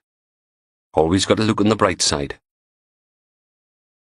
Moonlight casts a cold white bar across the bed, shining through the gap between the curtains, turning the scratchy tartan blanket monochrome beneath his naked elbows, hands together, head bowed in prayer. Our Father, who art in heaven. He can hear the old man swearing in the other room. Has to hurt all that violence, the whipping, the biting, the punches. Hallowed be thy name. A tear plops onto the blanket, swallowed by the darkness. Can't do this anymore. Don't want to do this anymore. Thy will be done. That's the razor blade and the forbidden apple, isn't it? Richard stands, wipes his palm across his wet cheeks. His hand aches, the knuckles swollen and cracked, covered in bruises. Cradling it against his chest, he picks his way through the gloom to the window and stands there, with the blade of moonlight slicing down his naked body. The skin so pale it looks dead. Thy kingdom come. He peers out through the gap in the curtains. There's a car sitting in the snowy driveway, a new-looking people carrier. Richard doesn't know if it belongs to the old man or not, on earth as it is in heaven. Doesn't really matter, does it? Too risky to take it, people would know. The police have got them cameras now that photograph your number plate and run it against some sort of database. Richard leans forward and breathes on the glass, turning it white, then draws on it with a finger, making a circle with a cross in the middle. It's not a crucifix unless it's got Jesus on it, you know? His Granny Murray would have tanned his backside for drawing graven images like, so it's just a cross. Empty, waiting for the sacrificial offering. Crying condensation tears. Moonlight makes it glow. And then the clouds sweep back in and the moon's gone, leaving the world to the shadows. Icy snow rattles the window. Richard shivers, his pale naked skin covered with goose pimples. Let there be darkness. End of Disc 8. Disc 9. Chapter 45. D.I. Steele slumped back against the corridor wall, knocking a watercolour of old Aberdeen squint against the burgundy wallpaper. If you were a chubby Geordie bastard, where would you run off to? Logan peered around the doorframe into the hotel room. 3 IB techs, all smurfed up in SOC white, were going over the room with fingerprint powder, cotton swabs, and sticky tape. There was a stain of cherry red in the oatmeal carpet by the end of the bed. Did you get anything useful out of Urquhart, the van driver? She narrowed her eyes. I've still no forgiven you for making me walk back in the bloody snow. You know that, don't you? I said I'm sorry. So you should be. Sniff. For some reason the silly sod thought he was looking at attempted murder. Nearly peed himself to cut a deal. He's given us the whole smuggling operation from... Inspector? One of the IB techs, on their hands and knees at the side of the bed, dropped until their chest was resting on the carpet, one arm reaching into the space between the bed and the floor, round arse wiggling as they dug about. Logan recognised the view. Samantha. Think I've found something. She beckoned one of the other techs over, a bloke with a huge digital camera slung around his neck. He lay down next to her and took a couple of shots. Then Samantha pulled a small silver mobile phone out from under the bed. She flipped it open in her purple-gloved hand and pressed a couple of buttons. Last call was made at 5 to 11 last night from home. Think it's Newcastle number. Lasted 20 minutes. Steele stuck her hand out. Give! From the front, Samantha didn't look much like herself, everything hidden by that baggy white suit, the hood covering her bright red hair, wearing a face mask and safety goggles. She hesitated for a moment, slipped the phone into an evidence bag, wrote the time, date, location, and other details into the appropriate boxes printed on the outside, then handed it to another tech with a clipboard, who made some more notes. Steele puffed out her cheeks. "Today would be nice." The crime scene manager didn't even look up. "Sounds like someone got out of the wrong side of bed this Pete, I'm warning you. My holiday's been cancelled, my wife's no speaking to me, and I've got itchy bits. Don't screw me about." "Evidentiary procedures exist for a reason, Inspector." He went back to making notes. Logan looked up and down the hall. "Have you checked the tapes from the lobby and the lifts? I noticed the security cameras when—" Steele smacked him one. "Course I bloody checked." "Nothing. Must have taken the service lift to the back stairs. Got IB looking for trace as we speak. I have done this kind of thing before, you know." Logan wandered off to the end of the corridor, opened the door marked emergency exit, and stared down the service stairs. Bare concrete steps, plain walls. Sod carrying someone like Danby down that lot. Be just asking for a hernia. Someone cleared their throat behind him, and Logan sighed. "What now?" "Just wanted to say hello." Samantha. She had her SOC hood thrown back, exposing a wildfire eruption of scarlet hair, her face mask dangling on the elastic just beneath her chin. He pulled on a smile, leaned in and kissed her. "Hello." Logan nodded back towards the room. "Any ideas?" "Rough guess. It's an abduction. If they wanted him dead, there'd be a big pink corpse in there." She ran a hand through her hair. "You see the papers today?" "What? Tyneside sex beast strikes again?"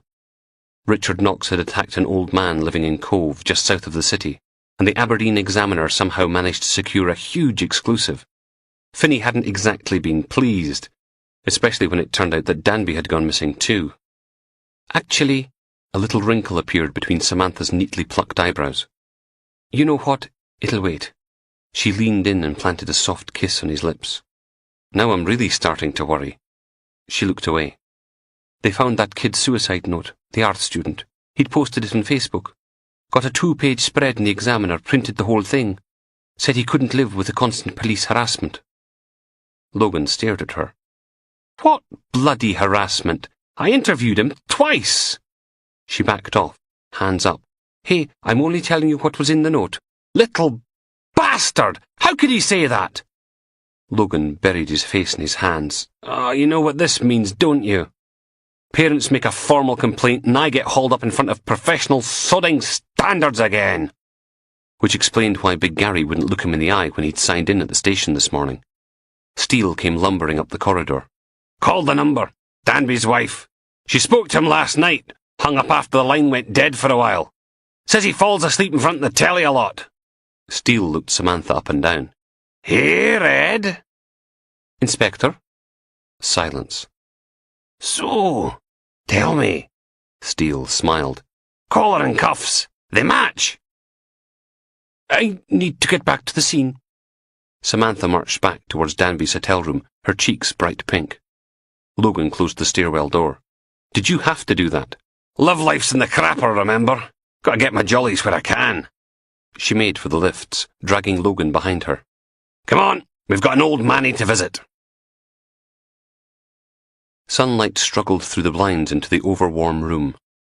Unlike the rest of the hospital, the victim support suite had plush carpets, a soft sofa with stain-free cushions, a coffee table with gaily coloured coasters and up-to-date magazines, and a camera sitting in the corner on a tripod, the red light glowing to show it was recording.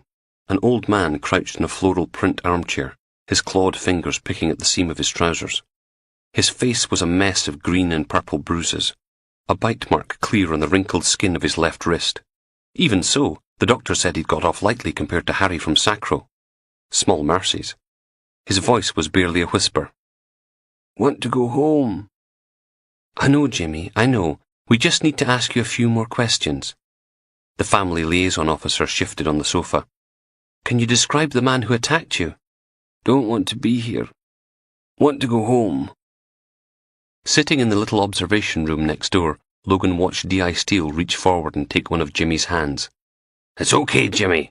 We'll take you home soon. We just want to make sure we catch whoever hurt you."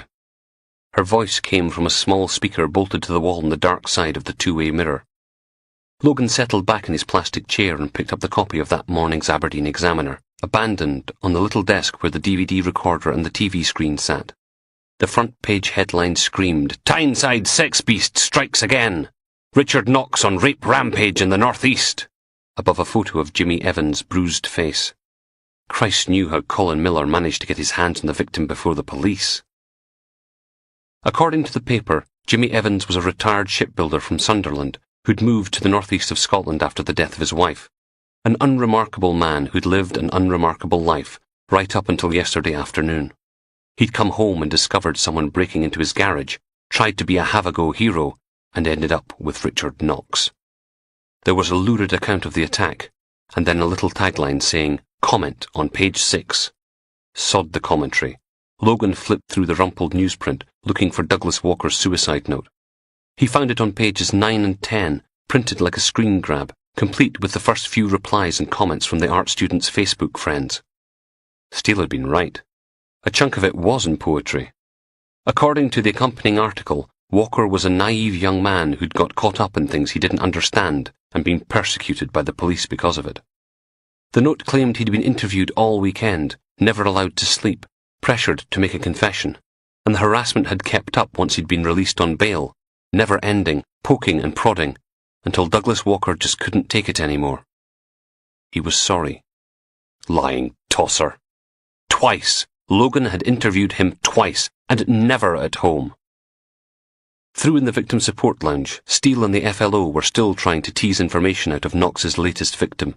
Logan pulled out his phone, grimacing as his fingers touched the evidence bag with his puke-stained notebook in it. He pulled that out too and dumped it on the desk. Should really throw the thing out. But it had Douglas Walker's statement in it, his handing over of the hold-all full of counterfeit notes, and his agreement to come into the station voluntarily. All the stuff professional standards would need to see. He picked up his new mobile and called Colin Miller. "Lads, foo's your news, my sheep-shagging friend?" "Where did you get the exclusive?"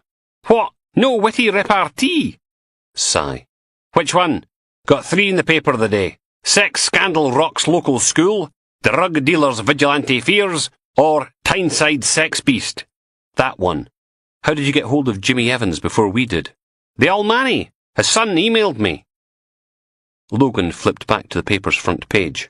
Colin's Aberdeen Examiner email address was printed under his byline.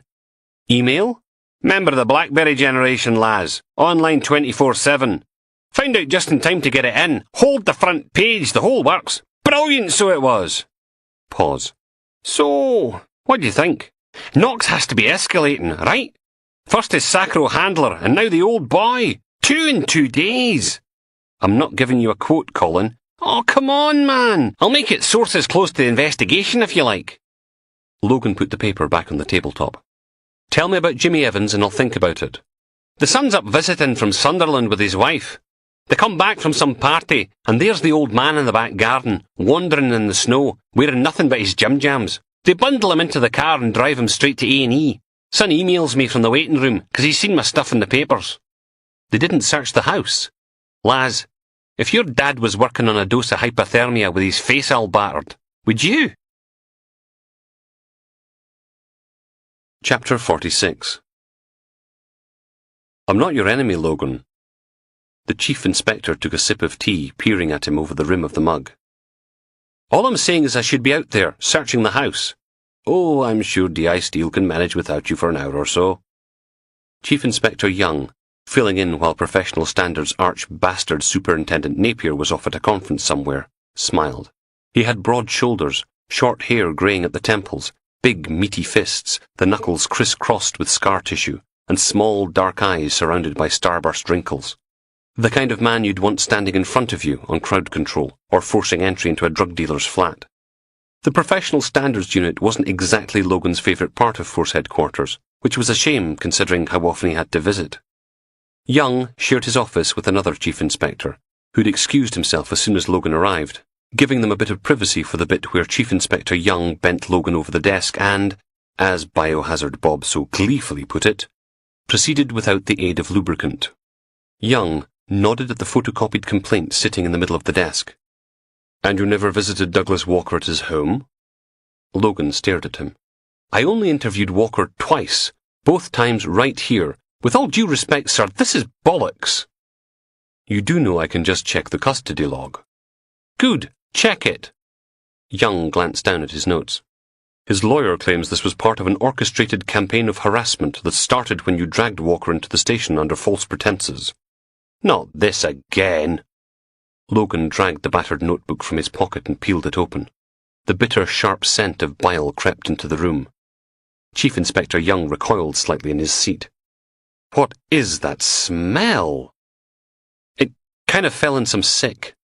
The pages were all stuck together on one side, so Logan stole the silver letter opener from the room's other desk and started flicking them apart, setting a little avalanche of pale yellow flakes free. Sunday, 31st January.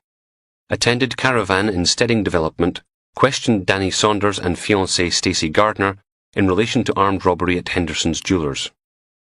Sergeant, I really don't think that's necessary. Hold on. He snicked a few more sheets loose. Saturday, 30th January. Attended incident at Richard Knox's house. Knox agitated and destroying his possessions. No charges made. A couple more and he had the declaration Walker had signed, the one saying he was coming into the station voluntarily. Look, all done by the book. Logan held the notebook out. Young backed away from the desk slightly. Any chance you can put that back in its bag? Logan did, then swept the little pile of yellow flakes left behind into the bin. I showed Walker's lawyer everything at the time. He's just chancing his arm. The chief inspector sat back in his leather chair, eyes creased, mouth working silently on something. You know, DCI Finney has asked if we would consider taking you on secondment to professional standards. Logan stared back, and he'd thought the frog-faced bastard had been joking. Did he? You look horrified. Thank you, sir. And he said Finney wants to palm me off on the rubber heelers.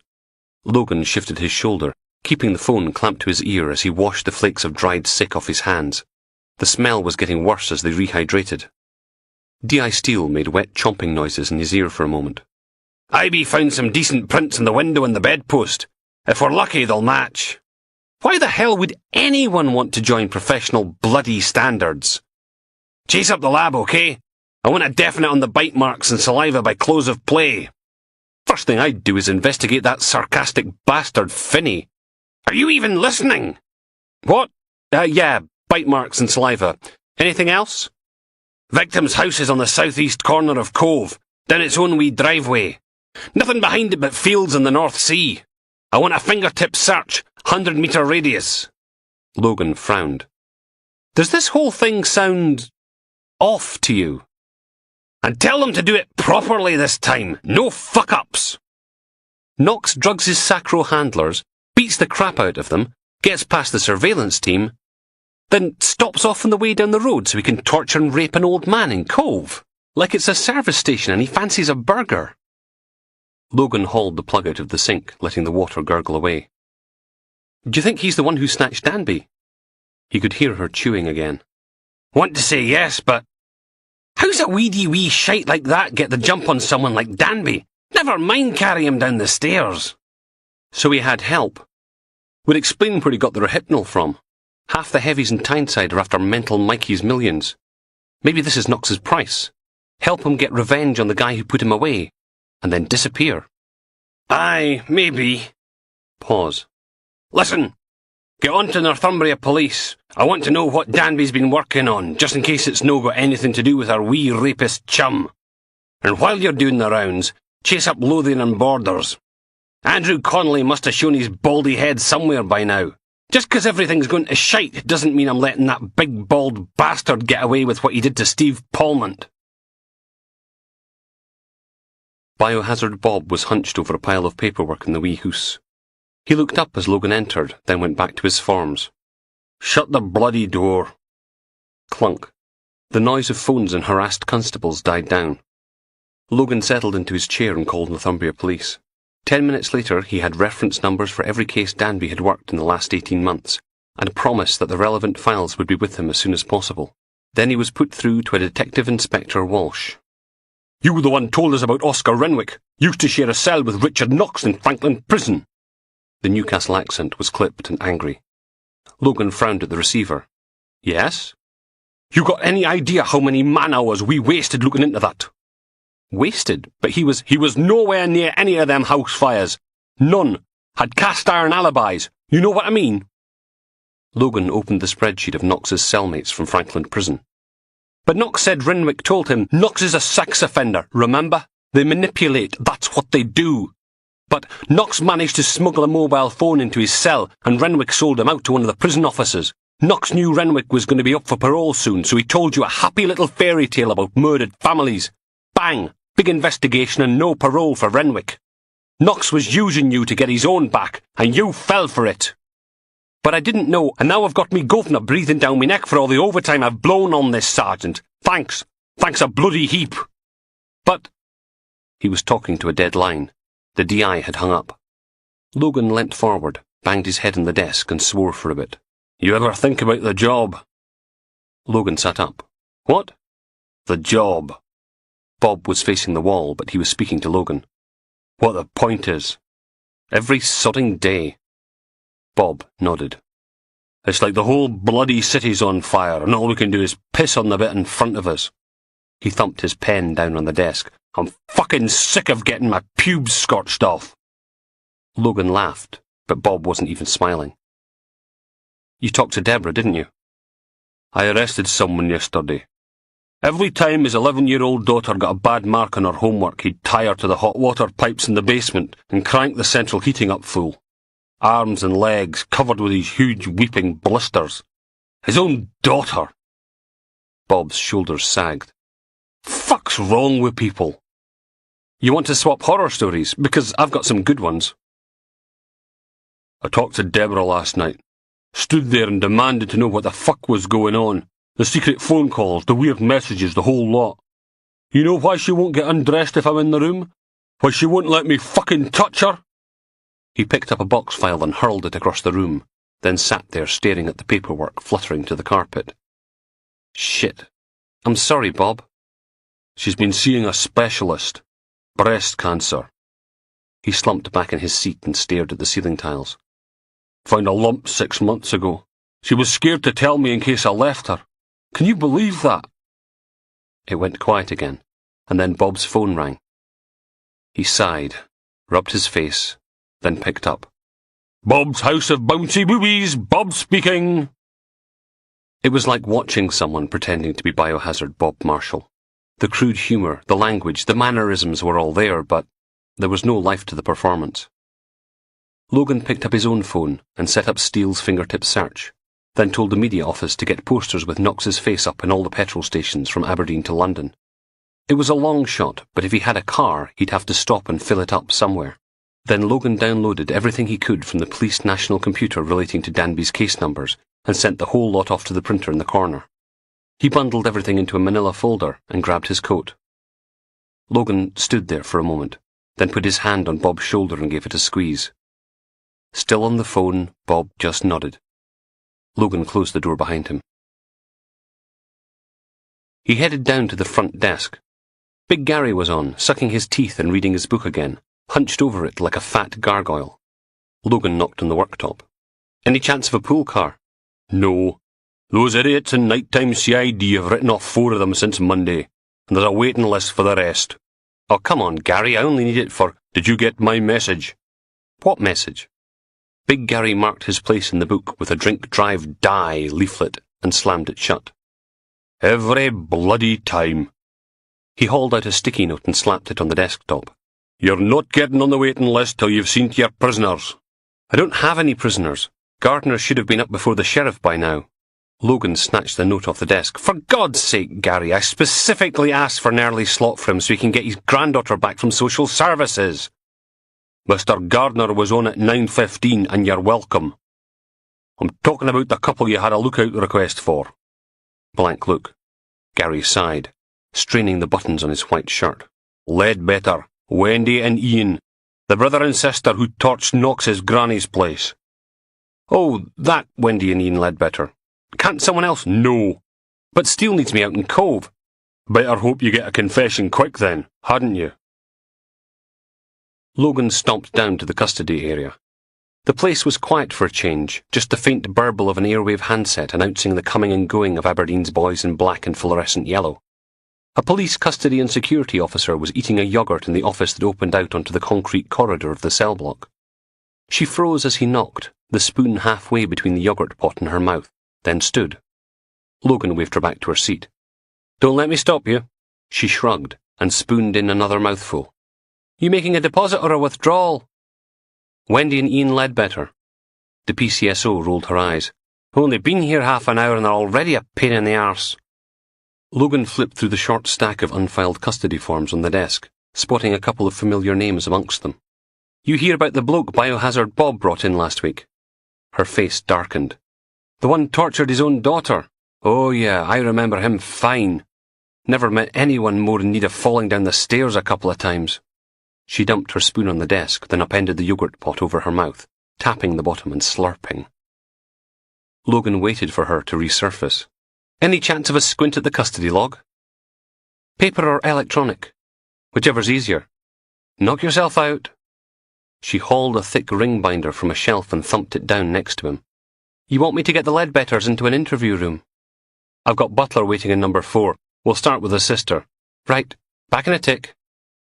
Logan opened the custody log, working back in time, skimming through the drunks and drug addicts, the burglaries and random violence. His own name appeared at 7:20 Tuesday evening, checking Alan Gardner in for armed robbery.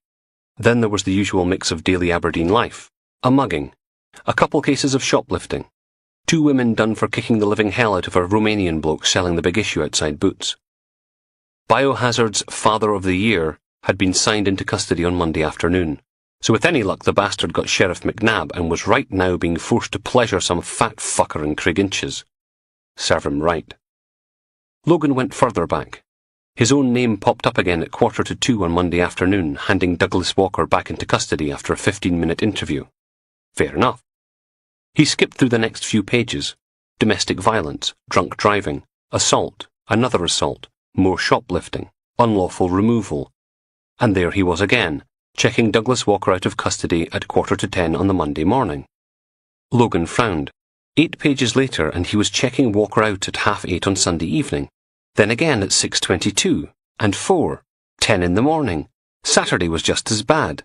17:43, 16:22, 14:12, 12:50, always against his name. He stared at the bottom of the last form. It looked like his signature, but there was no way he'd actually signed it. "Right, the sisters in 4 with Butler." The PCSO marched back into the room. "Did you know that cheeky sod D.S. MacDonald tried to grab my— This is bollocks!" Logan held the custody log up, then slammed it back on the desk. "I was nowhere near Douglas Walker on Saturday or Sunday." She pursed her lips. "Okay. Who's been screwing with the log?" She backed off a step. "Why would anyone screw with the custody log?" "Look at it!" He thrust the heavy ring binder at her. "I interviewed Douglas Walker twice. This thing has me doing it 11 bloody times." The PCSO picked her way carefully around the edge of the room, making for her desk, keeping as much distance between them as possible. "Maybe you should— Check the computer!" She smiled, but it didn't go anywhere near her eyes. "Yes, I can do that, right now. Checking the computer." Logan thumped the custody log back on the desk. "That's not my signature!" For the next 2 minutes, the only sound was the rattle-clack of fingers on keyboard. Then the PCSO cleared her throat. You know, your prisoner's been sitting in the interview room for a while now, and maybe— What does it say?" Silence. "Diabetes down as the attending officer." Chapter 47. The PCSO had fallen behind after the first 2 flights of stairs, but Logan wasn't waiting for her to catch up. He stormed down the corridor to Diabetes' office and barged through the door. It bounced off a filing cabinet with a loud clang and started to swing shut. Logan marched in. Beatty was sitting behind his desk, eyes wide, phone clamped to his ear. "What?" Logan slammed the custody log down on the desktop, hard enough to send a mug of tea spiralling to the new carpet. "What the hell did you do?" Beatty shrank back. "I'm on the phone." "You're going to be on your arse in a minute." The PCSO's voice came from the open door behind him. "I told you he'd taken it." Then a man. "Sergeant McRae, would you care to explain yourself?" Logan didn't need to look around. He knew it was Chief Inspector Young from Professional Standards, which meant he was probably already screwed.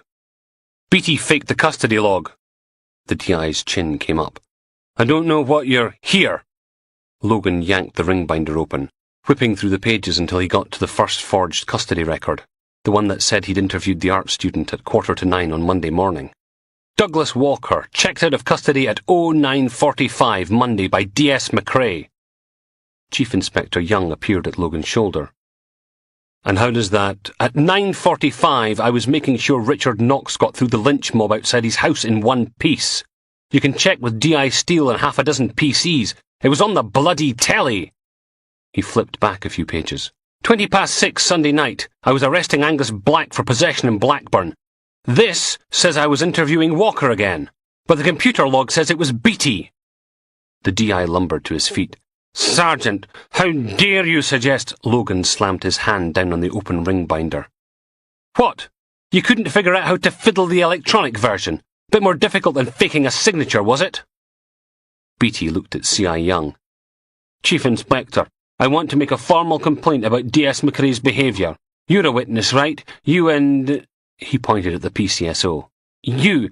He threatened me, and I'll do more than bloody threaten you!" He lunged, but Young was faster, wrapping one of those huge scarred hands around Logan's arm. "I think we should all calm down, don't you? He tried to attack me. You saw him." Logan had another go, but Young's grip was solid. And then everyone froze as DCI Finney appeared in the doorway. "Tell me, gentlemen, am I running a CID department or a playground for badly behaved children?" Silence. Logan tore his arm out of Young's grip, pointed at Beattie. "Tell him what you did. D.S. McRae is being abusive and threatening. You lying bastard!" Young had to restrain him again. Beattie backed away. "I want him brought up on charges, and that's enough!" Finney's voice made the paintings rattle on the walls. "You will both behave like professional police officers, or I'll suspend the pair of you." He checked his watch. "Chief Inspector Young, would you be so kind as to escort D.S. McRae back to your office for a small chat about appropriate workplace behaviour?" He turned to face Logan and Beattie. "And I'll expect both of you in my office at 5 this evening, when we shall discuss your conduct. Do you understand?" Logan stiffened. "Sir?" "Sir, it's not my fault. He barged in and—" "Do you understand, Inspector Beattie?" The beardy idiot deflated a bit. "Yes, sir." "We've got a rapist on the loose and a missing detective superintendent. I suggest you redirect your energies to getting out there and bloody well finding them." Then the head of CID turned a thin smile on the PCSO. "And Marie, I hate to be a stick in the mud, but the custody log is not supposed to leave the custody area." Pink crept up from the white collar of her shirt. "But don't let it happen again." "We didn't do nothing." Wendy Ledbetter folded her arms across her chest. The white Tyvek SOC suit they'd given her to wear, while her own clothes were being examined, made rustling noises as she shifted in her seat. Up close she looked older than he'd been expecting, her face hard and cold, scowl lines already beginning to etch themselves around her eyes and mouth. "I am now showing Ms. Ledbetter Exhibits 3, 4, 5 and 6. Logan laid the photos out on the interview room table, starting with the figure throwing the petrol bomb, then moving on to the reference shots of Wendy and her brother Ian in the crowd outside Knox's home. She shrugged. "Could be anybody. Got the face covered like." "We found traces of petrol on your jacket, your gloves, your jeans and your shoes, Wendy. See, petrol's funny that way. It's like glue. Sticks to everything. Maybe I was filling up me car, had a bit of an accident. Ever think of that?" Logan packed the photos away again. "Fine. Lie. See if I give a toss." He stood. "We've got you on camera, we've got witnesses, we've got forensics, and we've got motive. You want to play the hard nut? Go right ahead. See how much it helps when you're banged up for 8 years. He glanced over Wendy Ledbetter's shoulder to where PC Butler was leaning against the wall. "Get her out of here. We'll do her brother for conspiracy, then we can all sod off to the pub." Butler stepped forward. "Up." She didn't move. "Ian wasn't involved in nothing." "Yeah, right. He's an innocent little lamb with—" Logan flicked through the file. "Look at that. 18 counts of criminal damages, 6 public order offences, and 4 warnings for sending threatening letters. He looked at Butler again. Cells. I said on your feet. Who says Ian had anything to do with it? Knox didn't just rape our grandad, did he? Loads of families up for doing him a bit of harm. Yeah, well, you're the only ones in Aberdeen, so shows how much you know. She rapped her knuckles on the chipped formica. Seen at least 2 others outside Knox's house. Could have been any of them, like. You really expect me to believe... Logan trailed to a halt, then pulled out the photos and laid them out on the tabletop again, along with all the others he'd printed off, until there was just a big sea of angry faces staring up into the interview room. Prove it. Ledbetter sniffed, then leaned forward and stared, her hard green eyes sweeping back and forth. Him? Her finger jabbed a pale-skinned older man in a leather jacket, red Man U scarf around his neck, mouth open, shouting something. Lo, or lovey, something like that. Knox raped his dad. 30 seconds later she'd picked out another one, a heavy-set woman snarling beneath a Die Knox Scum placard. No idea what she's called. Logan waited, but she couldn't pick out anyone else. Wendy Ledbetter scowled at him. Our grandad was a good man, and that sick bastard tortured and raped him. You let Knox go, and now he's out there, doing it to other families. She finally got to her feet. They should have killed him in prison. More than he fucking deserves. And she was probably right. While Butler was sticking Ledbetter back into custody, Logan apologised to Marie, the PCSO. Sorry for nicking her custody log. Sorry for getting her into trouble with Finney. But mostly he was sorry for not breaking Diabetes' nose. Butler was waiting for Logan outside the cells, running a hand through her short, spiky blonde hair. You want me to go get the brother now? Logan shook his head. One mental family member at a time is enough for me. We need to go and... Logan frowned. He pulled out the plastic bag with his crusty notebook in it, snapped on a pair of latex gloves and picked through the sour-smelling pages. Something about mental family members. Sarge? I said, where are we going? Oh, Cove. Gotta help D.I. Steele search for signs of Knox. Butler wilted slightly. Oh, God. Not more tramping about in the snow. Might have to make a little diversion on the way. Nip upstairs and get us a pool car, will you? She stomped off as he worked his way backwards through the notebook, looking for his visit to Danny Saunders' caravan. Then Logan went into his other pocket for the pilfered CV he'd been scribbling notes on since yesterday afternoon, and compared the two. He closed his eyes and groaned. What a bloody idiot. Logan's rusty Fiat bumped to a halt outside the part-completed steading. PC Butler hauled on the handbrake and killed the engine, then sat there, looking at the peeling steering wheel, the dented dashboard, the passenger side window covered in a patchwork of black plastic bag and duct tape, the buckled bonnet. Bet you pull all the girls in this thing. Should have tried harder for a pool car then, shouldn't you? I was doing fine till I told Big Gary it was for you. Logan peered out through the chipped windscreen. Danny Saunders had managed to cover all the roof joists with a skin of marine ply. Right now he was balancing at the top of a long ladder, nailing battens down over some sort of black material. Like driving an oil tanker. You never heard of power steering. Lucky the damn thing's still going at all. Especially after being shunted into a ditch by a dirty big transit van. At least the duct tape and string was still holding the bonnet in place, though the engine had developed a worrying burning smell to go with the growling exhaust. Logan clambered out onto the crunchy snow. The sky was a bright blue lid with dark grey clouds massing over the North Sea. Probably going to be another horrible night, especially if DCI Finney had anything to do with it. The lecture on not attacking your colleagues from Chief Inspector Young had been bad enough, but the one from the head of CID would be a lot worse. Logan slammed the car door. Standing on top of the ladder, Danny flinched, the hammer in a plastic pouch of nails skittering down across the marine ply, then off the edge of the roof. Ah, shite! He turned, the expression freezing on his face when he saw who it was. Logan picked his way through the snowy tufts. Morning, Danny. I didn't rob that jeweller's on Huntley Street.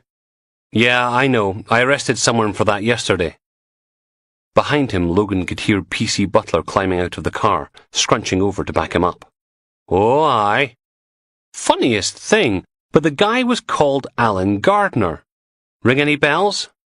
Danny coughed, then glanced over the ridge of the steading roof at the moss-streaked caravan, just visible around the corner. Never heard of him.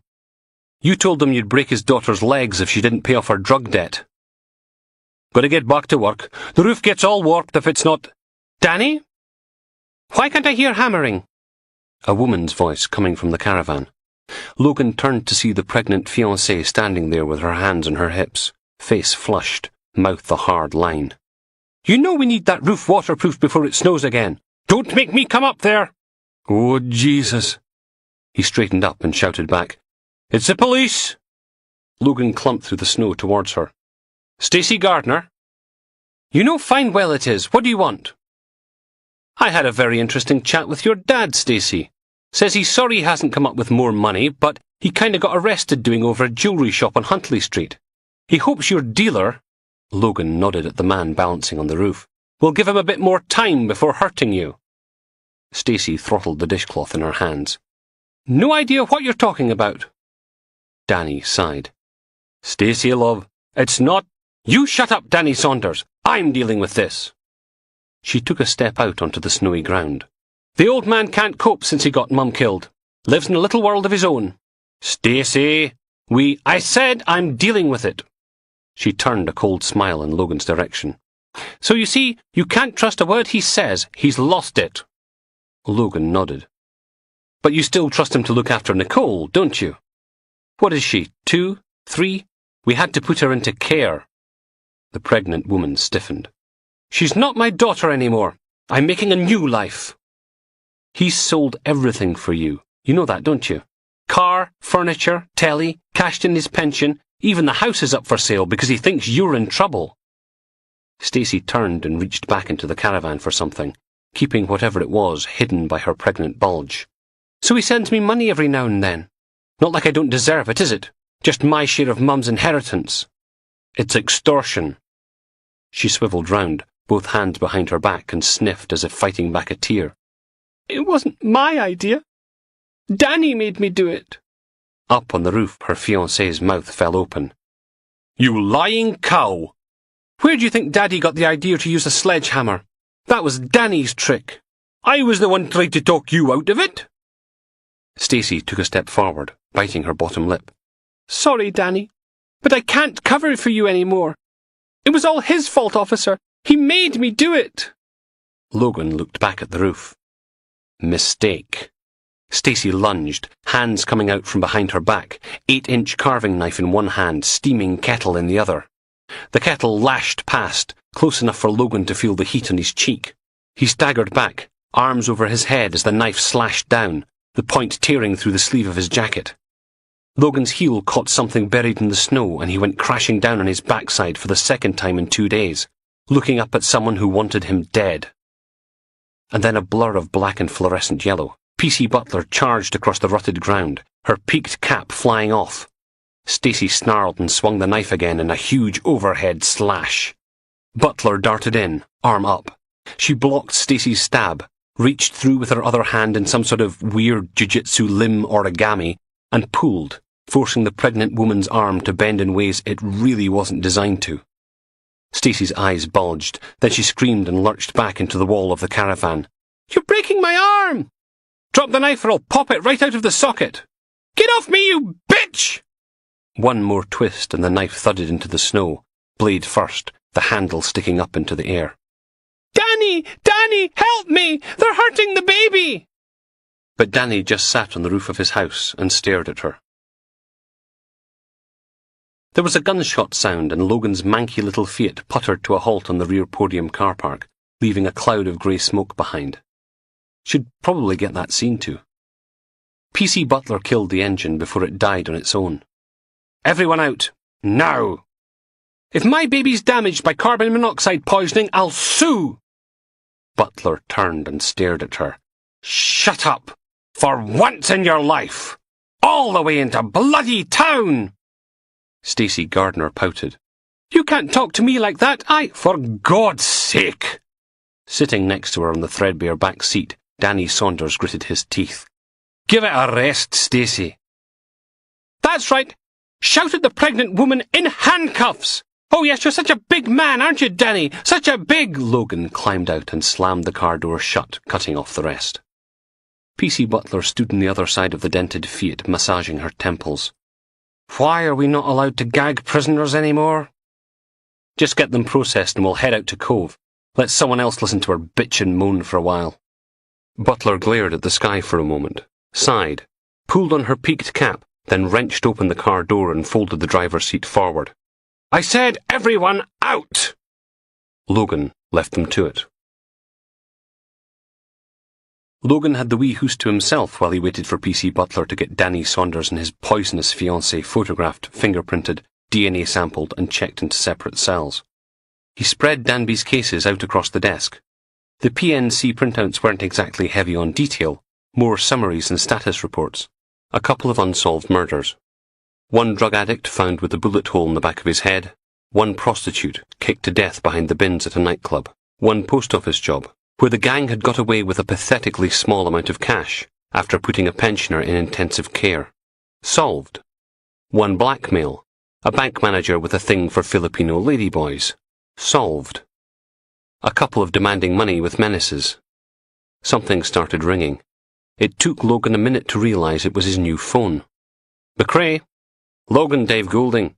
Just heard back from your CSI boys about the old man who was attacked last night." Might have known the psychologist wouldn't mind using the wanky Americanism. "What about him?" Logan kept on reading. The last report in Danby's file was a drug seizure, a shipment of heroin and cocaine smuggled in through the International Ferry Terminal in North Shields. Estimated street value of $1.6 million. Knox didn't rape him. He bit him, he tortured him, he beat him, but there's no sign of penetration. According to the summary, 3 men were due up in court in 4 weeks' time, all of them connected to Mental Mikey Maitland's operation. God rest his soul. So it's exactly the same as the Sacro handler, Harry Weaver. I thought it might be because Weaver wasn't old enough, didn't fit the victim profile. But I'm beginning to wonder if Knox might be impotent. Logan skimmed the list of charges. That's a good thing, isn't it? Causing pain is how Knox achieves arousal. It's what gets him off. If he can't get an erection, he's just going to try harder. The next victim's probably going to end up dead, and it won't be quick either. Logan stopped reading. Not so good after all. Any ideas where he's heading? There was a pause.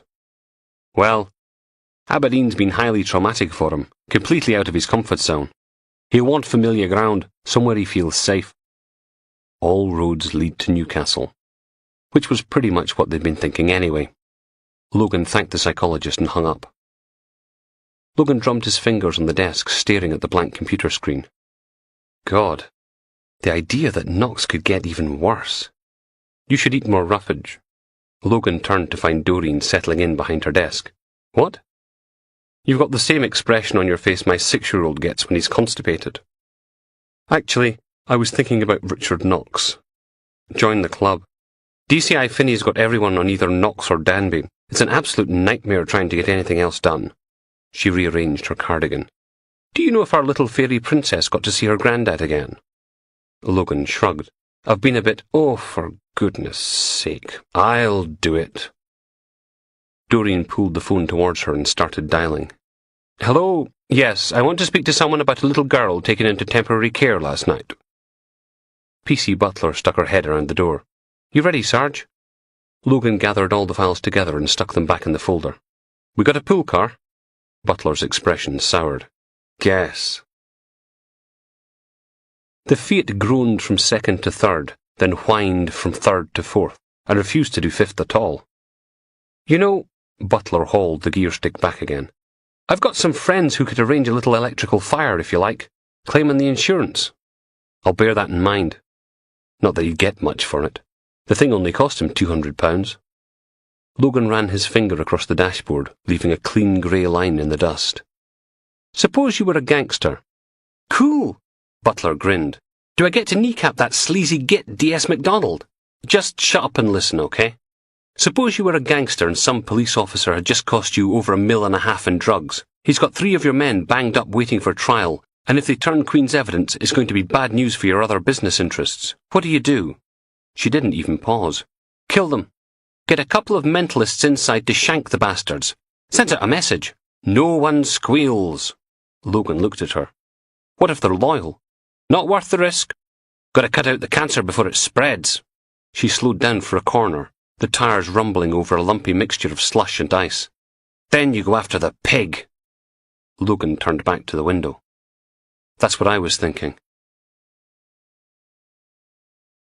You awake yet, babe? Dunno, think he's faking it. One way to check. Pain lances through Detective Superintendent Graham Danby's nipples. His eyes snap open and he roars. Or tries to. There's something over his mouth, something over his head making everything dim and muffled. He rocks back and forth, fire burning across his chest. Gotta love the titty twister like. Fucking hell, that hurts. Then the woman's voice is back again. Hello, sweetheart. Remember me? Graham tries to shrink back, but he's sitting on something. Can't move his arms or legs. A chair. And it's freezing in here. He'd been wearing the white fluffy dressing gown he'd found in the hotel room wardrobe, the one with the matching slippers in the little plastic bag. But now he feels a biting draft on his bare stomach and thighs. Isn't even wearing any underwear. He's tied to a chair, stark bollock naked, with a bag over his head. With her. Graham tries to sit up, to bring his chin up. Not to tremble. You've been a naughty boy, haven't you, Danby? A man's voice, Newcastle accent. And then a fist slams into Graham's stomach, wrenching him forward. Or as far as he can go with his wrists tied to the seat. He tries to breathe through the aching stabs, air whistling in and out through his burning nose. Everything smells of burning copper. You see, babe, we know what you've been up to, you and your pet rapist. Oh God, don't be sick. Be sick and you'll choke. Choke and die, naked tied to a chair with a fucking bag over your head. Slowly, he hauls himself back up, eyes scrunched tight shut, swallowing it down. Neil, do the honours, will you, darling? I hate questioning someone when I can't see their eyes. Fumbling, the whoosh of fabric against his face, then a cool draught of air. Graham opens his eyes, blinks, looks down at his pale naked body, the big dent in his right leg where the bone poked through years ago. That's better, isn't it? Julie. She hasn't changed much since last time, still wearing the same cowgirl jeans and boots combo, that polished razor blade smile. Someone looms into view over his shoulder. Elvis Quiff, big nose, tufty eyebrows. Afternoon, Gov. Sitting comfortably. Elvis has a tartan pillowcase in his hand. He drops it to the floor. Julie pulls up a chair, wrong way round, and straddles it, smiles down at Graham's crotch. Didn't think it was that cold. He tries his best senior police officer glower, but she just laughs. Neil? A fist slams into the side of Graham's head. Ringing in his ears, the taste of blood, lights flashing on and off, then a throbbing ache. Now, babe, you need to think really hard about this, because if you get the answer wrong, you lose 10 points and we move on to the water round. And trust me, you won't like the water round. Understand? Graham stares at her, then nods. Good. Neil, you can take the gag off. A harsh ripping noise, eye-watering agony. Fuck! Elvis holds up the duct tape, grinning. Got half his beard off in one go. Can we do his eyebrows next? Bastards! Breath hissing through gritted teeth. Okay, babe, here's your starter for 10. He can hear her chair scraping closer. Where's Richard Knox? No, I can barely hear you. Logan stuck his finger in his ear as they jutted up the hill past the truncated concrete pyramid of the Shell building, heading south. A massive 18-wheeler passed them in the outside lane, sending filthy grey-brown spray all over the car, the windscreen wiper struggling to clear it, leaving 2 diarrhea-coloured rainbows across the glass. I said, where the bastarding hell are you? Nig roundabout. Should be with you in 10 minutes. If the car didn't die by then. Listen, I found a possible motive for abducting Danby. $1.5 million and seized. I don't care. Just got a call from Susan. She's got these stomach cramps. Oh no. Logan swallowed. She all right? Course she's no. She's having bloody stomach cramps. Silence. What if she loses the baby? More silence. I'm sure she'll be fine. It'll all be fine. That was what you were meant to say, wasn't it? Steele coughed, sniffed, cleared her throat. Sod it. I'm taking her to A&E. You're in charge. Give the search another couple hours, then wind it down. Make it look like we tried. Do you want... But Steele was gone. He was talking to a dead phone. Sod it. Logan jabbed the car's cigarette lighter with his thumb, and when it popped up he pulled a cigarette from the packet and soaked it into life. Butler immediately started making pantomime coughing noises. Fine. Logan ground it out in the overflowing ashtray. Happy? Bad enough I've got to drive this rattletrap without catching your second-hand smoke. Just drive, okay? The gritters were out in force, 2 of them taking up both lanes of the dual carriageway, huge rusty yellow things topped with flashing orange lights, strafing the road with salt and sand. All the cars hanging back to avoid having the paint battered off their bonnets. Butler took the second exit at the next roundabout, heading into Cove, weaving through the suburban streets for the southeast corner. Jimmy Evans' house sat on its own at the end of a long, rutted driveway, potholes and ice making Logan's tatty little feet slither and jerk as Butler got them as close to the brightly lit house as possible. A series of patrol cars and police vans snaked back from a snow-covered driveway, blocking the lane. We'll have to walk from here. Sunlight speared down from a crystal blue sky, making the fields glitter, the snow crunchy underfoot, the sound of dogs and police chatter ringing in the crisp air. The police search advisor met them at the front door, scratching an armpit. With thinning, scraggy blonde hair and a pointy nose, he looked a bit like a meerkat with mange. So, he squinted at Logan. It true you're in charge now? That a problem? Hey, long as you sign off on the overtime, I'm happy. He held out a stack of reports and Logan flicked through them. You want to summarise this for me? More scratching. No sign of knocks anywhere. There was a shock. IB? The pulsar took his hand out of his armpit for long enough to point at a familiar filthy transit van. Still doing the guest bedroom. Family's cleared out, so we got the run of the place. Door to doors? He blinked, then did a slow 360-degree turn, staring out at the snow-covered fields. There's no one living anywhere near, if you don't count the sheep, so... Back there, where the lane joins the main road, there's houses overlooking the entrance. They might have seen a car coming or going. The rest of Constable Meerkat's face turned as pink as his nose and ears. Ah, okay, I'll get that organised. The Airwave handset clipped to Butler's shoulder started bleeping and she moved away a couple of paces to answer it, then came back and handed the thing to Logan. Control, McRae. Aye, hold on. Putting you through. Click. Sergeant, it's Dr. Frampton. We met at the Steve Palmont crime scene. Yes, I remember. I tried getting in touch with D.I. Steele, but it seems she's unavailable. Yeah. According to the paperwork, there wasn't so much as a footprint beyond the back garden. We got a result from the soil sample we took yesterday, from the flat where Knox escaped. A footprint just inside the hallway? Uh-huh.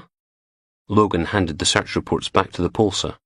Steele was right. The search was a waste of time, but at least it looked as if they were doing something. Knox was long gone. We ran it against the National Soil Database, and there's about a dozen places it could have come from in Aberdeenshire. I've emailed the results to you. Hold on. He pulled out the scrap of paper he was using as a surrogate notebook and pinned it to the roof of the nearest patrol car with the side of his hand, pen poised. Want to give me the edited highlights? Pause. The sample has a pH of 5.5 and carbon sitting around 3.6%. Add in silt at 11% and that makes it Cairn Robin. You see, the general SSKIB values for soils like these, place names. Honestly, it'll be quicker if you just give me place names. Oh, I see. She cleared her throat. Yes, well, Cairn Robin is a pretty small series. There's only 395 hectares in the whole of Scotland. In isolated pockets around Cove, many Howths, and near the mouth of Eithne at the Sleek of Tarty. Logan crabbed them out on the paper, then put his hand over the mouthpiece, leant over to the pulsar. Any signs of a break-in? Back door. The lock's been gouged with a screwdriver. He went back to the call. Time. You see, a soil sample is like a fingerprint. Thanks, Doctor. That's great. I'll be in touch. He hung up before she could launch into anything else. Logan stood there, tapping the handset against his chin. Butler raised an eyebrow. Something? He turned to the Pulsar and slapped his hand on the roof of the patrol car. You got keys for this? Turned out it wasn't even locked.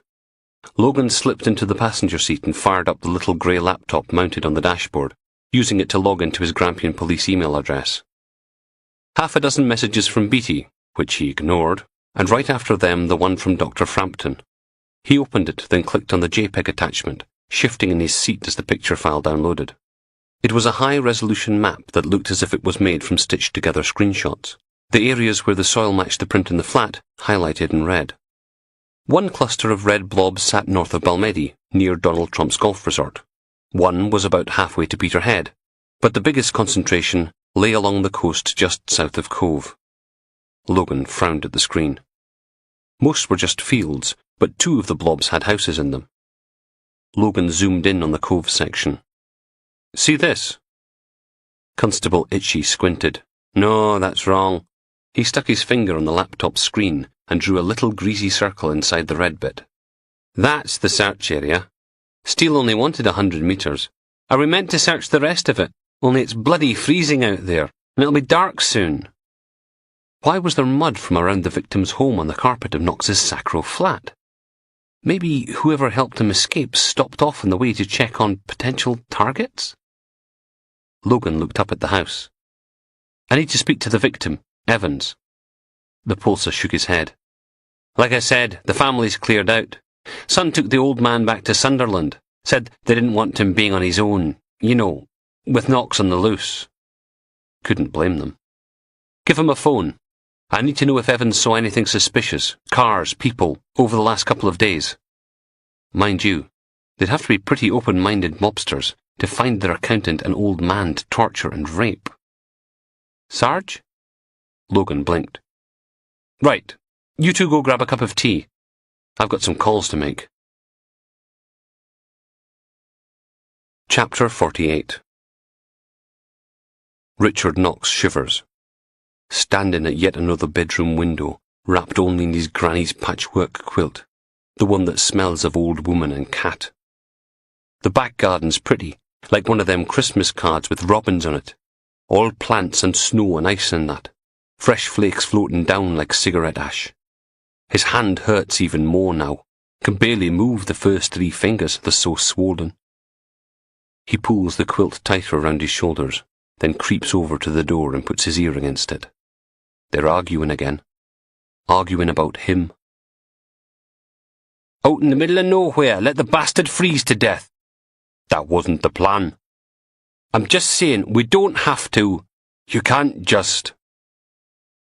Richard goes back to the window, gives the sash a one-handed tug, even though he knows it's locked. What's he going to do? Jump down into the garden, clamber over the back fence and run away into the snow with his cock hanging out and a quilt round his shoulders, like a pervert playing Batman? The big bloke with the grey hair's right. He'd freeze to death. So instead, Richard settles back on the edge of the bed and clutches his granny's old Bible to his naked chest. He sniffs, wipes his nose with the palm of his good hand, then smears the silvery slime on the bare mattress. At least it's stopped bleeding. Not exactly what he'd had in mind, is it? Naked in some strange bedroom, waiting for them to decide how they're going to make him suffer. 3:10, yesterday morning. There's a knock at the door. Richard stands there in the bedroom of his little Sacro flat, eyes closed, swearing, then hauls his trousers up again. Mood's ruined now. He gathers his things, the quilt Granny Murray made, the suitcase with Grandad Joe's clothes in it, the plastic bag. Lying on the bed, Harry just cries. Richard hauls everything he owns to the front door and opens it. There's a man standing in the corridor outside. Pale leather jacket, black ski mask over his head, sawn-off shotgun in his hands. Very sinister. Richard hands him the suitcase. You're early. Someone else steps up, done up in IRA chic like his mate. Where are they? You can put the guns away. I've taken care of me minders. Now a fist slams into Richard's stomach. His knees give way and he thumps to the carpet, arms wrapped around his aching innards, breath coming in ragged gulps. No, this wasn't the deal. This isn't right. The first man shoves past, and his mate steps up and kicks Richard in the chest, hard enough to flip him over onto his back.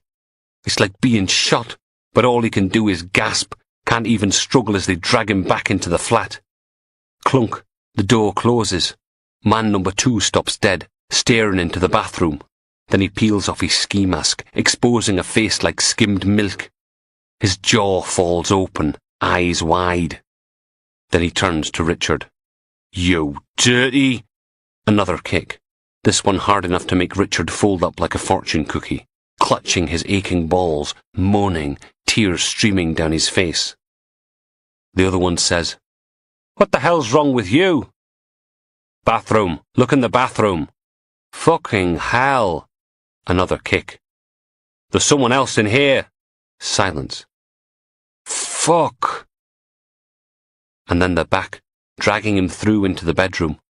Look what you've done, you sick piece of shit! A punch in the kidneys, making him squeal, then another one. Fucking hell, Evans, is he? They cluster around Harry, still tied to the bed, naked, face down with his pasty backside propped in the air. Richard closes his eyes, grits his teeth, then forces himself over onto his stomach. Waves of fire ripple out from the small of his back, groin aching, chest burning. Get out of here, now, arm over arm, crawling along the oatmeal-coloured carpet. Hey, get back here, you little sod! Rough hands grab him, haul him back towards the bed and Harry's naked body. This what gets you off, is it?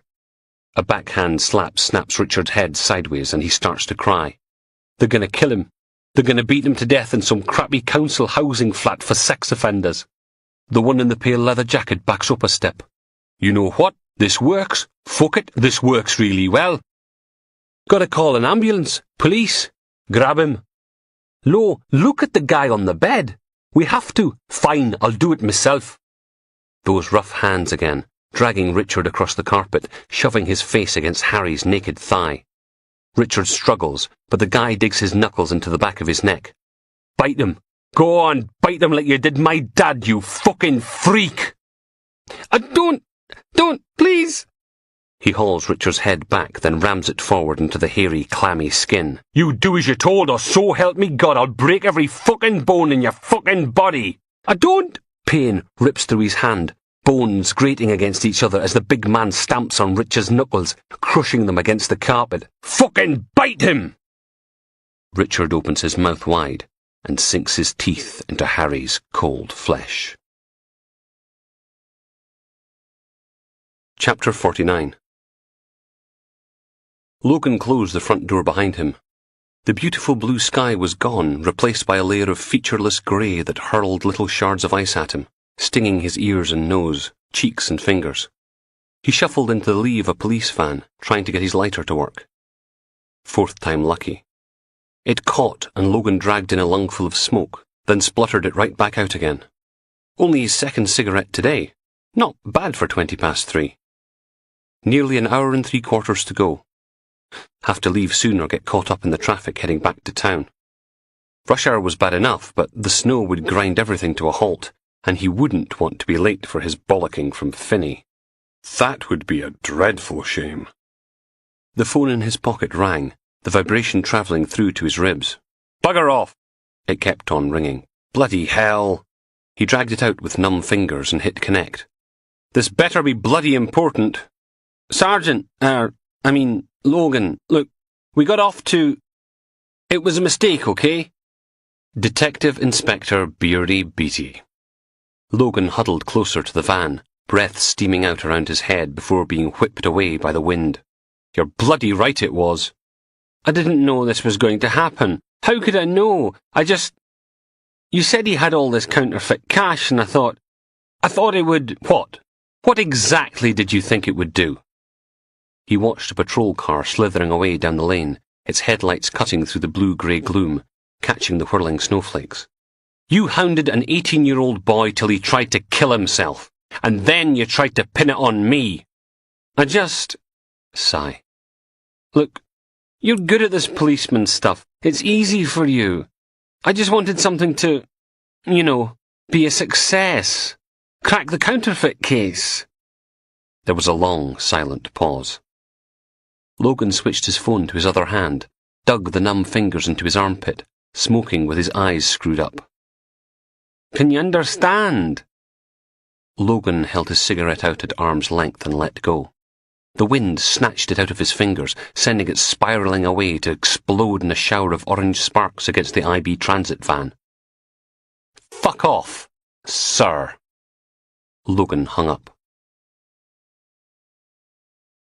Richard Knox stands at the window, staring out into the falling snow. He shivers, watching as the car pulls into the driveway. The house is one of them farm building conversion things, all natural stone, wood floors and exposed beams, when what you really want is proper insulation, carpets and central bloody heating. The huge black Range Rover lumbers to a halt, blocking the other cars in. There's a pale grey Mercedes, a big black people carrier, and a little Clio. It was the people carrier they'd used to transport him about, from the Sacro flat to the house where he'd had to bite the old man, and from there to here, always blindfolded and gagged, trussed up like a joint of meat on the floor behind the back set of seats. Well, you wouldn't want to get your nice Mercedes all dirty by stuffing a registered sex offender in the boot, would you? The Range Rover's doors open and a small woman gets out, standing in the snow looking around. Oh, God. It's her. Richard shrinks back, hiding behind the curtain, peeking out around the edge. Her sidekicks climb out, stomp round to the back and open the boot. Then they haul something out onto the ground. It's a man, big, wearing nothing but a dirty toweling dressing gown that flaps in the wind, hands fastened behind his back, something tartan over his head. So, they got Danby after all. It's almost enough to make Richard smile. They drag the DSI to his feet, then towards the front of the house. Down the hall, Richard can hear the gang still arguing about what to do with him. The doorbell's harsh artificial dring echoes through the house. Ever it is, just get rid of them. Dring! All right, I'm coming. That's Matt, the big man with the grey hair. Richard presses his ear against the door. Muffled sounds. A clunk. Matt says, "We're not," a painful grunt. A thump. "Matt, for Christ's sake, can you not just—" "Who the hell?" And then that estuary English accent. "Go get him." "I don't know what you think you're doing, but I'm calling the police. I said go fucking get him. Knox, here, now." Logan's little Fiat made a grinding, rattling noise. "You hear that?" Butler coaxed them around the roundabout and onto South College Street. "That's the sound of the transmission eating itself." There was a bang, and another cloud of grey smoke spiralled out into the dark afternoon, but the car kept on going. He dug out his phone. Should really call Steele and find out if Susan was okay. Might not have her mobile on, though, not in the hospital, and what if it was bad news? He called FHQ instead and asked for Constable Guthrie. There was a pause then. "Hello? Have you got that info I asked for?" "The old bloke got attacked, the one from Cove." "What about him?" "Did a full background check like you said. Get this. According to a DS from Sunderland, his brother was one of Knox's victims. Almost went to trial, but the brother backed out after a visit from a couple of local heavies. Talk about your unlucky family, eh?" About to get even unluckier. "What about the man in the picture? Lowe?" "Yeah, Bruce Lowe. His dad went missing for a week. Turned up covered in bruises and bites. Wouldn't talk to anyone. Ended up in a psychiatric care home. Died of bronchitis 8 months ago." Butler hooked a left onto Portland Street, bypassing the long queue of traffic waiting at the lights, the Fiat towing a growing pillar of smoke behind it. Even in a dying car they'd made pretty decent time. It wasn't even 4 yet. "Did you do the property search?" "Yeah, but it's not—" "Oh, hold on, just come in." "What's it say?" "Dear Constable Guthrie, blah blah blah. Right, Bruce Lowe bought a converted steering about half a mile outside Newborough 3 years ago."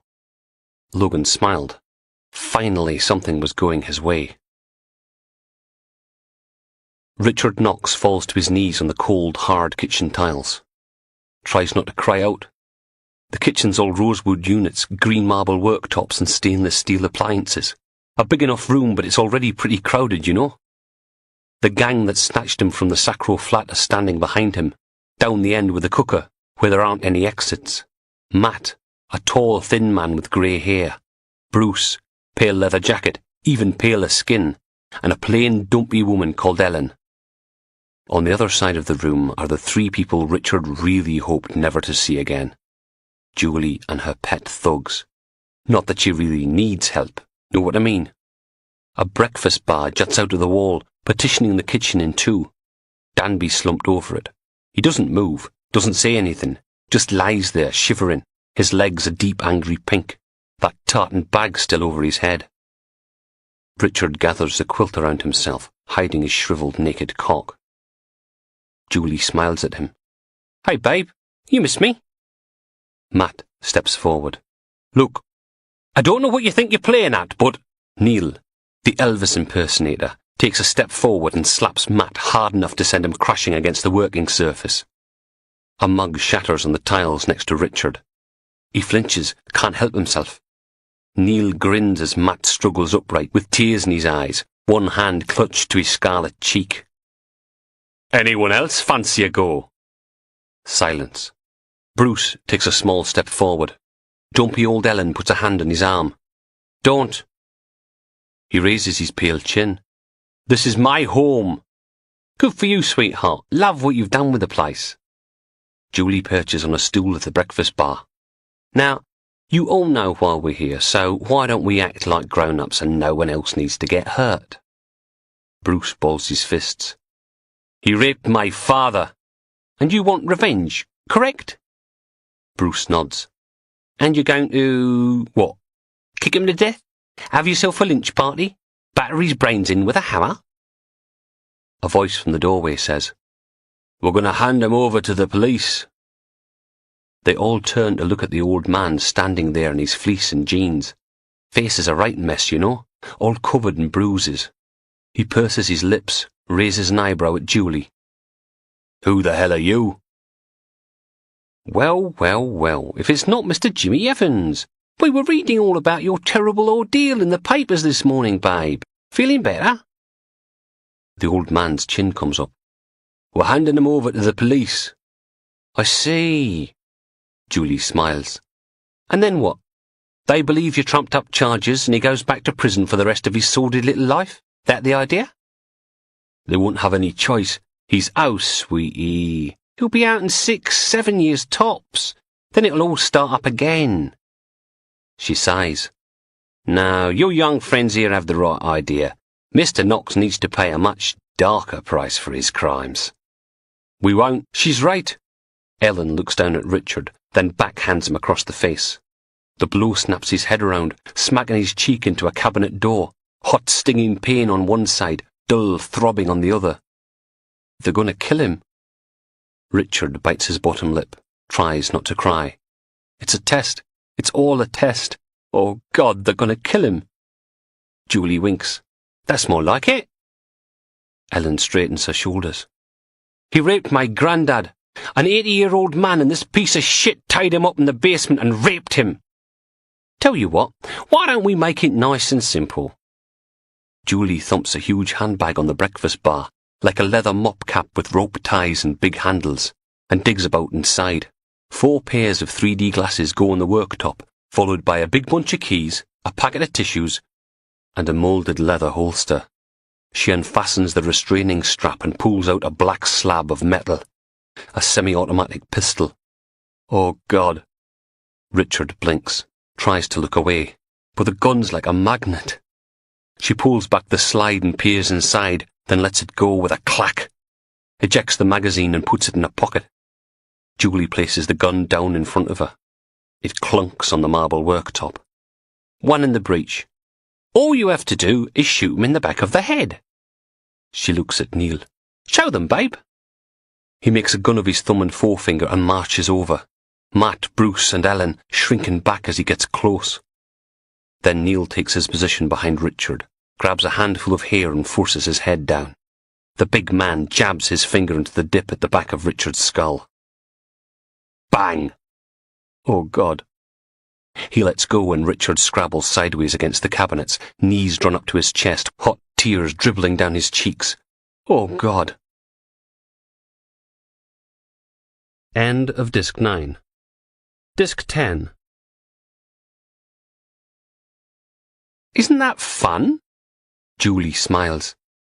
Best thing is, because it's a 45, when it comes out the other side, it'll take most of his face off. Ellen licks her lips, looks from Richard to the gun, then up to Matt. You do it. He rubs at the angry red handprint in his cheek, looks up at his dad, then drops his eyes. Bruce? The old man bangs his hand on the wall. This isn't right. You're not in charge anymore, Evans. Bruce holds out his hand. I'll do it. Excellent. Tony, get the patio doors, would you, babe? Don't want the nice man getting brains and bits of skull all over his nice new kitchen. Tony, the one who doesn't look like Elvis, hesitates a second, then does what he's told. Cold air floods the room. The security light comes on at the back of the house. The garden's almost featureless, an expanse of crisp white. The trees and bushes bent under the weight of snow, more flakes swirling down from the dark sky. Oh, God! Please! Neil grabs Richard's arm. No, please! God, no, please! Richard snatches at the cabinet handle, holding on, knuckles going white. He stares at the old man. Don't let them do it! But Jimmy Evans just turns his back. Please! Neil kicks Richard in the ribs. He screams but doesn't let go. Please! You... His head jerks backwards and hot copper fills his mouth. A ringing noise followed by a wave of fire. He lets go.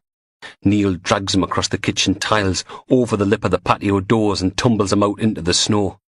So cold against his naked skin it burns. Richard scrabbles to his knees, hands clasped in front of him, tears and snot running down his face as they form a circle around him, looming. He chokes back a sob. Please! Please! I didn't mean it! You don't have to! Shut up! Julie holds the gun out to Bruce. There you go, babe. Just like we showed you. One shot to the back of the head and it's all over. We'll even help you get rid of the body. Bruce takes the gun. Oh, God. Please, it wasn't my fault. I've changed. I'm not like that anymore. Bruce scuffs through the snow until he's standing directly behind Richard, then grabs a handful of hair and forces his head forward. Something hot runs down Richard's frozen thigh, steaming in the frigid air. Please don't do this!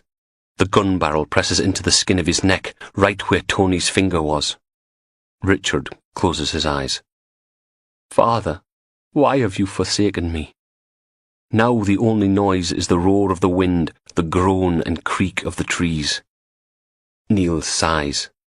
Some down today would be nice, like. I don't think I shoot him. The fucker raped you, old man, do it! The barrel presses harder into Richard's skin. Neil's screaming now. Kill him! Silence. Then Julie says, Not so easy, is it, Bruce? Bruce drags in a huge breath and sobs. I want to. I really want to. But I can't. The barrel drifts away and Richard falls forward, vomiting into the snow. Oh, thank you. Thank you, merciful God. Thank you.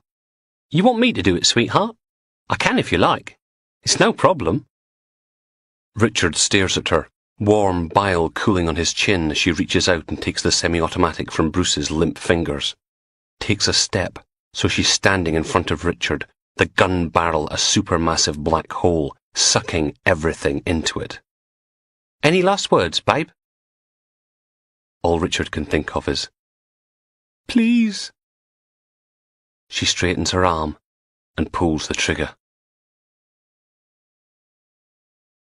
Chapter 50. Logan's Fiat gave one last almighty bang and died, jittering to a halt on Queen Street. PC Butler pursed her lips, pulled the keys out of the ignition, and pointed through the windscreen. You want to get out and push? FHQ loomed black and grey up ahead, all the windows shining bright through the swirling snow, less than 200 feet away. Almost made it. Logan shook his head. Never get it up the ramp. He climbed out into the road, lurching as the wind buffeted at his back. "Shove it to the curb." Between them they managed to push the rusty corpse to the side of the road. Butler pulled her cap down low over her ears, hunching her shoulders. "What now?"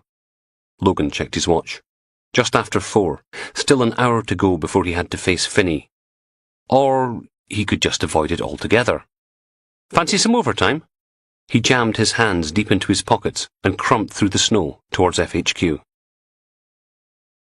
"Alpha 6-1, we've got a man who says his neighbour's killing her husband. Deansloch, Crescent, can you attend? Over." Logan turned down the police radio till it was barely audible over the car's rumbling diesel engine and the squeal of the windscreen wipers. "Still don't see how you managed to get this." Sitting behind the huge wheel, PC Butler grinned. "Trust me, you don't want to know." The police Land Rover was kitted out in full mountain rescue livery, with ladders, shovels, flares, bull bars, one of those collapsible stretchers, and a set of spotlights strong enough to give polar bears a tan. But most importantly, 4-wheel drive. 4:15 on a Wednesday afternoon, and the city was at a standstill, nose-to-tail traffic stretching ahead of them all the way down King Street, taillights and headlights making halos in the driving snow. Butler leaned over and thumbed a button. Blue and white flickered from the Land Rover's roof, then the sirens joined in. The cars in front inched over towards the curb. "That's more like it." The constable sent the Land Rover roaring into the growing gap between the 2 lanes, the traffic parting before them. Twin streams of slush and snow fountained up from the wheel arches, spattering the cars on either side of the road. Logan wasn't exactly certain this was a lights and music kind of trip, but what the hell? He was probably going to get suspended anyway. Might as well go out in style. Click. Richard sprawls across the frozen ground, screaming, arms wrapped around his head. And then he realizes he's still alive. The bullet hasn't ripped through his skull, spattering the pristine white garden with pink and red and grey like an angry Rorschach inkblot. Feeling rushes back into his body, fingers and toes burning with cold, legs and arms aching with it, his torso raw. He opens his mouth, but all that comes out is a squeak. Julie grins down at him, then looks off towards the knot of people huddled by the patio doors. "Oh, come on!" She waggles the gun at them, then reaches into a pocket and pulls out the magazine clip, slots it back into place, racks around into the chamber. "Do you really think I was going to give you a loaded gun? Might have hurt yourself." Richard shivers his way to his hands and knees, shaking so hard he can barely breathe. Bruce's head is down, his skin even paler than before, crying. "Tony, Neil, why don't you take Mr. Knox back inside and clean him up a bit?" The 2 heavies grab an arm each and drag him back into the house. Richard can't even stand. His legs aren't working. All he can do is tremble, teeth clattering in his head. Oh God, he's still alive! Through the kitchen, down the hall and into a huge bathroom all done up in black slate and glistening chrome. They heave him into a big enamel tub, then crank open the taps. Water sputters in, cold at first, then steaming hot.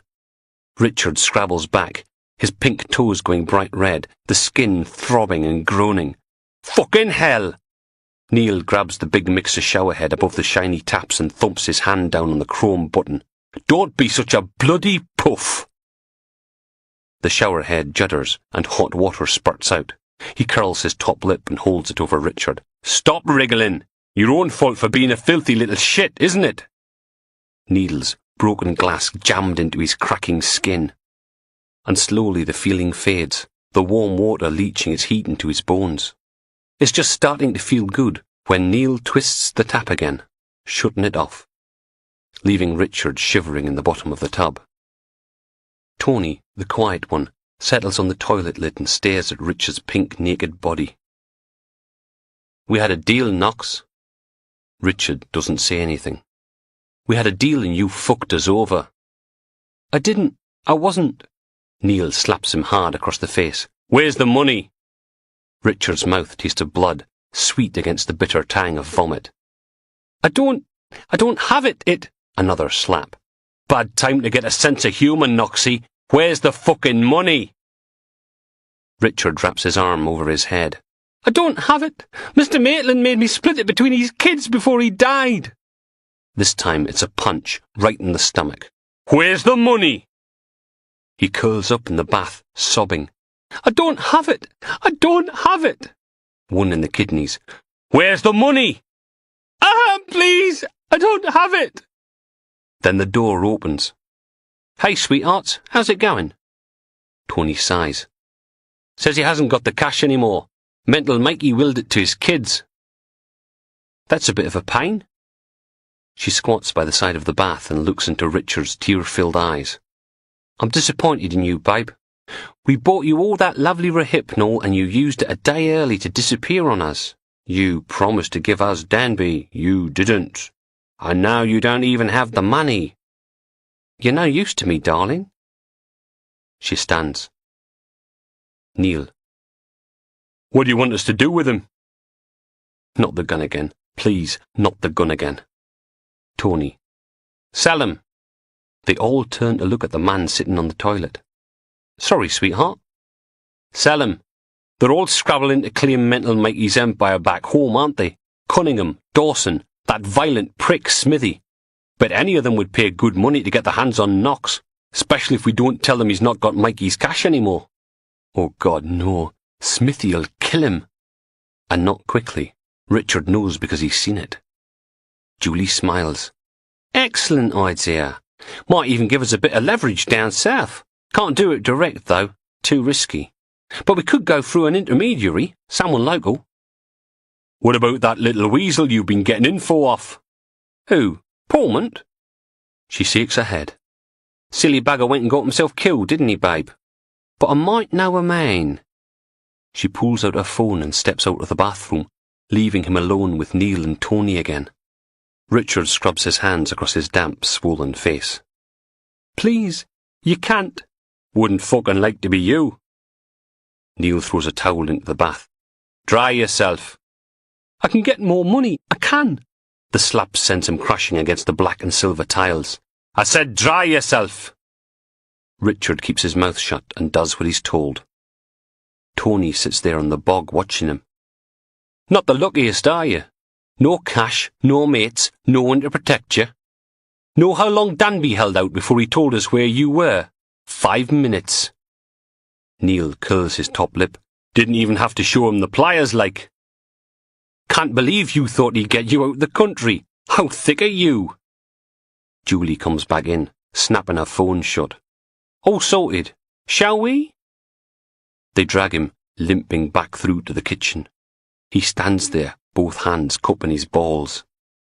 Bruce, Ellen, Matt and Evans are down the other end by the fridge, but the only ones who'll look at him are Ellen and the old man. The other two's eyes keep slipping away to the floor. Julie smiles at them. Here's the deal.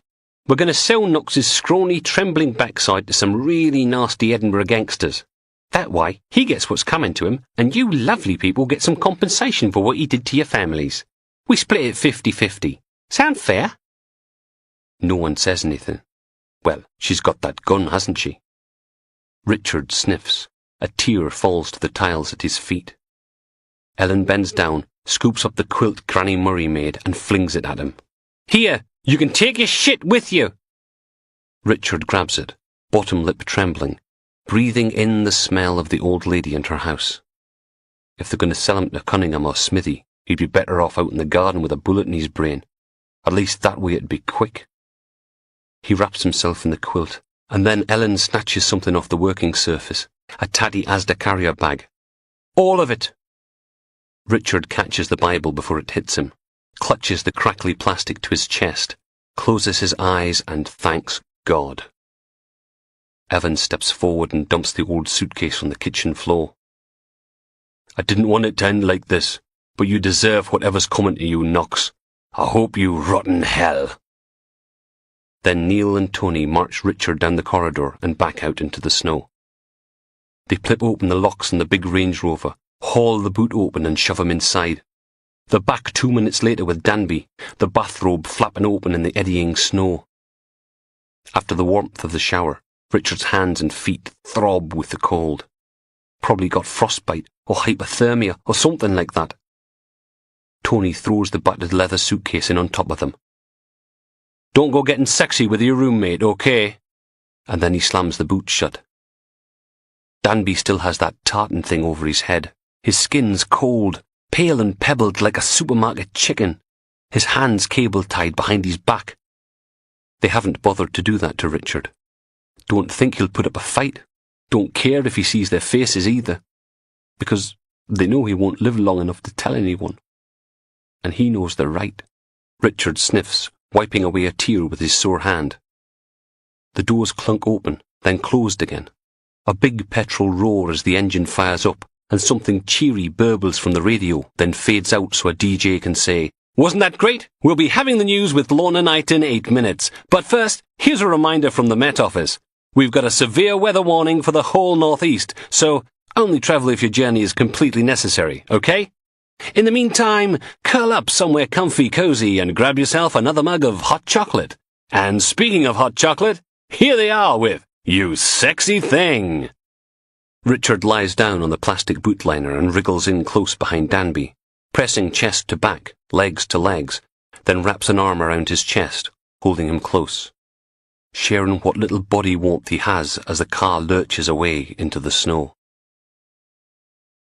Logan scrambled down from the Land Rover. Its blue and whites barely dented the blizzard, headlights reaching no more than a dozen feet in front of the bumpers. The house was isolated, a long rectangle of freshly pointed granite with a slate roof. Old-fashioned 6-pane windows that probably cost a fortune to reproduce in double-glazed wood-effect UPVC, glowing pale gold. He staggered over to the door, clasping his collar around his throat with one hand and tried the doorbell, then hammered on the door as well. Too cold for dicking about. PC Butler slithered to a halt beside him. She was dressed in the full Grampian Police outdoor ninja ensemble. Black trousers, black boots, black fleece poking out from under a black waterproof, fluorescent yellow high-vis waistcoat with police across the back, and a black peaked cap jammed on her head. She'd even managed to scrounge up a pair of gloves from somewhere. "You want me to try around the back, Sarge?" Logan nodded, then hammered on the door again as Butler disappeared from view. It took nearly 2 minutes for someone to open the door, by which time Logan couldn't feel his feet. A woman stood in the doorway, short, heavy-set, bleary-eyed. It was her, the woman Wendy Ledbetter had picked out from the picture, the one with the Die Knox Scum placard. She blinked at him a couple of times. "Can I help you?" Geordie accent. Logan hauled his warrant card out of his pocket. "Police." She looked at it, then looked at him, then sighed. "Best come in." They were in the lounge, 3 men sitting around a roaring gas fire, 2 in matching armchairs, 1 on the couch, an open bottle of Lagavulin on the coffee table between them. The peaty whiskey smelled like disinfectant in the silent room. One was the pale man from the crowd photographs, Bruce Lowe, the homeowner. One was tall with grey hair and a red handprint on his cheek. And the third was Jimmy Evans. Logan stared at him. "Thought you were on your way down to Sunderland." The old man shrugged and took a sip of whiskey. "Surprise." "So let me guess." Logan turned to the third man. "That makes you the son. Matt Evans." He drained his glass, then reached forwards and topped it up again. The bottle trembled in his hand. "Knox raped me uncle." "Where is he?" The woman slumped into the sofa next to the old man, helped herself to a whiskey. "Gone." Jimmy Evans ran a hand across his bruised forehead. "We were going to hand him over to the police." "Evans!" Lowe scowled at him. "He doesn't know any—" The woman waved her hand. "Oh, shut up, Bruce. It's over, okay?" A shape lumbered into view through the window. Butler, her black jacket and hat already caked with snow. She rapped on the glass. Logan ignored her. "What's over?" Evans took a swig of pale yellow whiskey. "My brother never got over what Knox did to him. Chained to a wall, tortured, raped. And then when he goes to the police, what happens? 2 big bastards come round and threaten to cripple his grandkids if he doesn't change his story, say he lied about it. Knox was here, and you let him go. Was never the same after that. Took Simon 4 years to die. Just gave up in the end." The old man drained his glass. "Knox killed him, sure as if he'd stuck a knife in his guts. So when that policeman Danby called and said he wanted to, Evans, keep your big gob shut. Bruce Lowe clambered to his feet and turned to Logan. I just asked him back here for a drink, or for a bit of support. He's drunk. You can't. Don't talk to my dad like that. Matt hauled himself out of his armchair. Least he had the guts to go through with it. You couldn't even shoot the little. I had nothing to do with. Shut up! The woman slammed her glass down on the coffee table. Just shut up! The knocking at the window got louder. She sank back into the sofa. We didn't let Knox go. We sold him. Logan could feel his mouth hanging open.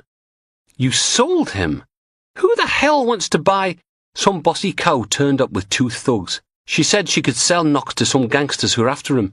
Split the money with us. Supposed to be compensation for what he did. Ellen gave a short laugh, then picked up her glass again, greasy beads of alcohol shimmering on the sides. They even had this fat, naked guy in a dressing gown with them, tied up with a bag over his head. Suppose they were going to sell him too. She took a swig, bared her teeth. Must be good money in perverts. She had no idea. There was a clunk from the front of the house, a muffled voice saying, Oh, boy, that's cold. PC Butler letting herself in. Hello? Logan called back. In here. The constable bumbled in, nose and cheeks bright pink. What happened? I was knocking and everything. Get your notebook out. He pointed at Jimmy Evans. You abducted Richard Knox and made it look like he raped you. We needed enough evidence. Evans! Bruce Lowe was on his feet again. I swear to God, if you don't... Make sure he go back inside for life this time. Don't listen to him. We didn't do anything. It was Knox. Logan grabbed Lowe by the scruff of the neck and hauled him back into his seat. You sit down and you keep your mouth shut! Understand? The man shrank back into the armchair. Logan loomed over him. What about Harry Weaver? Was he in on it too? Or did you put the poor bastard in hospital for fun? Lowe looked away. Knox had... He was like that when we got there, tied up on the bed, naked, blood everywhere, the woman too. We never touched them. Silence. Logan turned to the rest of the room. Where did they go? This woman who's going to sell Richard Knox for you. The old man topped up his glass again. She said there was some Edinburgh gangster who'd act as go-between. Logan stuck out his hand. Car keys. They looked at him. Give me your car keys, all of them. A minute later he had 2 sets for the Mercedes and 1 for the big black people carrier. The woman dropped her Clio key fob into his hand and Logan stuffed the lot into his pocket. You will stay here and you will wait for a patrol car to collect you. Do you understand? Chapter 51. Babe, pull over and I'll drive. I'm doing it all right. Can't see a bloody thing out there, like. Julie sighs. We'll be all night at this rate. Richard Knox peers through the metal grille of the dog guard, over the back seats, and out at the road. Thick curtains of white billowing down from the darkness. He ducks back down.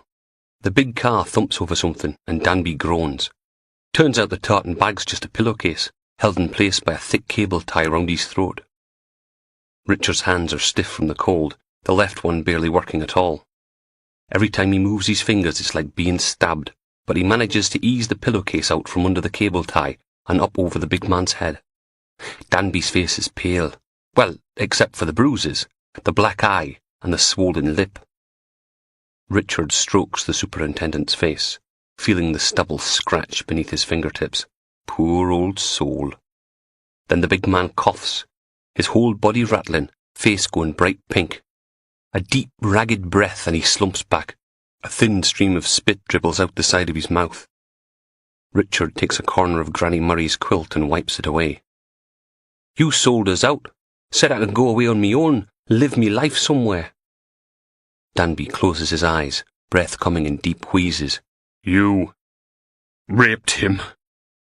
Richard hangs his head. You raped him and he blew his head off with a shotgun. You said if I shared the cash with you, you'd help us escape, instead of which you set us up. Danby laughs, but it turns into another coughing fit. Big man like that, you'd think he'd have more insulation against the cold, wouldn't you? And he's got a dressing gown on. All Richard's got is a tatty old quilt. You... Wheeze. Shiver. You did the same to me. Know what I'm saying? Got to admit he had a point there. Don't suppose it helps, but I'm sorry. Richard lies down again, wrapping himself around the superintendent, holding him tight. They're going to kill us, aren't they? The big man's head sinks back against the plastic boot liner. If we're lucky. Logan slammed the front door shut and hurried over to the police Land Rover. He clambered into the passenger seat. Where the hell was Butler? She appeared from behind the Mercedes and hunched through the blizzard to the Renault Clio. There was something red in her hand, and as Logan watched, the Mercedes seemed to sink a couple of inches. A minute later, the Clio joined it, then the people carrier. Butler climbed up into the Land Rover, a grin stretching her rosy cheeks as she folded a long blade back into a huge Swiss Army knife. Just in case anyone's got a spare set of keys they're not telling us about. Logan pulled out his mobile phone while the constable cranked over the huge diesel engine. Yes, I want you to get a patrol car out to... He frowned, turned to Butler. Where the hell are we? Then repeated the address to control as she drove them out into the blizzard. 3 IC1 males, 1 female. I want them picked up and charged with perverting the course of justice. There was a pause. Are you aware it's blowing a hoolie out there? The headlights turned the world into a snow globe, with the Land Rover at the centre, shaken by the howling winds. Yeah, I kinda noticed. Can you no bring them in your cell? Don't have time. Tell Finney I know where Richard Knox and DSI Danby are. I need an armed response unit to the McLennan Homes development south of Balmedy. Jesus, you're no shy the day, are you? Hang on. Logan stuck the phone against his chest. Does this thing not go any faster? Butler didn't even look round, kept her face straight ahead, eyes narrowed, staring out into the driving snow. It's Scott of the Antarctic out there. The little country road twisted and turned, dry-stained dikes on either side disappearing under drifts of white. Do your best, okay? Back to the phone. So am I getting my ARU or not? But the voice on the other end wasn't the wee tuchter from control anymore. It was the head of CID. Sergeant McRae, tell me, was it my imagination, or did I instruct you to be in my office at 5? Yet here we are at 4:30 and you're asking for a firearms team? Logan filled him in on his visit to Bruce Lowe's steading. Where are you? Logan peered through the windscreen. A signpost flared in the gloom, reflecting back the Land Rover's headlights. Just coming into Newborough now. So, firearms team? I'll get an ARU out to Camberwick Green as soon as I can. In the meantime, you are not authorised to take any action until they get there. If you get yourself killed just to avoid our meeting, I will be highly pissed off. Is that clear? Yes, sir. Newborough wasn't a big place. The A90, the main road north to Ellen and Peterhead, ran through the middle of the little town, and as soon as they turned onto it, Butler put her foot down. Normally, at this time on a Wednesday, there would be a steady stream of traffic coming the other way, trying to beat the rush hour out of Aberdeen. But today it was quiet, just the occasional 18-wheeler crawling its way north. Butler's airwave handset bleeped into life as they reached the outskirts of Balmedy, control calling to say that the firearms team had just left FHQ. Then it was Logan's phone's turn. He checked the display. D.I. Steele. How is she? They'll no tell me what's going on. A sniff. Silence. Should arrest the whole bloody lot of them. He tried to force a smile into his voice. I'm sure it'll be... So have you sodded up all my cases yet? Of course not. It's fine. The Land Rover slowed, bouncing to a halt at a break in the central divide, opposite a sign saying, McLennan Homes, sight traffic only. Then they rumbled across the other carriageway and up to the sight gate. Anything else going on? Logan looked out at the high chain-link fence and the signs caught in the Land Rover's headlights. Site patrolled by guard dogs, no entry to unauthorised personnel, warning, razor wire, danger of death. He swallowed. Yeah, no, everything's fine. Tell Susan we're all asking for her, okay? They said an awkward goodbye, then Logan slid the phone back into his pocket. The gate was open, not all the way, just wide enough for a large car to squeeze through.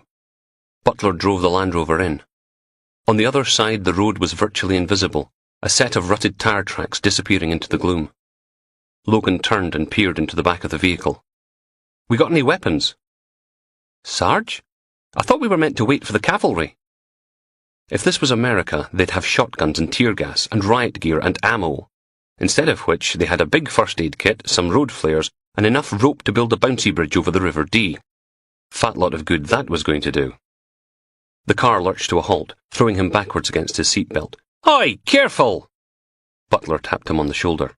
We've got company. She was right. A set of headlights glowed in the darkness, getting closer. Sod! Logan glanced left, then right. Block the road! The constable wrestled with the steering wheel, three-point turning the Land Rover until it was parked side-on. Then Logan reached into the back, grabbed a couple of the road flares, and clambered out into the snow. It was like being punched with a fistful of ice. He staggered, letting the car door slam shut in the wind. Fuck, it was cold. He lurched over the rutted surface, about 6 feet from the Land Rover's bonnet, pulled the plastic cap off the first flare, and struck the igniter across the end. It sputtered, then sent out a gout of lurid scarlet flame. Logan jammed the other end into the snow, then hurried around to the other side and stuck the second one behind the car. With the blue and white lights flashing in the middle, there was no way you could miss the police Land Rover. He hobbled back to the driver's side. Butler wound down the window and said something Logan couldn't hear over the howling wind. What? I said we're supposed to wait. Logan pointed through the whipping snow to the approaching headlights. You want to let them just drive right past you? Butler thumped back against the headrest, sighed, then undid her seatbelt and climbed out into the snow. She hauled on her gloves and hunched her shoulders up round her ears. Must be bloody mad! The headlights got bigger and bigger, and then a huge black rectangle growled out of the snow. It stopped 10 feet from their makeshift roadblock and sat there with the engine idling. Logan wiped the snow from his face and stumbled through the gusting wind to the huge car, PC Butler swearing along behind. It was one of those massive Range Rover sports jobs, the kind that looked as if they'd been designed out of Lego. 3 people, 2 in the front, 1 in the back. Logan knocked on the driver's window. It buzzed down and the driver smiled at him. She had blonde hair cut in a bob and jazz on the stereo. Can I help you, officer? English. Probably Essex or something. The man in the passenger seat scratched his eyebrow, keeping his eyes on the road. The one in the back seat yawned, then ran a hand through his greying quiff, all very nonchalant. Can I see some ID? The woman's smile got bigger. I'll show you mine if you show me yours, babe.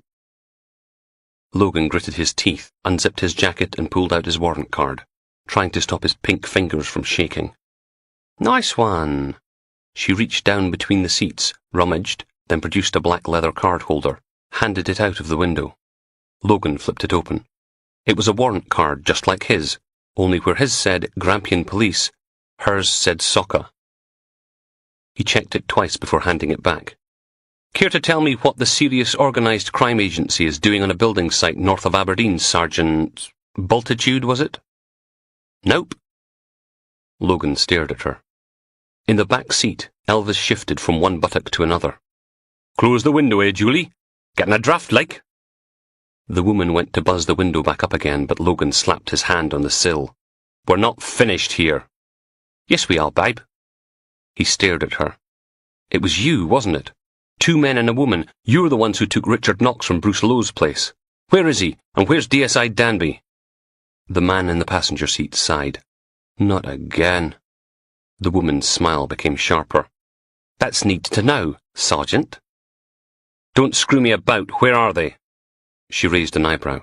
Neil? Fucking have it. The back door popped open and Elvis climbed out into the snow. Typical Geordie, he didn't even have his coat on, just a black shirt picking up a dandruff coating of snow. He flexed his arms. Jesus, he was big. 6'2", 6'3", arms like a bodybuilder's. Logan's other hand dug deeper into his pocket, fingertips wrapping around the little canister of pepper spray. Out of the corner of his eye, he saw PC Butler take a step forwards, the harsh clack of her extendable baton clearly audible over the wind and the Range Rover's engine. Is there a problem, Sarge? The big man just looked at the pair of them, then smiled, cricked his neck from side to side. A gust of wind buffeted Logan. There's a firearms team on its way. You won't even make it back to town. Sergeant Bultitude clapped her hands. A firearms team? How exciting! Will they have guns? She dipped back out of sight, then came back with a semi-automatic pistol clutched in her hand. Like this one? She brought it around until it was pointing at Logan's face. He felt his bowels clench, held his hands out, palms open. Let's not. This is how it's gonna go down, babe. You get back in your little plodmobile and drive away, nice and peaceful. Otherwise... She made a little circular motion with the gun barrel. Logan stared up at her, swallowed, tried not to tremble. Where's Knox? Bultitude pursed her lips. Brave. I like that. She nodded back towards the building site. You actually did it? You sold him to Malcolm McLennan's mob? You're supposed to be police officers. A shrug. Your milk the knife's the tip of a Europe-wide smuggling iceberg. Drugs, goods, people, weapons, worth millions every year. Richard Knox is a nasty little rapist, but he's worth a lot to certain people down south. We sell him to Mr. the Knife at a knockdown price, and we get an in with everyone. You can't just... You know what he did, what he got away with. Dozens of old men, tortured and raped, and you want to let him walk? She snorted. Sweetheart, at least this way they get a bit of justice. Logan stared at her. What about Danby? You sell him too? The woman from Soccer sighed. I'm afraid Detective Superintendent Danby's been a naughty boy. We got a call from Knox a couple of weeks ago. Danby offered to smuggle him out of the country for a cut of Mental Mikey's rainy day money. That's not nice, is it? Fuck. Another blast sent Logan lurch-stepping, driving icy daggers into the back of his head. The big man glaring at PC Butler didn't even wobble. So where is he? Sorry, babe, that's need to answer the fucking question! Her eyes narrowed, lips thinning over bared teeth. The man in the passenger seat buried his head in his hands. Oh, Christ, here we go. The gun had drifted away. Now it was back pointing at Logan's face. I don't like your... Julie. The passenger leant over and touched her shoulder. Don't. Last thing we need is local plod and a mission getting in the way. You know what I'm saying? Nobody talks to me like that. I know. He licked his lips. Look, we can't tie Danby to Mental Mikey's money, can we? Not if Knox has given the bloody stuff away. We've got nothing on him, like. This sweaty, we're gonna have to let him go anyway. Know what I'm saying? It's not worth the aggro. There was a pause. She pulled her face into a tight smile, eyes narrow slits as she stared at Logan. You want Danby? The driver's door popped open and she climbed down, stomped through the whipping snow past Angry Elvis and around to the Range Rover's boot. She hauled the hatch up with one hand, the other still wrapped around the gun, reached in and dragged something out. It hit the ground with a thud and a grunt, just as Logan turned the corner. You want him? You can have him. Detective Superintendent Danby lay on his side in the snow, dirty white bathrobe rucked up around his middle, the skin on his legs and buttocks worryingly pale. What did you do? When he wakes up, tell the corrupt bastard he's mine. She slammed the boot shut again. Neil, get your ass back in the car. We're leaving. Elvis flexed his shoulders again, curled his hands into fists. We're gonna let these jock bastards... Maybe you didn't hear me, babe. The big man froze, eyes darting back towards the Range Rover. He cleared his throat, spat. The wind snatched it away before it got anywhere near the ground. He got back in the car. She marched back to the driver's door and climbed inside, buzzed the window up, then put her foot down. The huge 4x4's wheels span, sending a spray of snow and ice across Danby's pale, crumpled body. And then it was off, swinging around the police Land Rover, over one of the road flares and away into the distance. Logan let out the breath he'd been holding in, then bent over and clutched his knees. Dear God. PC Butler appeared at his shoulder. Shame. I was looking forward to tearing that big bastard's head off. He looked at her. It was official. He was surrounded by nut jobs. Help me get Danby back to the car. They cleared a space in the back seat, then bundled a DSI inside. There was an electric blanket thing in a box in the boot with its own heavy battery pack. They draped it over him, then wrapped him in layers of space blankets, the crackly silver and gold sheets making him look like a baked potato. Butler strapped the detective superintendent into place. Hospital? Building site. Damn.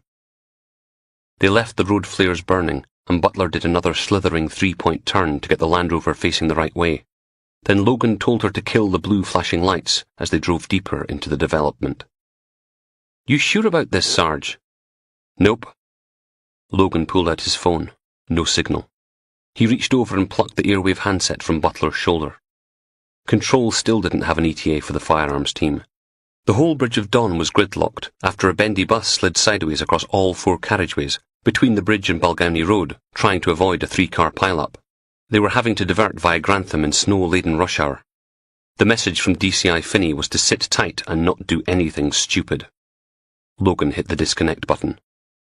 PC Butler looked at him. "We're going to do something stupid, aren't we?" "Yep." Chapter 52. The development loomed out of the blizzard. Skeleton houses, the hunched shapes of machinery. First stop, the site office. The lights were on, but when Logan sent Butler out to try the door, it was locked. No one inside. A little after 5 and the sun was long gone. Now everything beyond the reach of the headlights was enveloped in darkness. The police Land Rover bumped over something in the snow, the front end rearing up, then the back. Behind them, Danby groaned again. At least he was still alive. Probably more than they could say for Richard Knox. Butler let the 4x4 rumble to a halt. "Think we've run out of road."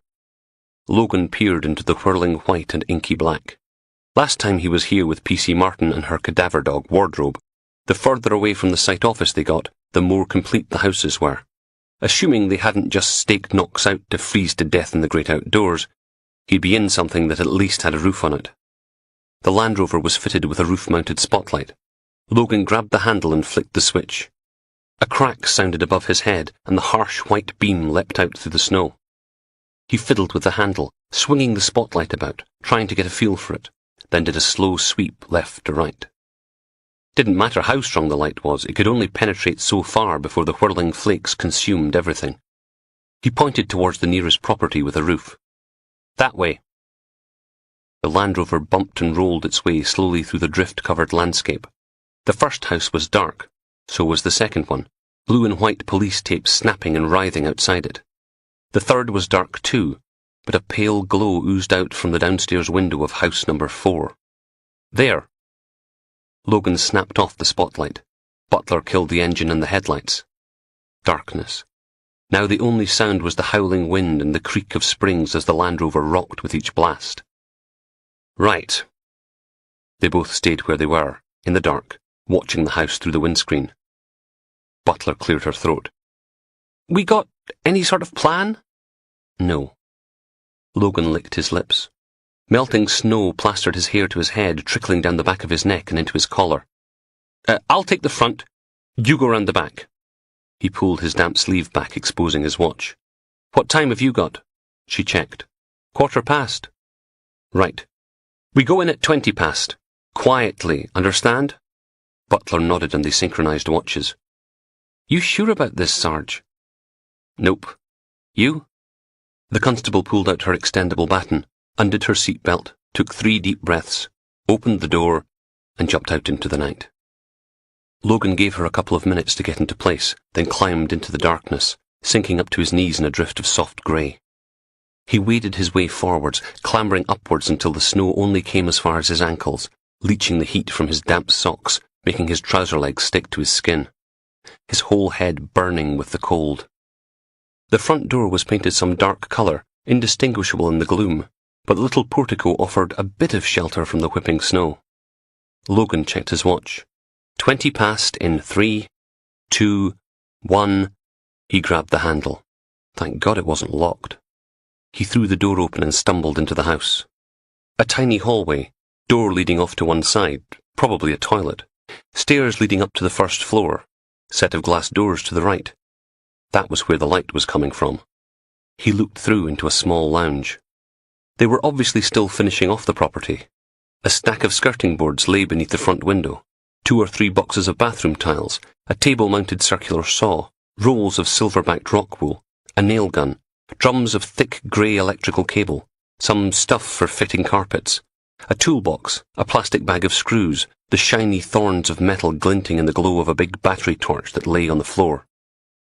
Richard Knox was curled up next to it, naked on a rectangle of plastic sheeting, hands behind his back, silver duct tape thick around his ankles, another strip across his mouth. Where the hell was PC Butler? Logan checked his watch again. 21 minutes past. Butler should have been here by now. Logan reached for the glass panel door and froze. There was someone in the room with Knox. A man, dressed in a thick padded jacket, goatee beard, glasses, comb-over. The project manager, Brett. Brett crouched down beside Knox with his back to the door, and Logan caught a flash of needle-nosed pliers. And then Knox writhed, screaming behind the gag as Brett twisted and pulled and shoved. Damn it, now he didn't have any choice. Logan eased the door open and crept inside, matching his footfalls to Knox's muffled yells, eyes darting around the room in case Brett wasn't working alone. The project manager sat back on his haunches, staring down at Knox. I'm going to keep doing this until you tell me where the money is. You may have the rest of them fooled, but I know you've still got something hidden away, haven't you? He opened the pliers and something metal fell to the floor. Shall we take another one out? I think Logan battered him over the head with the torch. The project manager slumped sideways, the pliers bouncing out of his hands. Not the most heroic rescue in the world, but it worked. He rolled Brett over onto his front and cuffed his hands behind his back. The plastic sheeting Knox lay on was spattered with droplets of scarlet. About a dozen little dark spines stuck out of his upper arm and shoulder, surrounded by angry red welts, oozing blood. About the same number again were just empty, bloody holes. Just like Steve Palmont. Logan shifted around until his back was to the wall, then crouched down and patted Knox on the cheek. The little man's eyes snapped open. He flinched back, screaming behind his gag. Logan slapped him and hissed, "Shut up, you idiot! I'm not going to hurt you!" He stole another look around the room. Are there any more of them? Knox drew a shuddering breath in through his nose and nodded. Bugger. Where the bloody hell was Butler? Logan reached down for the edge of the duct tape gag and froze. Might be a better idea to leave it where it was. Get Knox out of here as quietly as possible before the rest of Malcolm McLennan's thugs got back. Can you walk? No response. I said, can you walk? The thin, naked man just blinked at him. One way to find out. Logan sneaked over to the toolbox, looking for anything with a decent blade to cut through the duct tape. There was a battered Stanley knife in one of the trays with SP scratched into the handle. Perfect. The mechanism was stiff, but he managed to slide the rusty triangular blade out, then squatted over Knox's ankles and started sawing. Wouldn't bother if I was you. A Glaswegian accent right behind him. Logan froze. Where was Police Constable fucking Butler when you actually needed her? 18 minutes past 5, 6 minutes ago. PC Vicky Butler edged her way around the corner of the detached house. She'd abandoned the standard fluorescent yellow high-vis waistcoat back in the car. Can't sneak up on anyone when you glow in the dark, can you? She flexed her fingers around the handle of the extended truncheon, feeling the weight. Dear Lord, it was cold. She crept along the back wall, ducking under the kitchen window, making for the French doors. Vicky peeled the cuff of her glove back and checked the time. 30 seconds to go. 29. 28. Her feet were going numb, even through 2 pairs of socks. 17. 16. 15. She tightened her grip on the truncheon. 12. 11. 10. Vicky inched closer to the French doors. 6. 5. 4. 3.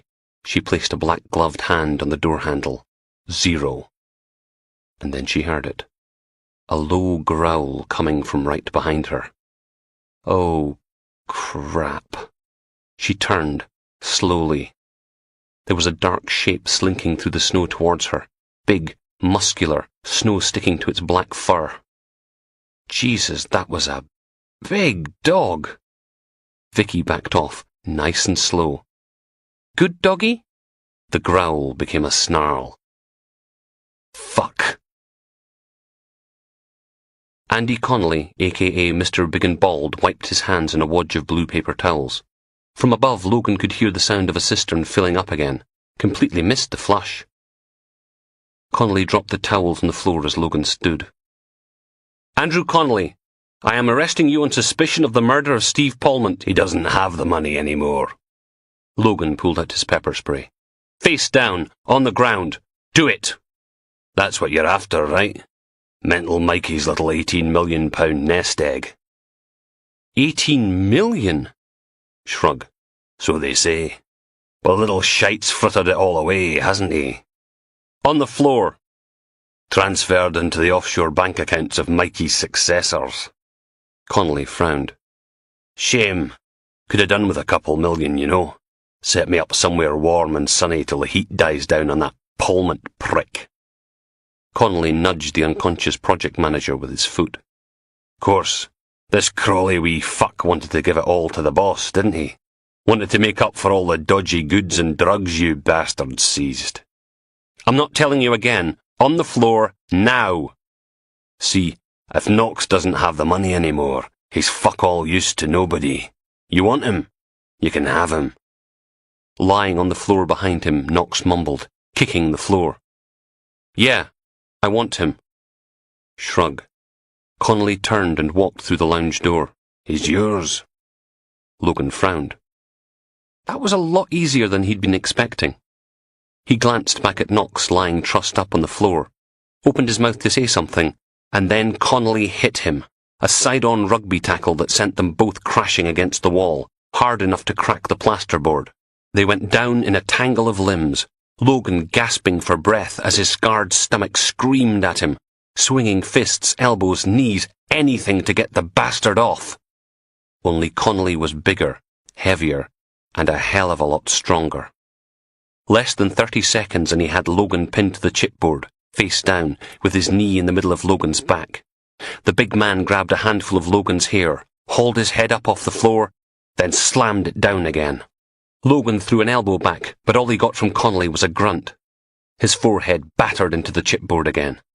Bright lights chasing darkness, jackhammers in his brain, thumping. And then a hand grabbed his flailing wrist and pinned it to the floor. Never, ever take your eyes off the prize. Connolly reached over with his other hand and Logan watched him drag the nail gun over. Fucking get off me! The nail gun's nozzle was cold against the back of Logan's hand. See, it's got a pressure safety trigger. Have to press down to fire. Thunk. Logan screamed, even though the pain hadn't kicked in yet. He stared at his hand. The nail was sticking through his sleeve, pinning it to the chipboard. Thunk! Another nail on the other side. Kneeling on top of him, Connolly laughed. What? You thought I was going to put a nail through your fucking hand? What kind of animal do you think I am? Sides. Get blood on the floor. Have to hack up that whole chunk of chipboard and replace it. Get the fuck off me! Ah, well. It's only chipboard. Thunk. Silence. There was a half-inch of dark grey metal sticking up out of the back of Logan's hand. Fire raced up his arm. Fuck! Ah! Fucking fuck! Fancy another one. Pearson's all the rage these days, but... Thunk. Fuck! See, did that one at an angle so your hand's stuck. Chippies call it dovetailing the nails. Is that no interesting? Warm red trickled out between Logan's palm and the chipboard. The weight shifted on his back. We're going to do your right hand next, or shall we just stick a couple through your forehead? Logan whipped his head to the side, eyes raking the floor for something to... The rusty Stanley knife. He threw his right hand out, groping for the handle. Connolly leaned down and grinned in his face. No fucking way, big man. Nice try, though. Something dirty pink slammed into Connolly's bald head. He lurched forwards, and the feet hit him again, both together, heel first, cracking his nose. Then again, bouncing his head off the flooring. It was Knox, writhing on the blood-streaked plastic sheeting, driving his feet down on Connolly's head again. Both legs still duct-taped together at the ankles, face screwed up, hissing behind the gag. One more time, and that was it. He collapsed back against the plastic sheeting, sobbing. But Andrew Connolly wasn't moving anymore. The kitchen door nearly exploded off its hinges, the handle making a deep gouge in the plasterboard wall. P.C. Butler lurched in, her left trouser leg torn and tattered, blood oozing down her shin, little flecks of red all over her face, waving her extendable baton. Police! Nobody fucking move! She stood there, wobbling for a moment, frowning at the scene. What did I miss? Chapter 53. Logan dry-swallowed another couple of ibuprofen, chased them down with an amoxicillin, gagged, then washed everything away with a mouthful of lukewarm tea. His hand throbbed, all wrapped up in white bandages and feeling like it was twice the size. Could barely move his fingers. Lucky both nails missed the tendons, or he'd have been buggered. That was the technical term the surgeon had used. 2 days later, and it still hurt like hell. PC Guthrie slouched into the wee hoose, waved a brief hello, then settled onto Biohazard Bob's desk. You got a minute? Logan checked the clock. It was surrounded by post-it notes with arrows and bureau clock scribbled on them. You can have 3. Got Goulding coming in. We're off to see Knox at past. Finney tells me you're the man for the graveyard flasher case. Logan closed his eyes, slumped in his seat, head dangling over the backrest, arms hanging by his sides. What now? He got his knob out again this morning. Showed it to a nice young lady who used to kickbox for Scotland. She beat the living crap out of him. He downstairs? Guthrie nodded. His black eye's even better than yours. Stick him in an interview room and leave him to sweat for a while. You can do a bit of looming if you like. Yes, Gov. Soon as the door clunked shut, Doreen swiveled her chair around. You know, you should really go home with that hand. You don't need to be here. Course he does. DS Mark MacDonald grinned. Our lad here can't leave in case they decide to give Beardy Beattie's job to you, me or Bob. It's okay, lads. We'd be kind to you, wouldn't we? I'm just saying it's not right to be in work with a serious injury like that. Logan gathered up his files in his good hand and excused himself, pausing on the way down the corridor to sneak a look into Beattie's office. They'd already taken the nameplate down, and now it was just the idiot himself, hunched over a file box, tidying away his personal effects so the next occupant could move in. It was a miracle they hadn't just fired his useless beardy backside. Logan even managed to whistle a happy tune on his way down to reception. The meeting with Knox was pretty straightforward. The rat-faced Geordie was in a private room at Aberdeen Royal Infirmary, with a plainclothed officer from the Offender Management Unit stationed outside, just in case. Logan settled back against the wall, letting Dr. Goulding take the single seat. Knox's belongings were piled on the wide windowsill, the battered leather suitcase on the bottom, his granny's quilt folded on top of that. The man himself lay in the bed, beneath the institution grey covers, family Bible clutched to his chest. So you see, Richard, Goulding reached forward and patted Knox on the arm, the one that wasn't swathed in bandages. While they admit faking the attack on Jimmy Evans, they're still denying they had anything to do with the Sacro team. Knox nodded. His face looked even worse than usual, covered in a dark web of purple, green and yellow bruises. But the police have found fibres and DNA from Bruce Lowe, Ellen Hill and Matthew Evans in the Sacro flat. The Procurator Fiscal's charging them with both attacks. A tear spattered on the crumpled bedsheets. Now, Goulding drew his chair up closer. We need to talk about what you're going to do when you get out of here. Knox looked at Logan. What about Danby? Gone back to Newcastle. Discharged himself yesterday, said he wanted to be with his family. That's good. The bruised man took a deep breath and fiddled with the Bible's cover. No offence, but after Aberdeen, it'd be nice to go somewhere hot. Can I do that? Spain or something? Goulding tilted his head to one side. Normally no, but given your actions in helping save DS McRae's life, we'd need a few more sessions to confirm you've got everything under control. The psychologist smiled and patted Knox on the arm again. We'll see. You're making great progress. Somewhere hot with no snow. He even smiled, hugging the Bible to his chest. How great would that be? Logan pushed himself off the wall. We'd better be off. The chair creaked as Goulding levered himself out of it. Yes, right. You call me if you need anything, okay? Logan hovered by the door when the psychologist had gone, staring at the bruised figure on the bed. He cleared his throat. I wanted to say thanks, again, for stopping Connolly. Knox shrugged a shoulder, the one without the bandages on it. Thanks for not giving up on us. Again. Nod. Silence. Yeah, well, Logan backed towards the door. Bye. He caught up with Goulding at the lifts. You want to go on ahead? I need to see someone. Ah, the psychologist nodded. Of course. Would you like me to wait? I've cleared the afternoon to write up Knox's evaluation reports anyway. It wasn't as if Logan could drive anywhere by himself, not with his hand full of stitches and swollen up to the size of a small balloon. He chewed on the inside of his cheek for a moment. Actually, you're okay, thanks, but I can get a lift back with the patrol car. Not a problem. Well, if you're sure. Yeah, thanks anyway. They said goodbye on the ground floor, Goulding getting out of the lift to walk to the exit, Logan staying on to the first sublevel. He wandered the old familiar chipped and faded corridors to the maternity hospital.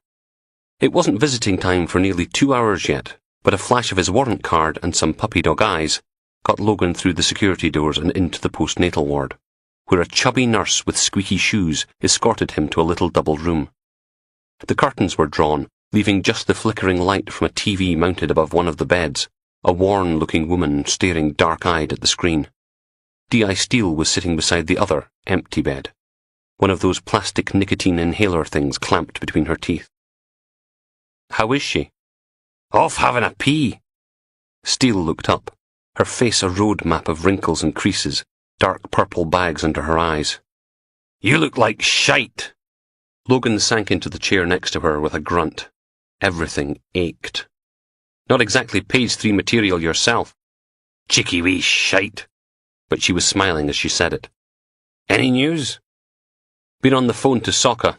Said they couldn't comment on any ongoing investigation, assuming there actually was one, which they refused to confirm or deny. Wouldn't even tell me if Sergeant Julie Bultitude really exists or not. The bastards could have been anyone. Aye, that sounds like Soccer all right. Steele creaked her way out of her seat, rubbed at the small of her back. Come on, I'll introduce you. The little intensive care ward was dim behind the glass partition, green lights winking in the gloom on half a dozen microwave oven-sized plastic incubators. Steele cupped her hands to the glass, then leaned her head into the hollow. Logan did the same. Which one? Second from the right, third row. Jasmine. A little pink bundle of wrinkled skin with a tube up her nose, taped to her cheek with a white strip. Little fingers, little toes. Wire stuck to her chest with sticky pads covered in printed teddy bears. God, she's tiny. 9 weeks preterm. That's sod all these days. Before you know it, she'll be nicking fags and nicking Bacardi breezers round the back of the shops. Steele straightened up and slapped Logan on the back, hard enough to make him wince.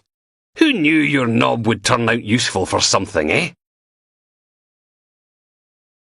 This is a last and final boarding call for flight SZ515 to Plymouth. Would all remaining passengers please go to gate number 6 where the flight is now closing? Detective Superintendent Graham Danby shuffles another step forward in line. Fussbag drop his ass. What's the point of doing everything online when it takes half a bloody hour to get your stuff checked in?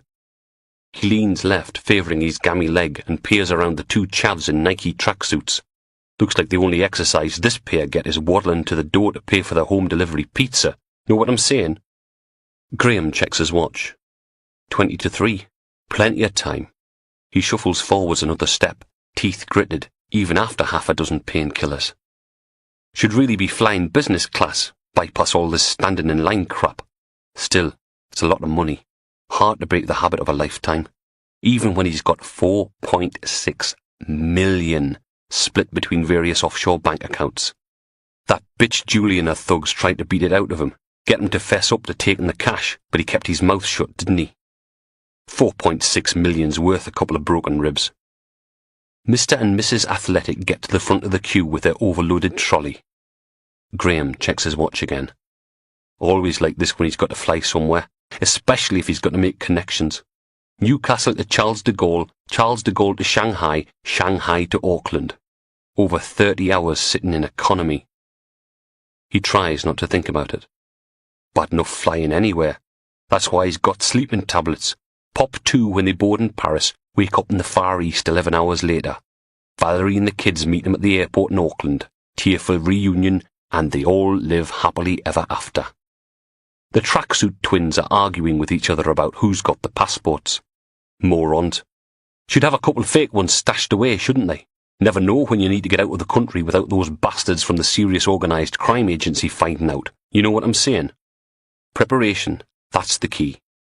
This is a general boarding call for flight BA1333 to London Heathrow. Would all passengers please come forward to gate number 2 with their boarding cards ready for inspection? Someone taps him on the shoulder, but Graham doesn't look round. You can bloody well wait your turn like everyone else. Now, Mr. Danby, is that any way to talk to an old friend? A deep, gravelly voice, the words wafting into his ear in a cloud of extra strong mint. Graham keeps his eyes fixed on the fatties. Alfie, thought you were doing a six-stretching home. Very kind of you to take an interest, Mr. Danby, but got out early, didn't I? Good behaviour. The mint smell gets stronger, making Graham's stomach clench. Mr. Cunningham wonders if you'd like to join him for a drink, Mr. Danby. Discuss a certain shipment of his you intercepted. He swallows, keeping the bile down. Love to, Alfie, but I've got a plane to catch. Know what I'm saying? Something hard jabs into his back. RSVP, Mr. Danby. We wouldn't want to make Mr. Cunningham invite your wife and kids too, would we? He'd do it too, no matter how far away they were. Fucking hell. He'd been so close. Head down, Graham picks up the handle of his trundle case and follows Alfie out of the queue. What other choice does he have? The canteen was quieter than the wee hoose, so Logan grabbed a table there. Tin of iron brew, Tunnocks tasty caramel wafer, making little chocolate shrapnel while he copied notes out of his vomity notebook and into the new one he'd just signed out of stores. Took a while to cross-reference it all back to the original, with page numbers and everything, but at least now he could leave the stinky thing in its plastic bag buried away in a filing cabinet in case it was ever needed, instead of carting it about the whole time. That done, he moved on to the scrap of paper he'd liberated from Douglas Walker's bedroom, copying the notes he'd made on Jimmy Evans, the Mackenzie and Kerr jewellery heist, and Douglas Walker's attempted suicide. He flipped it over and gave the art student's CV a scan. Mediocre pass marks in maths, French, physics and English, top marks for art and design. Summer job at a graphic design agency. Part-time at a printer's in Bridge of Dawn, paying his way through university. Logan stared at the name written in for a reference. James Clay. The same name that was on the yellow sticky that came with the last envelope of cash from wee Hamish Mowat. Logan closed his eyes, leant forward and banged his bruised forehead off the tabletop. Bloody idiot. It's important for the local economy that we all do our bit, don't you think? It wasn't a bribe. It was a tip-off. 2 patrol cars, 1 police van, and Dildo Mayor's Vauxhall Vectra sat in the little car park outside an unremarkable industrial unit in the Bridge of Dawn. The sign above the big roller doors proclaimed, James Clay, printing with style, next to a big cartoon exclamation mark with glasses, a cheesy grin, and its hands full of papers. Classy. Inside, a huge printing press sat towards the back of the unit, the smell of hot dust and oil-based ink drifting out into the cold afternoon. Reams of paper were stacked on pallets along the walls, a big electric guillotine, a collating and folding machine. In the corner, a kettle was finally coming to the boil, watched by half a dozen of Aberdeen's finest in full uniform. A little breeze-block office was built against one wall, full of desks, drawing boards, filing cabinets and paper samples. Logan poked the scan button on a digital radio again, and the display cycled round to original FM. An old Crowded House song bounded out of the speakers. Sitting on the edge of a half-sized filing cabinet, Susanna Frayne from Her Majesty's Revenue and Customs leant forward and tapped Logan on the shoulder. Turn it up. I like this one. Then settled back, singing along quietly. She did the same for the next song, and then it was the news. A bit about Richard Knox. Investigations proceeding into the body discovered at McLennan's Homes Balmedy development earlier this week. A new goalkeeper signed for Aberdeen Football Club. Weather. More snow on its way. And then the travel, according to which Friday afternoon rush hour traffic was terrible. Surprise, surprise. A large window separated the office from the print shop. Dildo gazed out at the constables searching the place. He stuck his hands in his pockets, rocking back and forth on his heels. We got a call today from this bloke who wants us to get him a refund from a prostitute calling herself Big Eleanor. Works down the docks. Says he entered into an oral contract with her in good faith.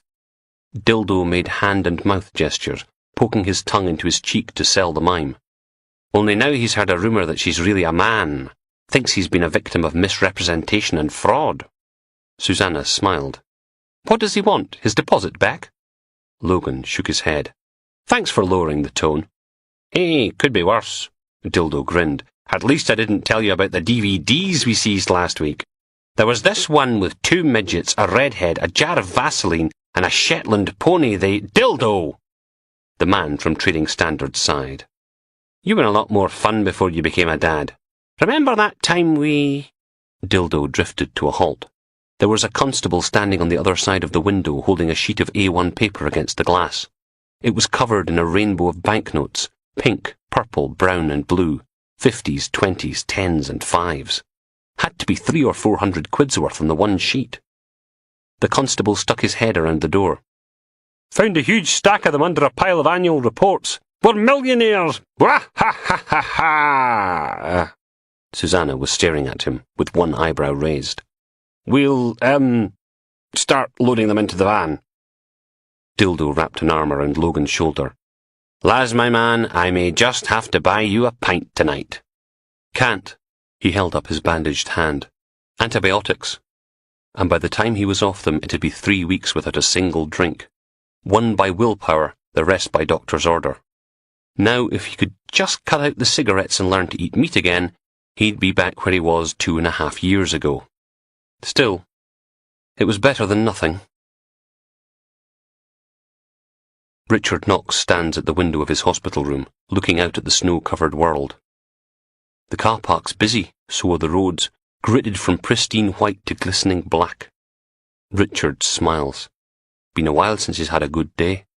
And okay, it feels like he's been run over by a minibus and the antibiotics turn his stomach, but he's getting better, you know. That psychologist Goulden said so. Responding to therapy. Changed man. Been telling him that the whole time. Found God, didn't he? Oh, God found him. Doesn't really matter in the end. Long as you tell them what they want to hear. He hugs the threadbare Bible to his chest. All those notes and scribbles. Exodus 29:45, 18:20. Nehemiah 9:12, Ezekiel 38:3.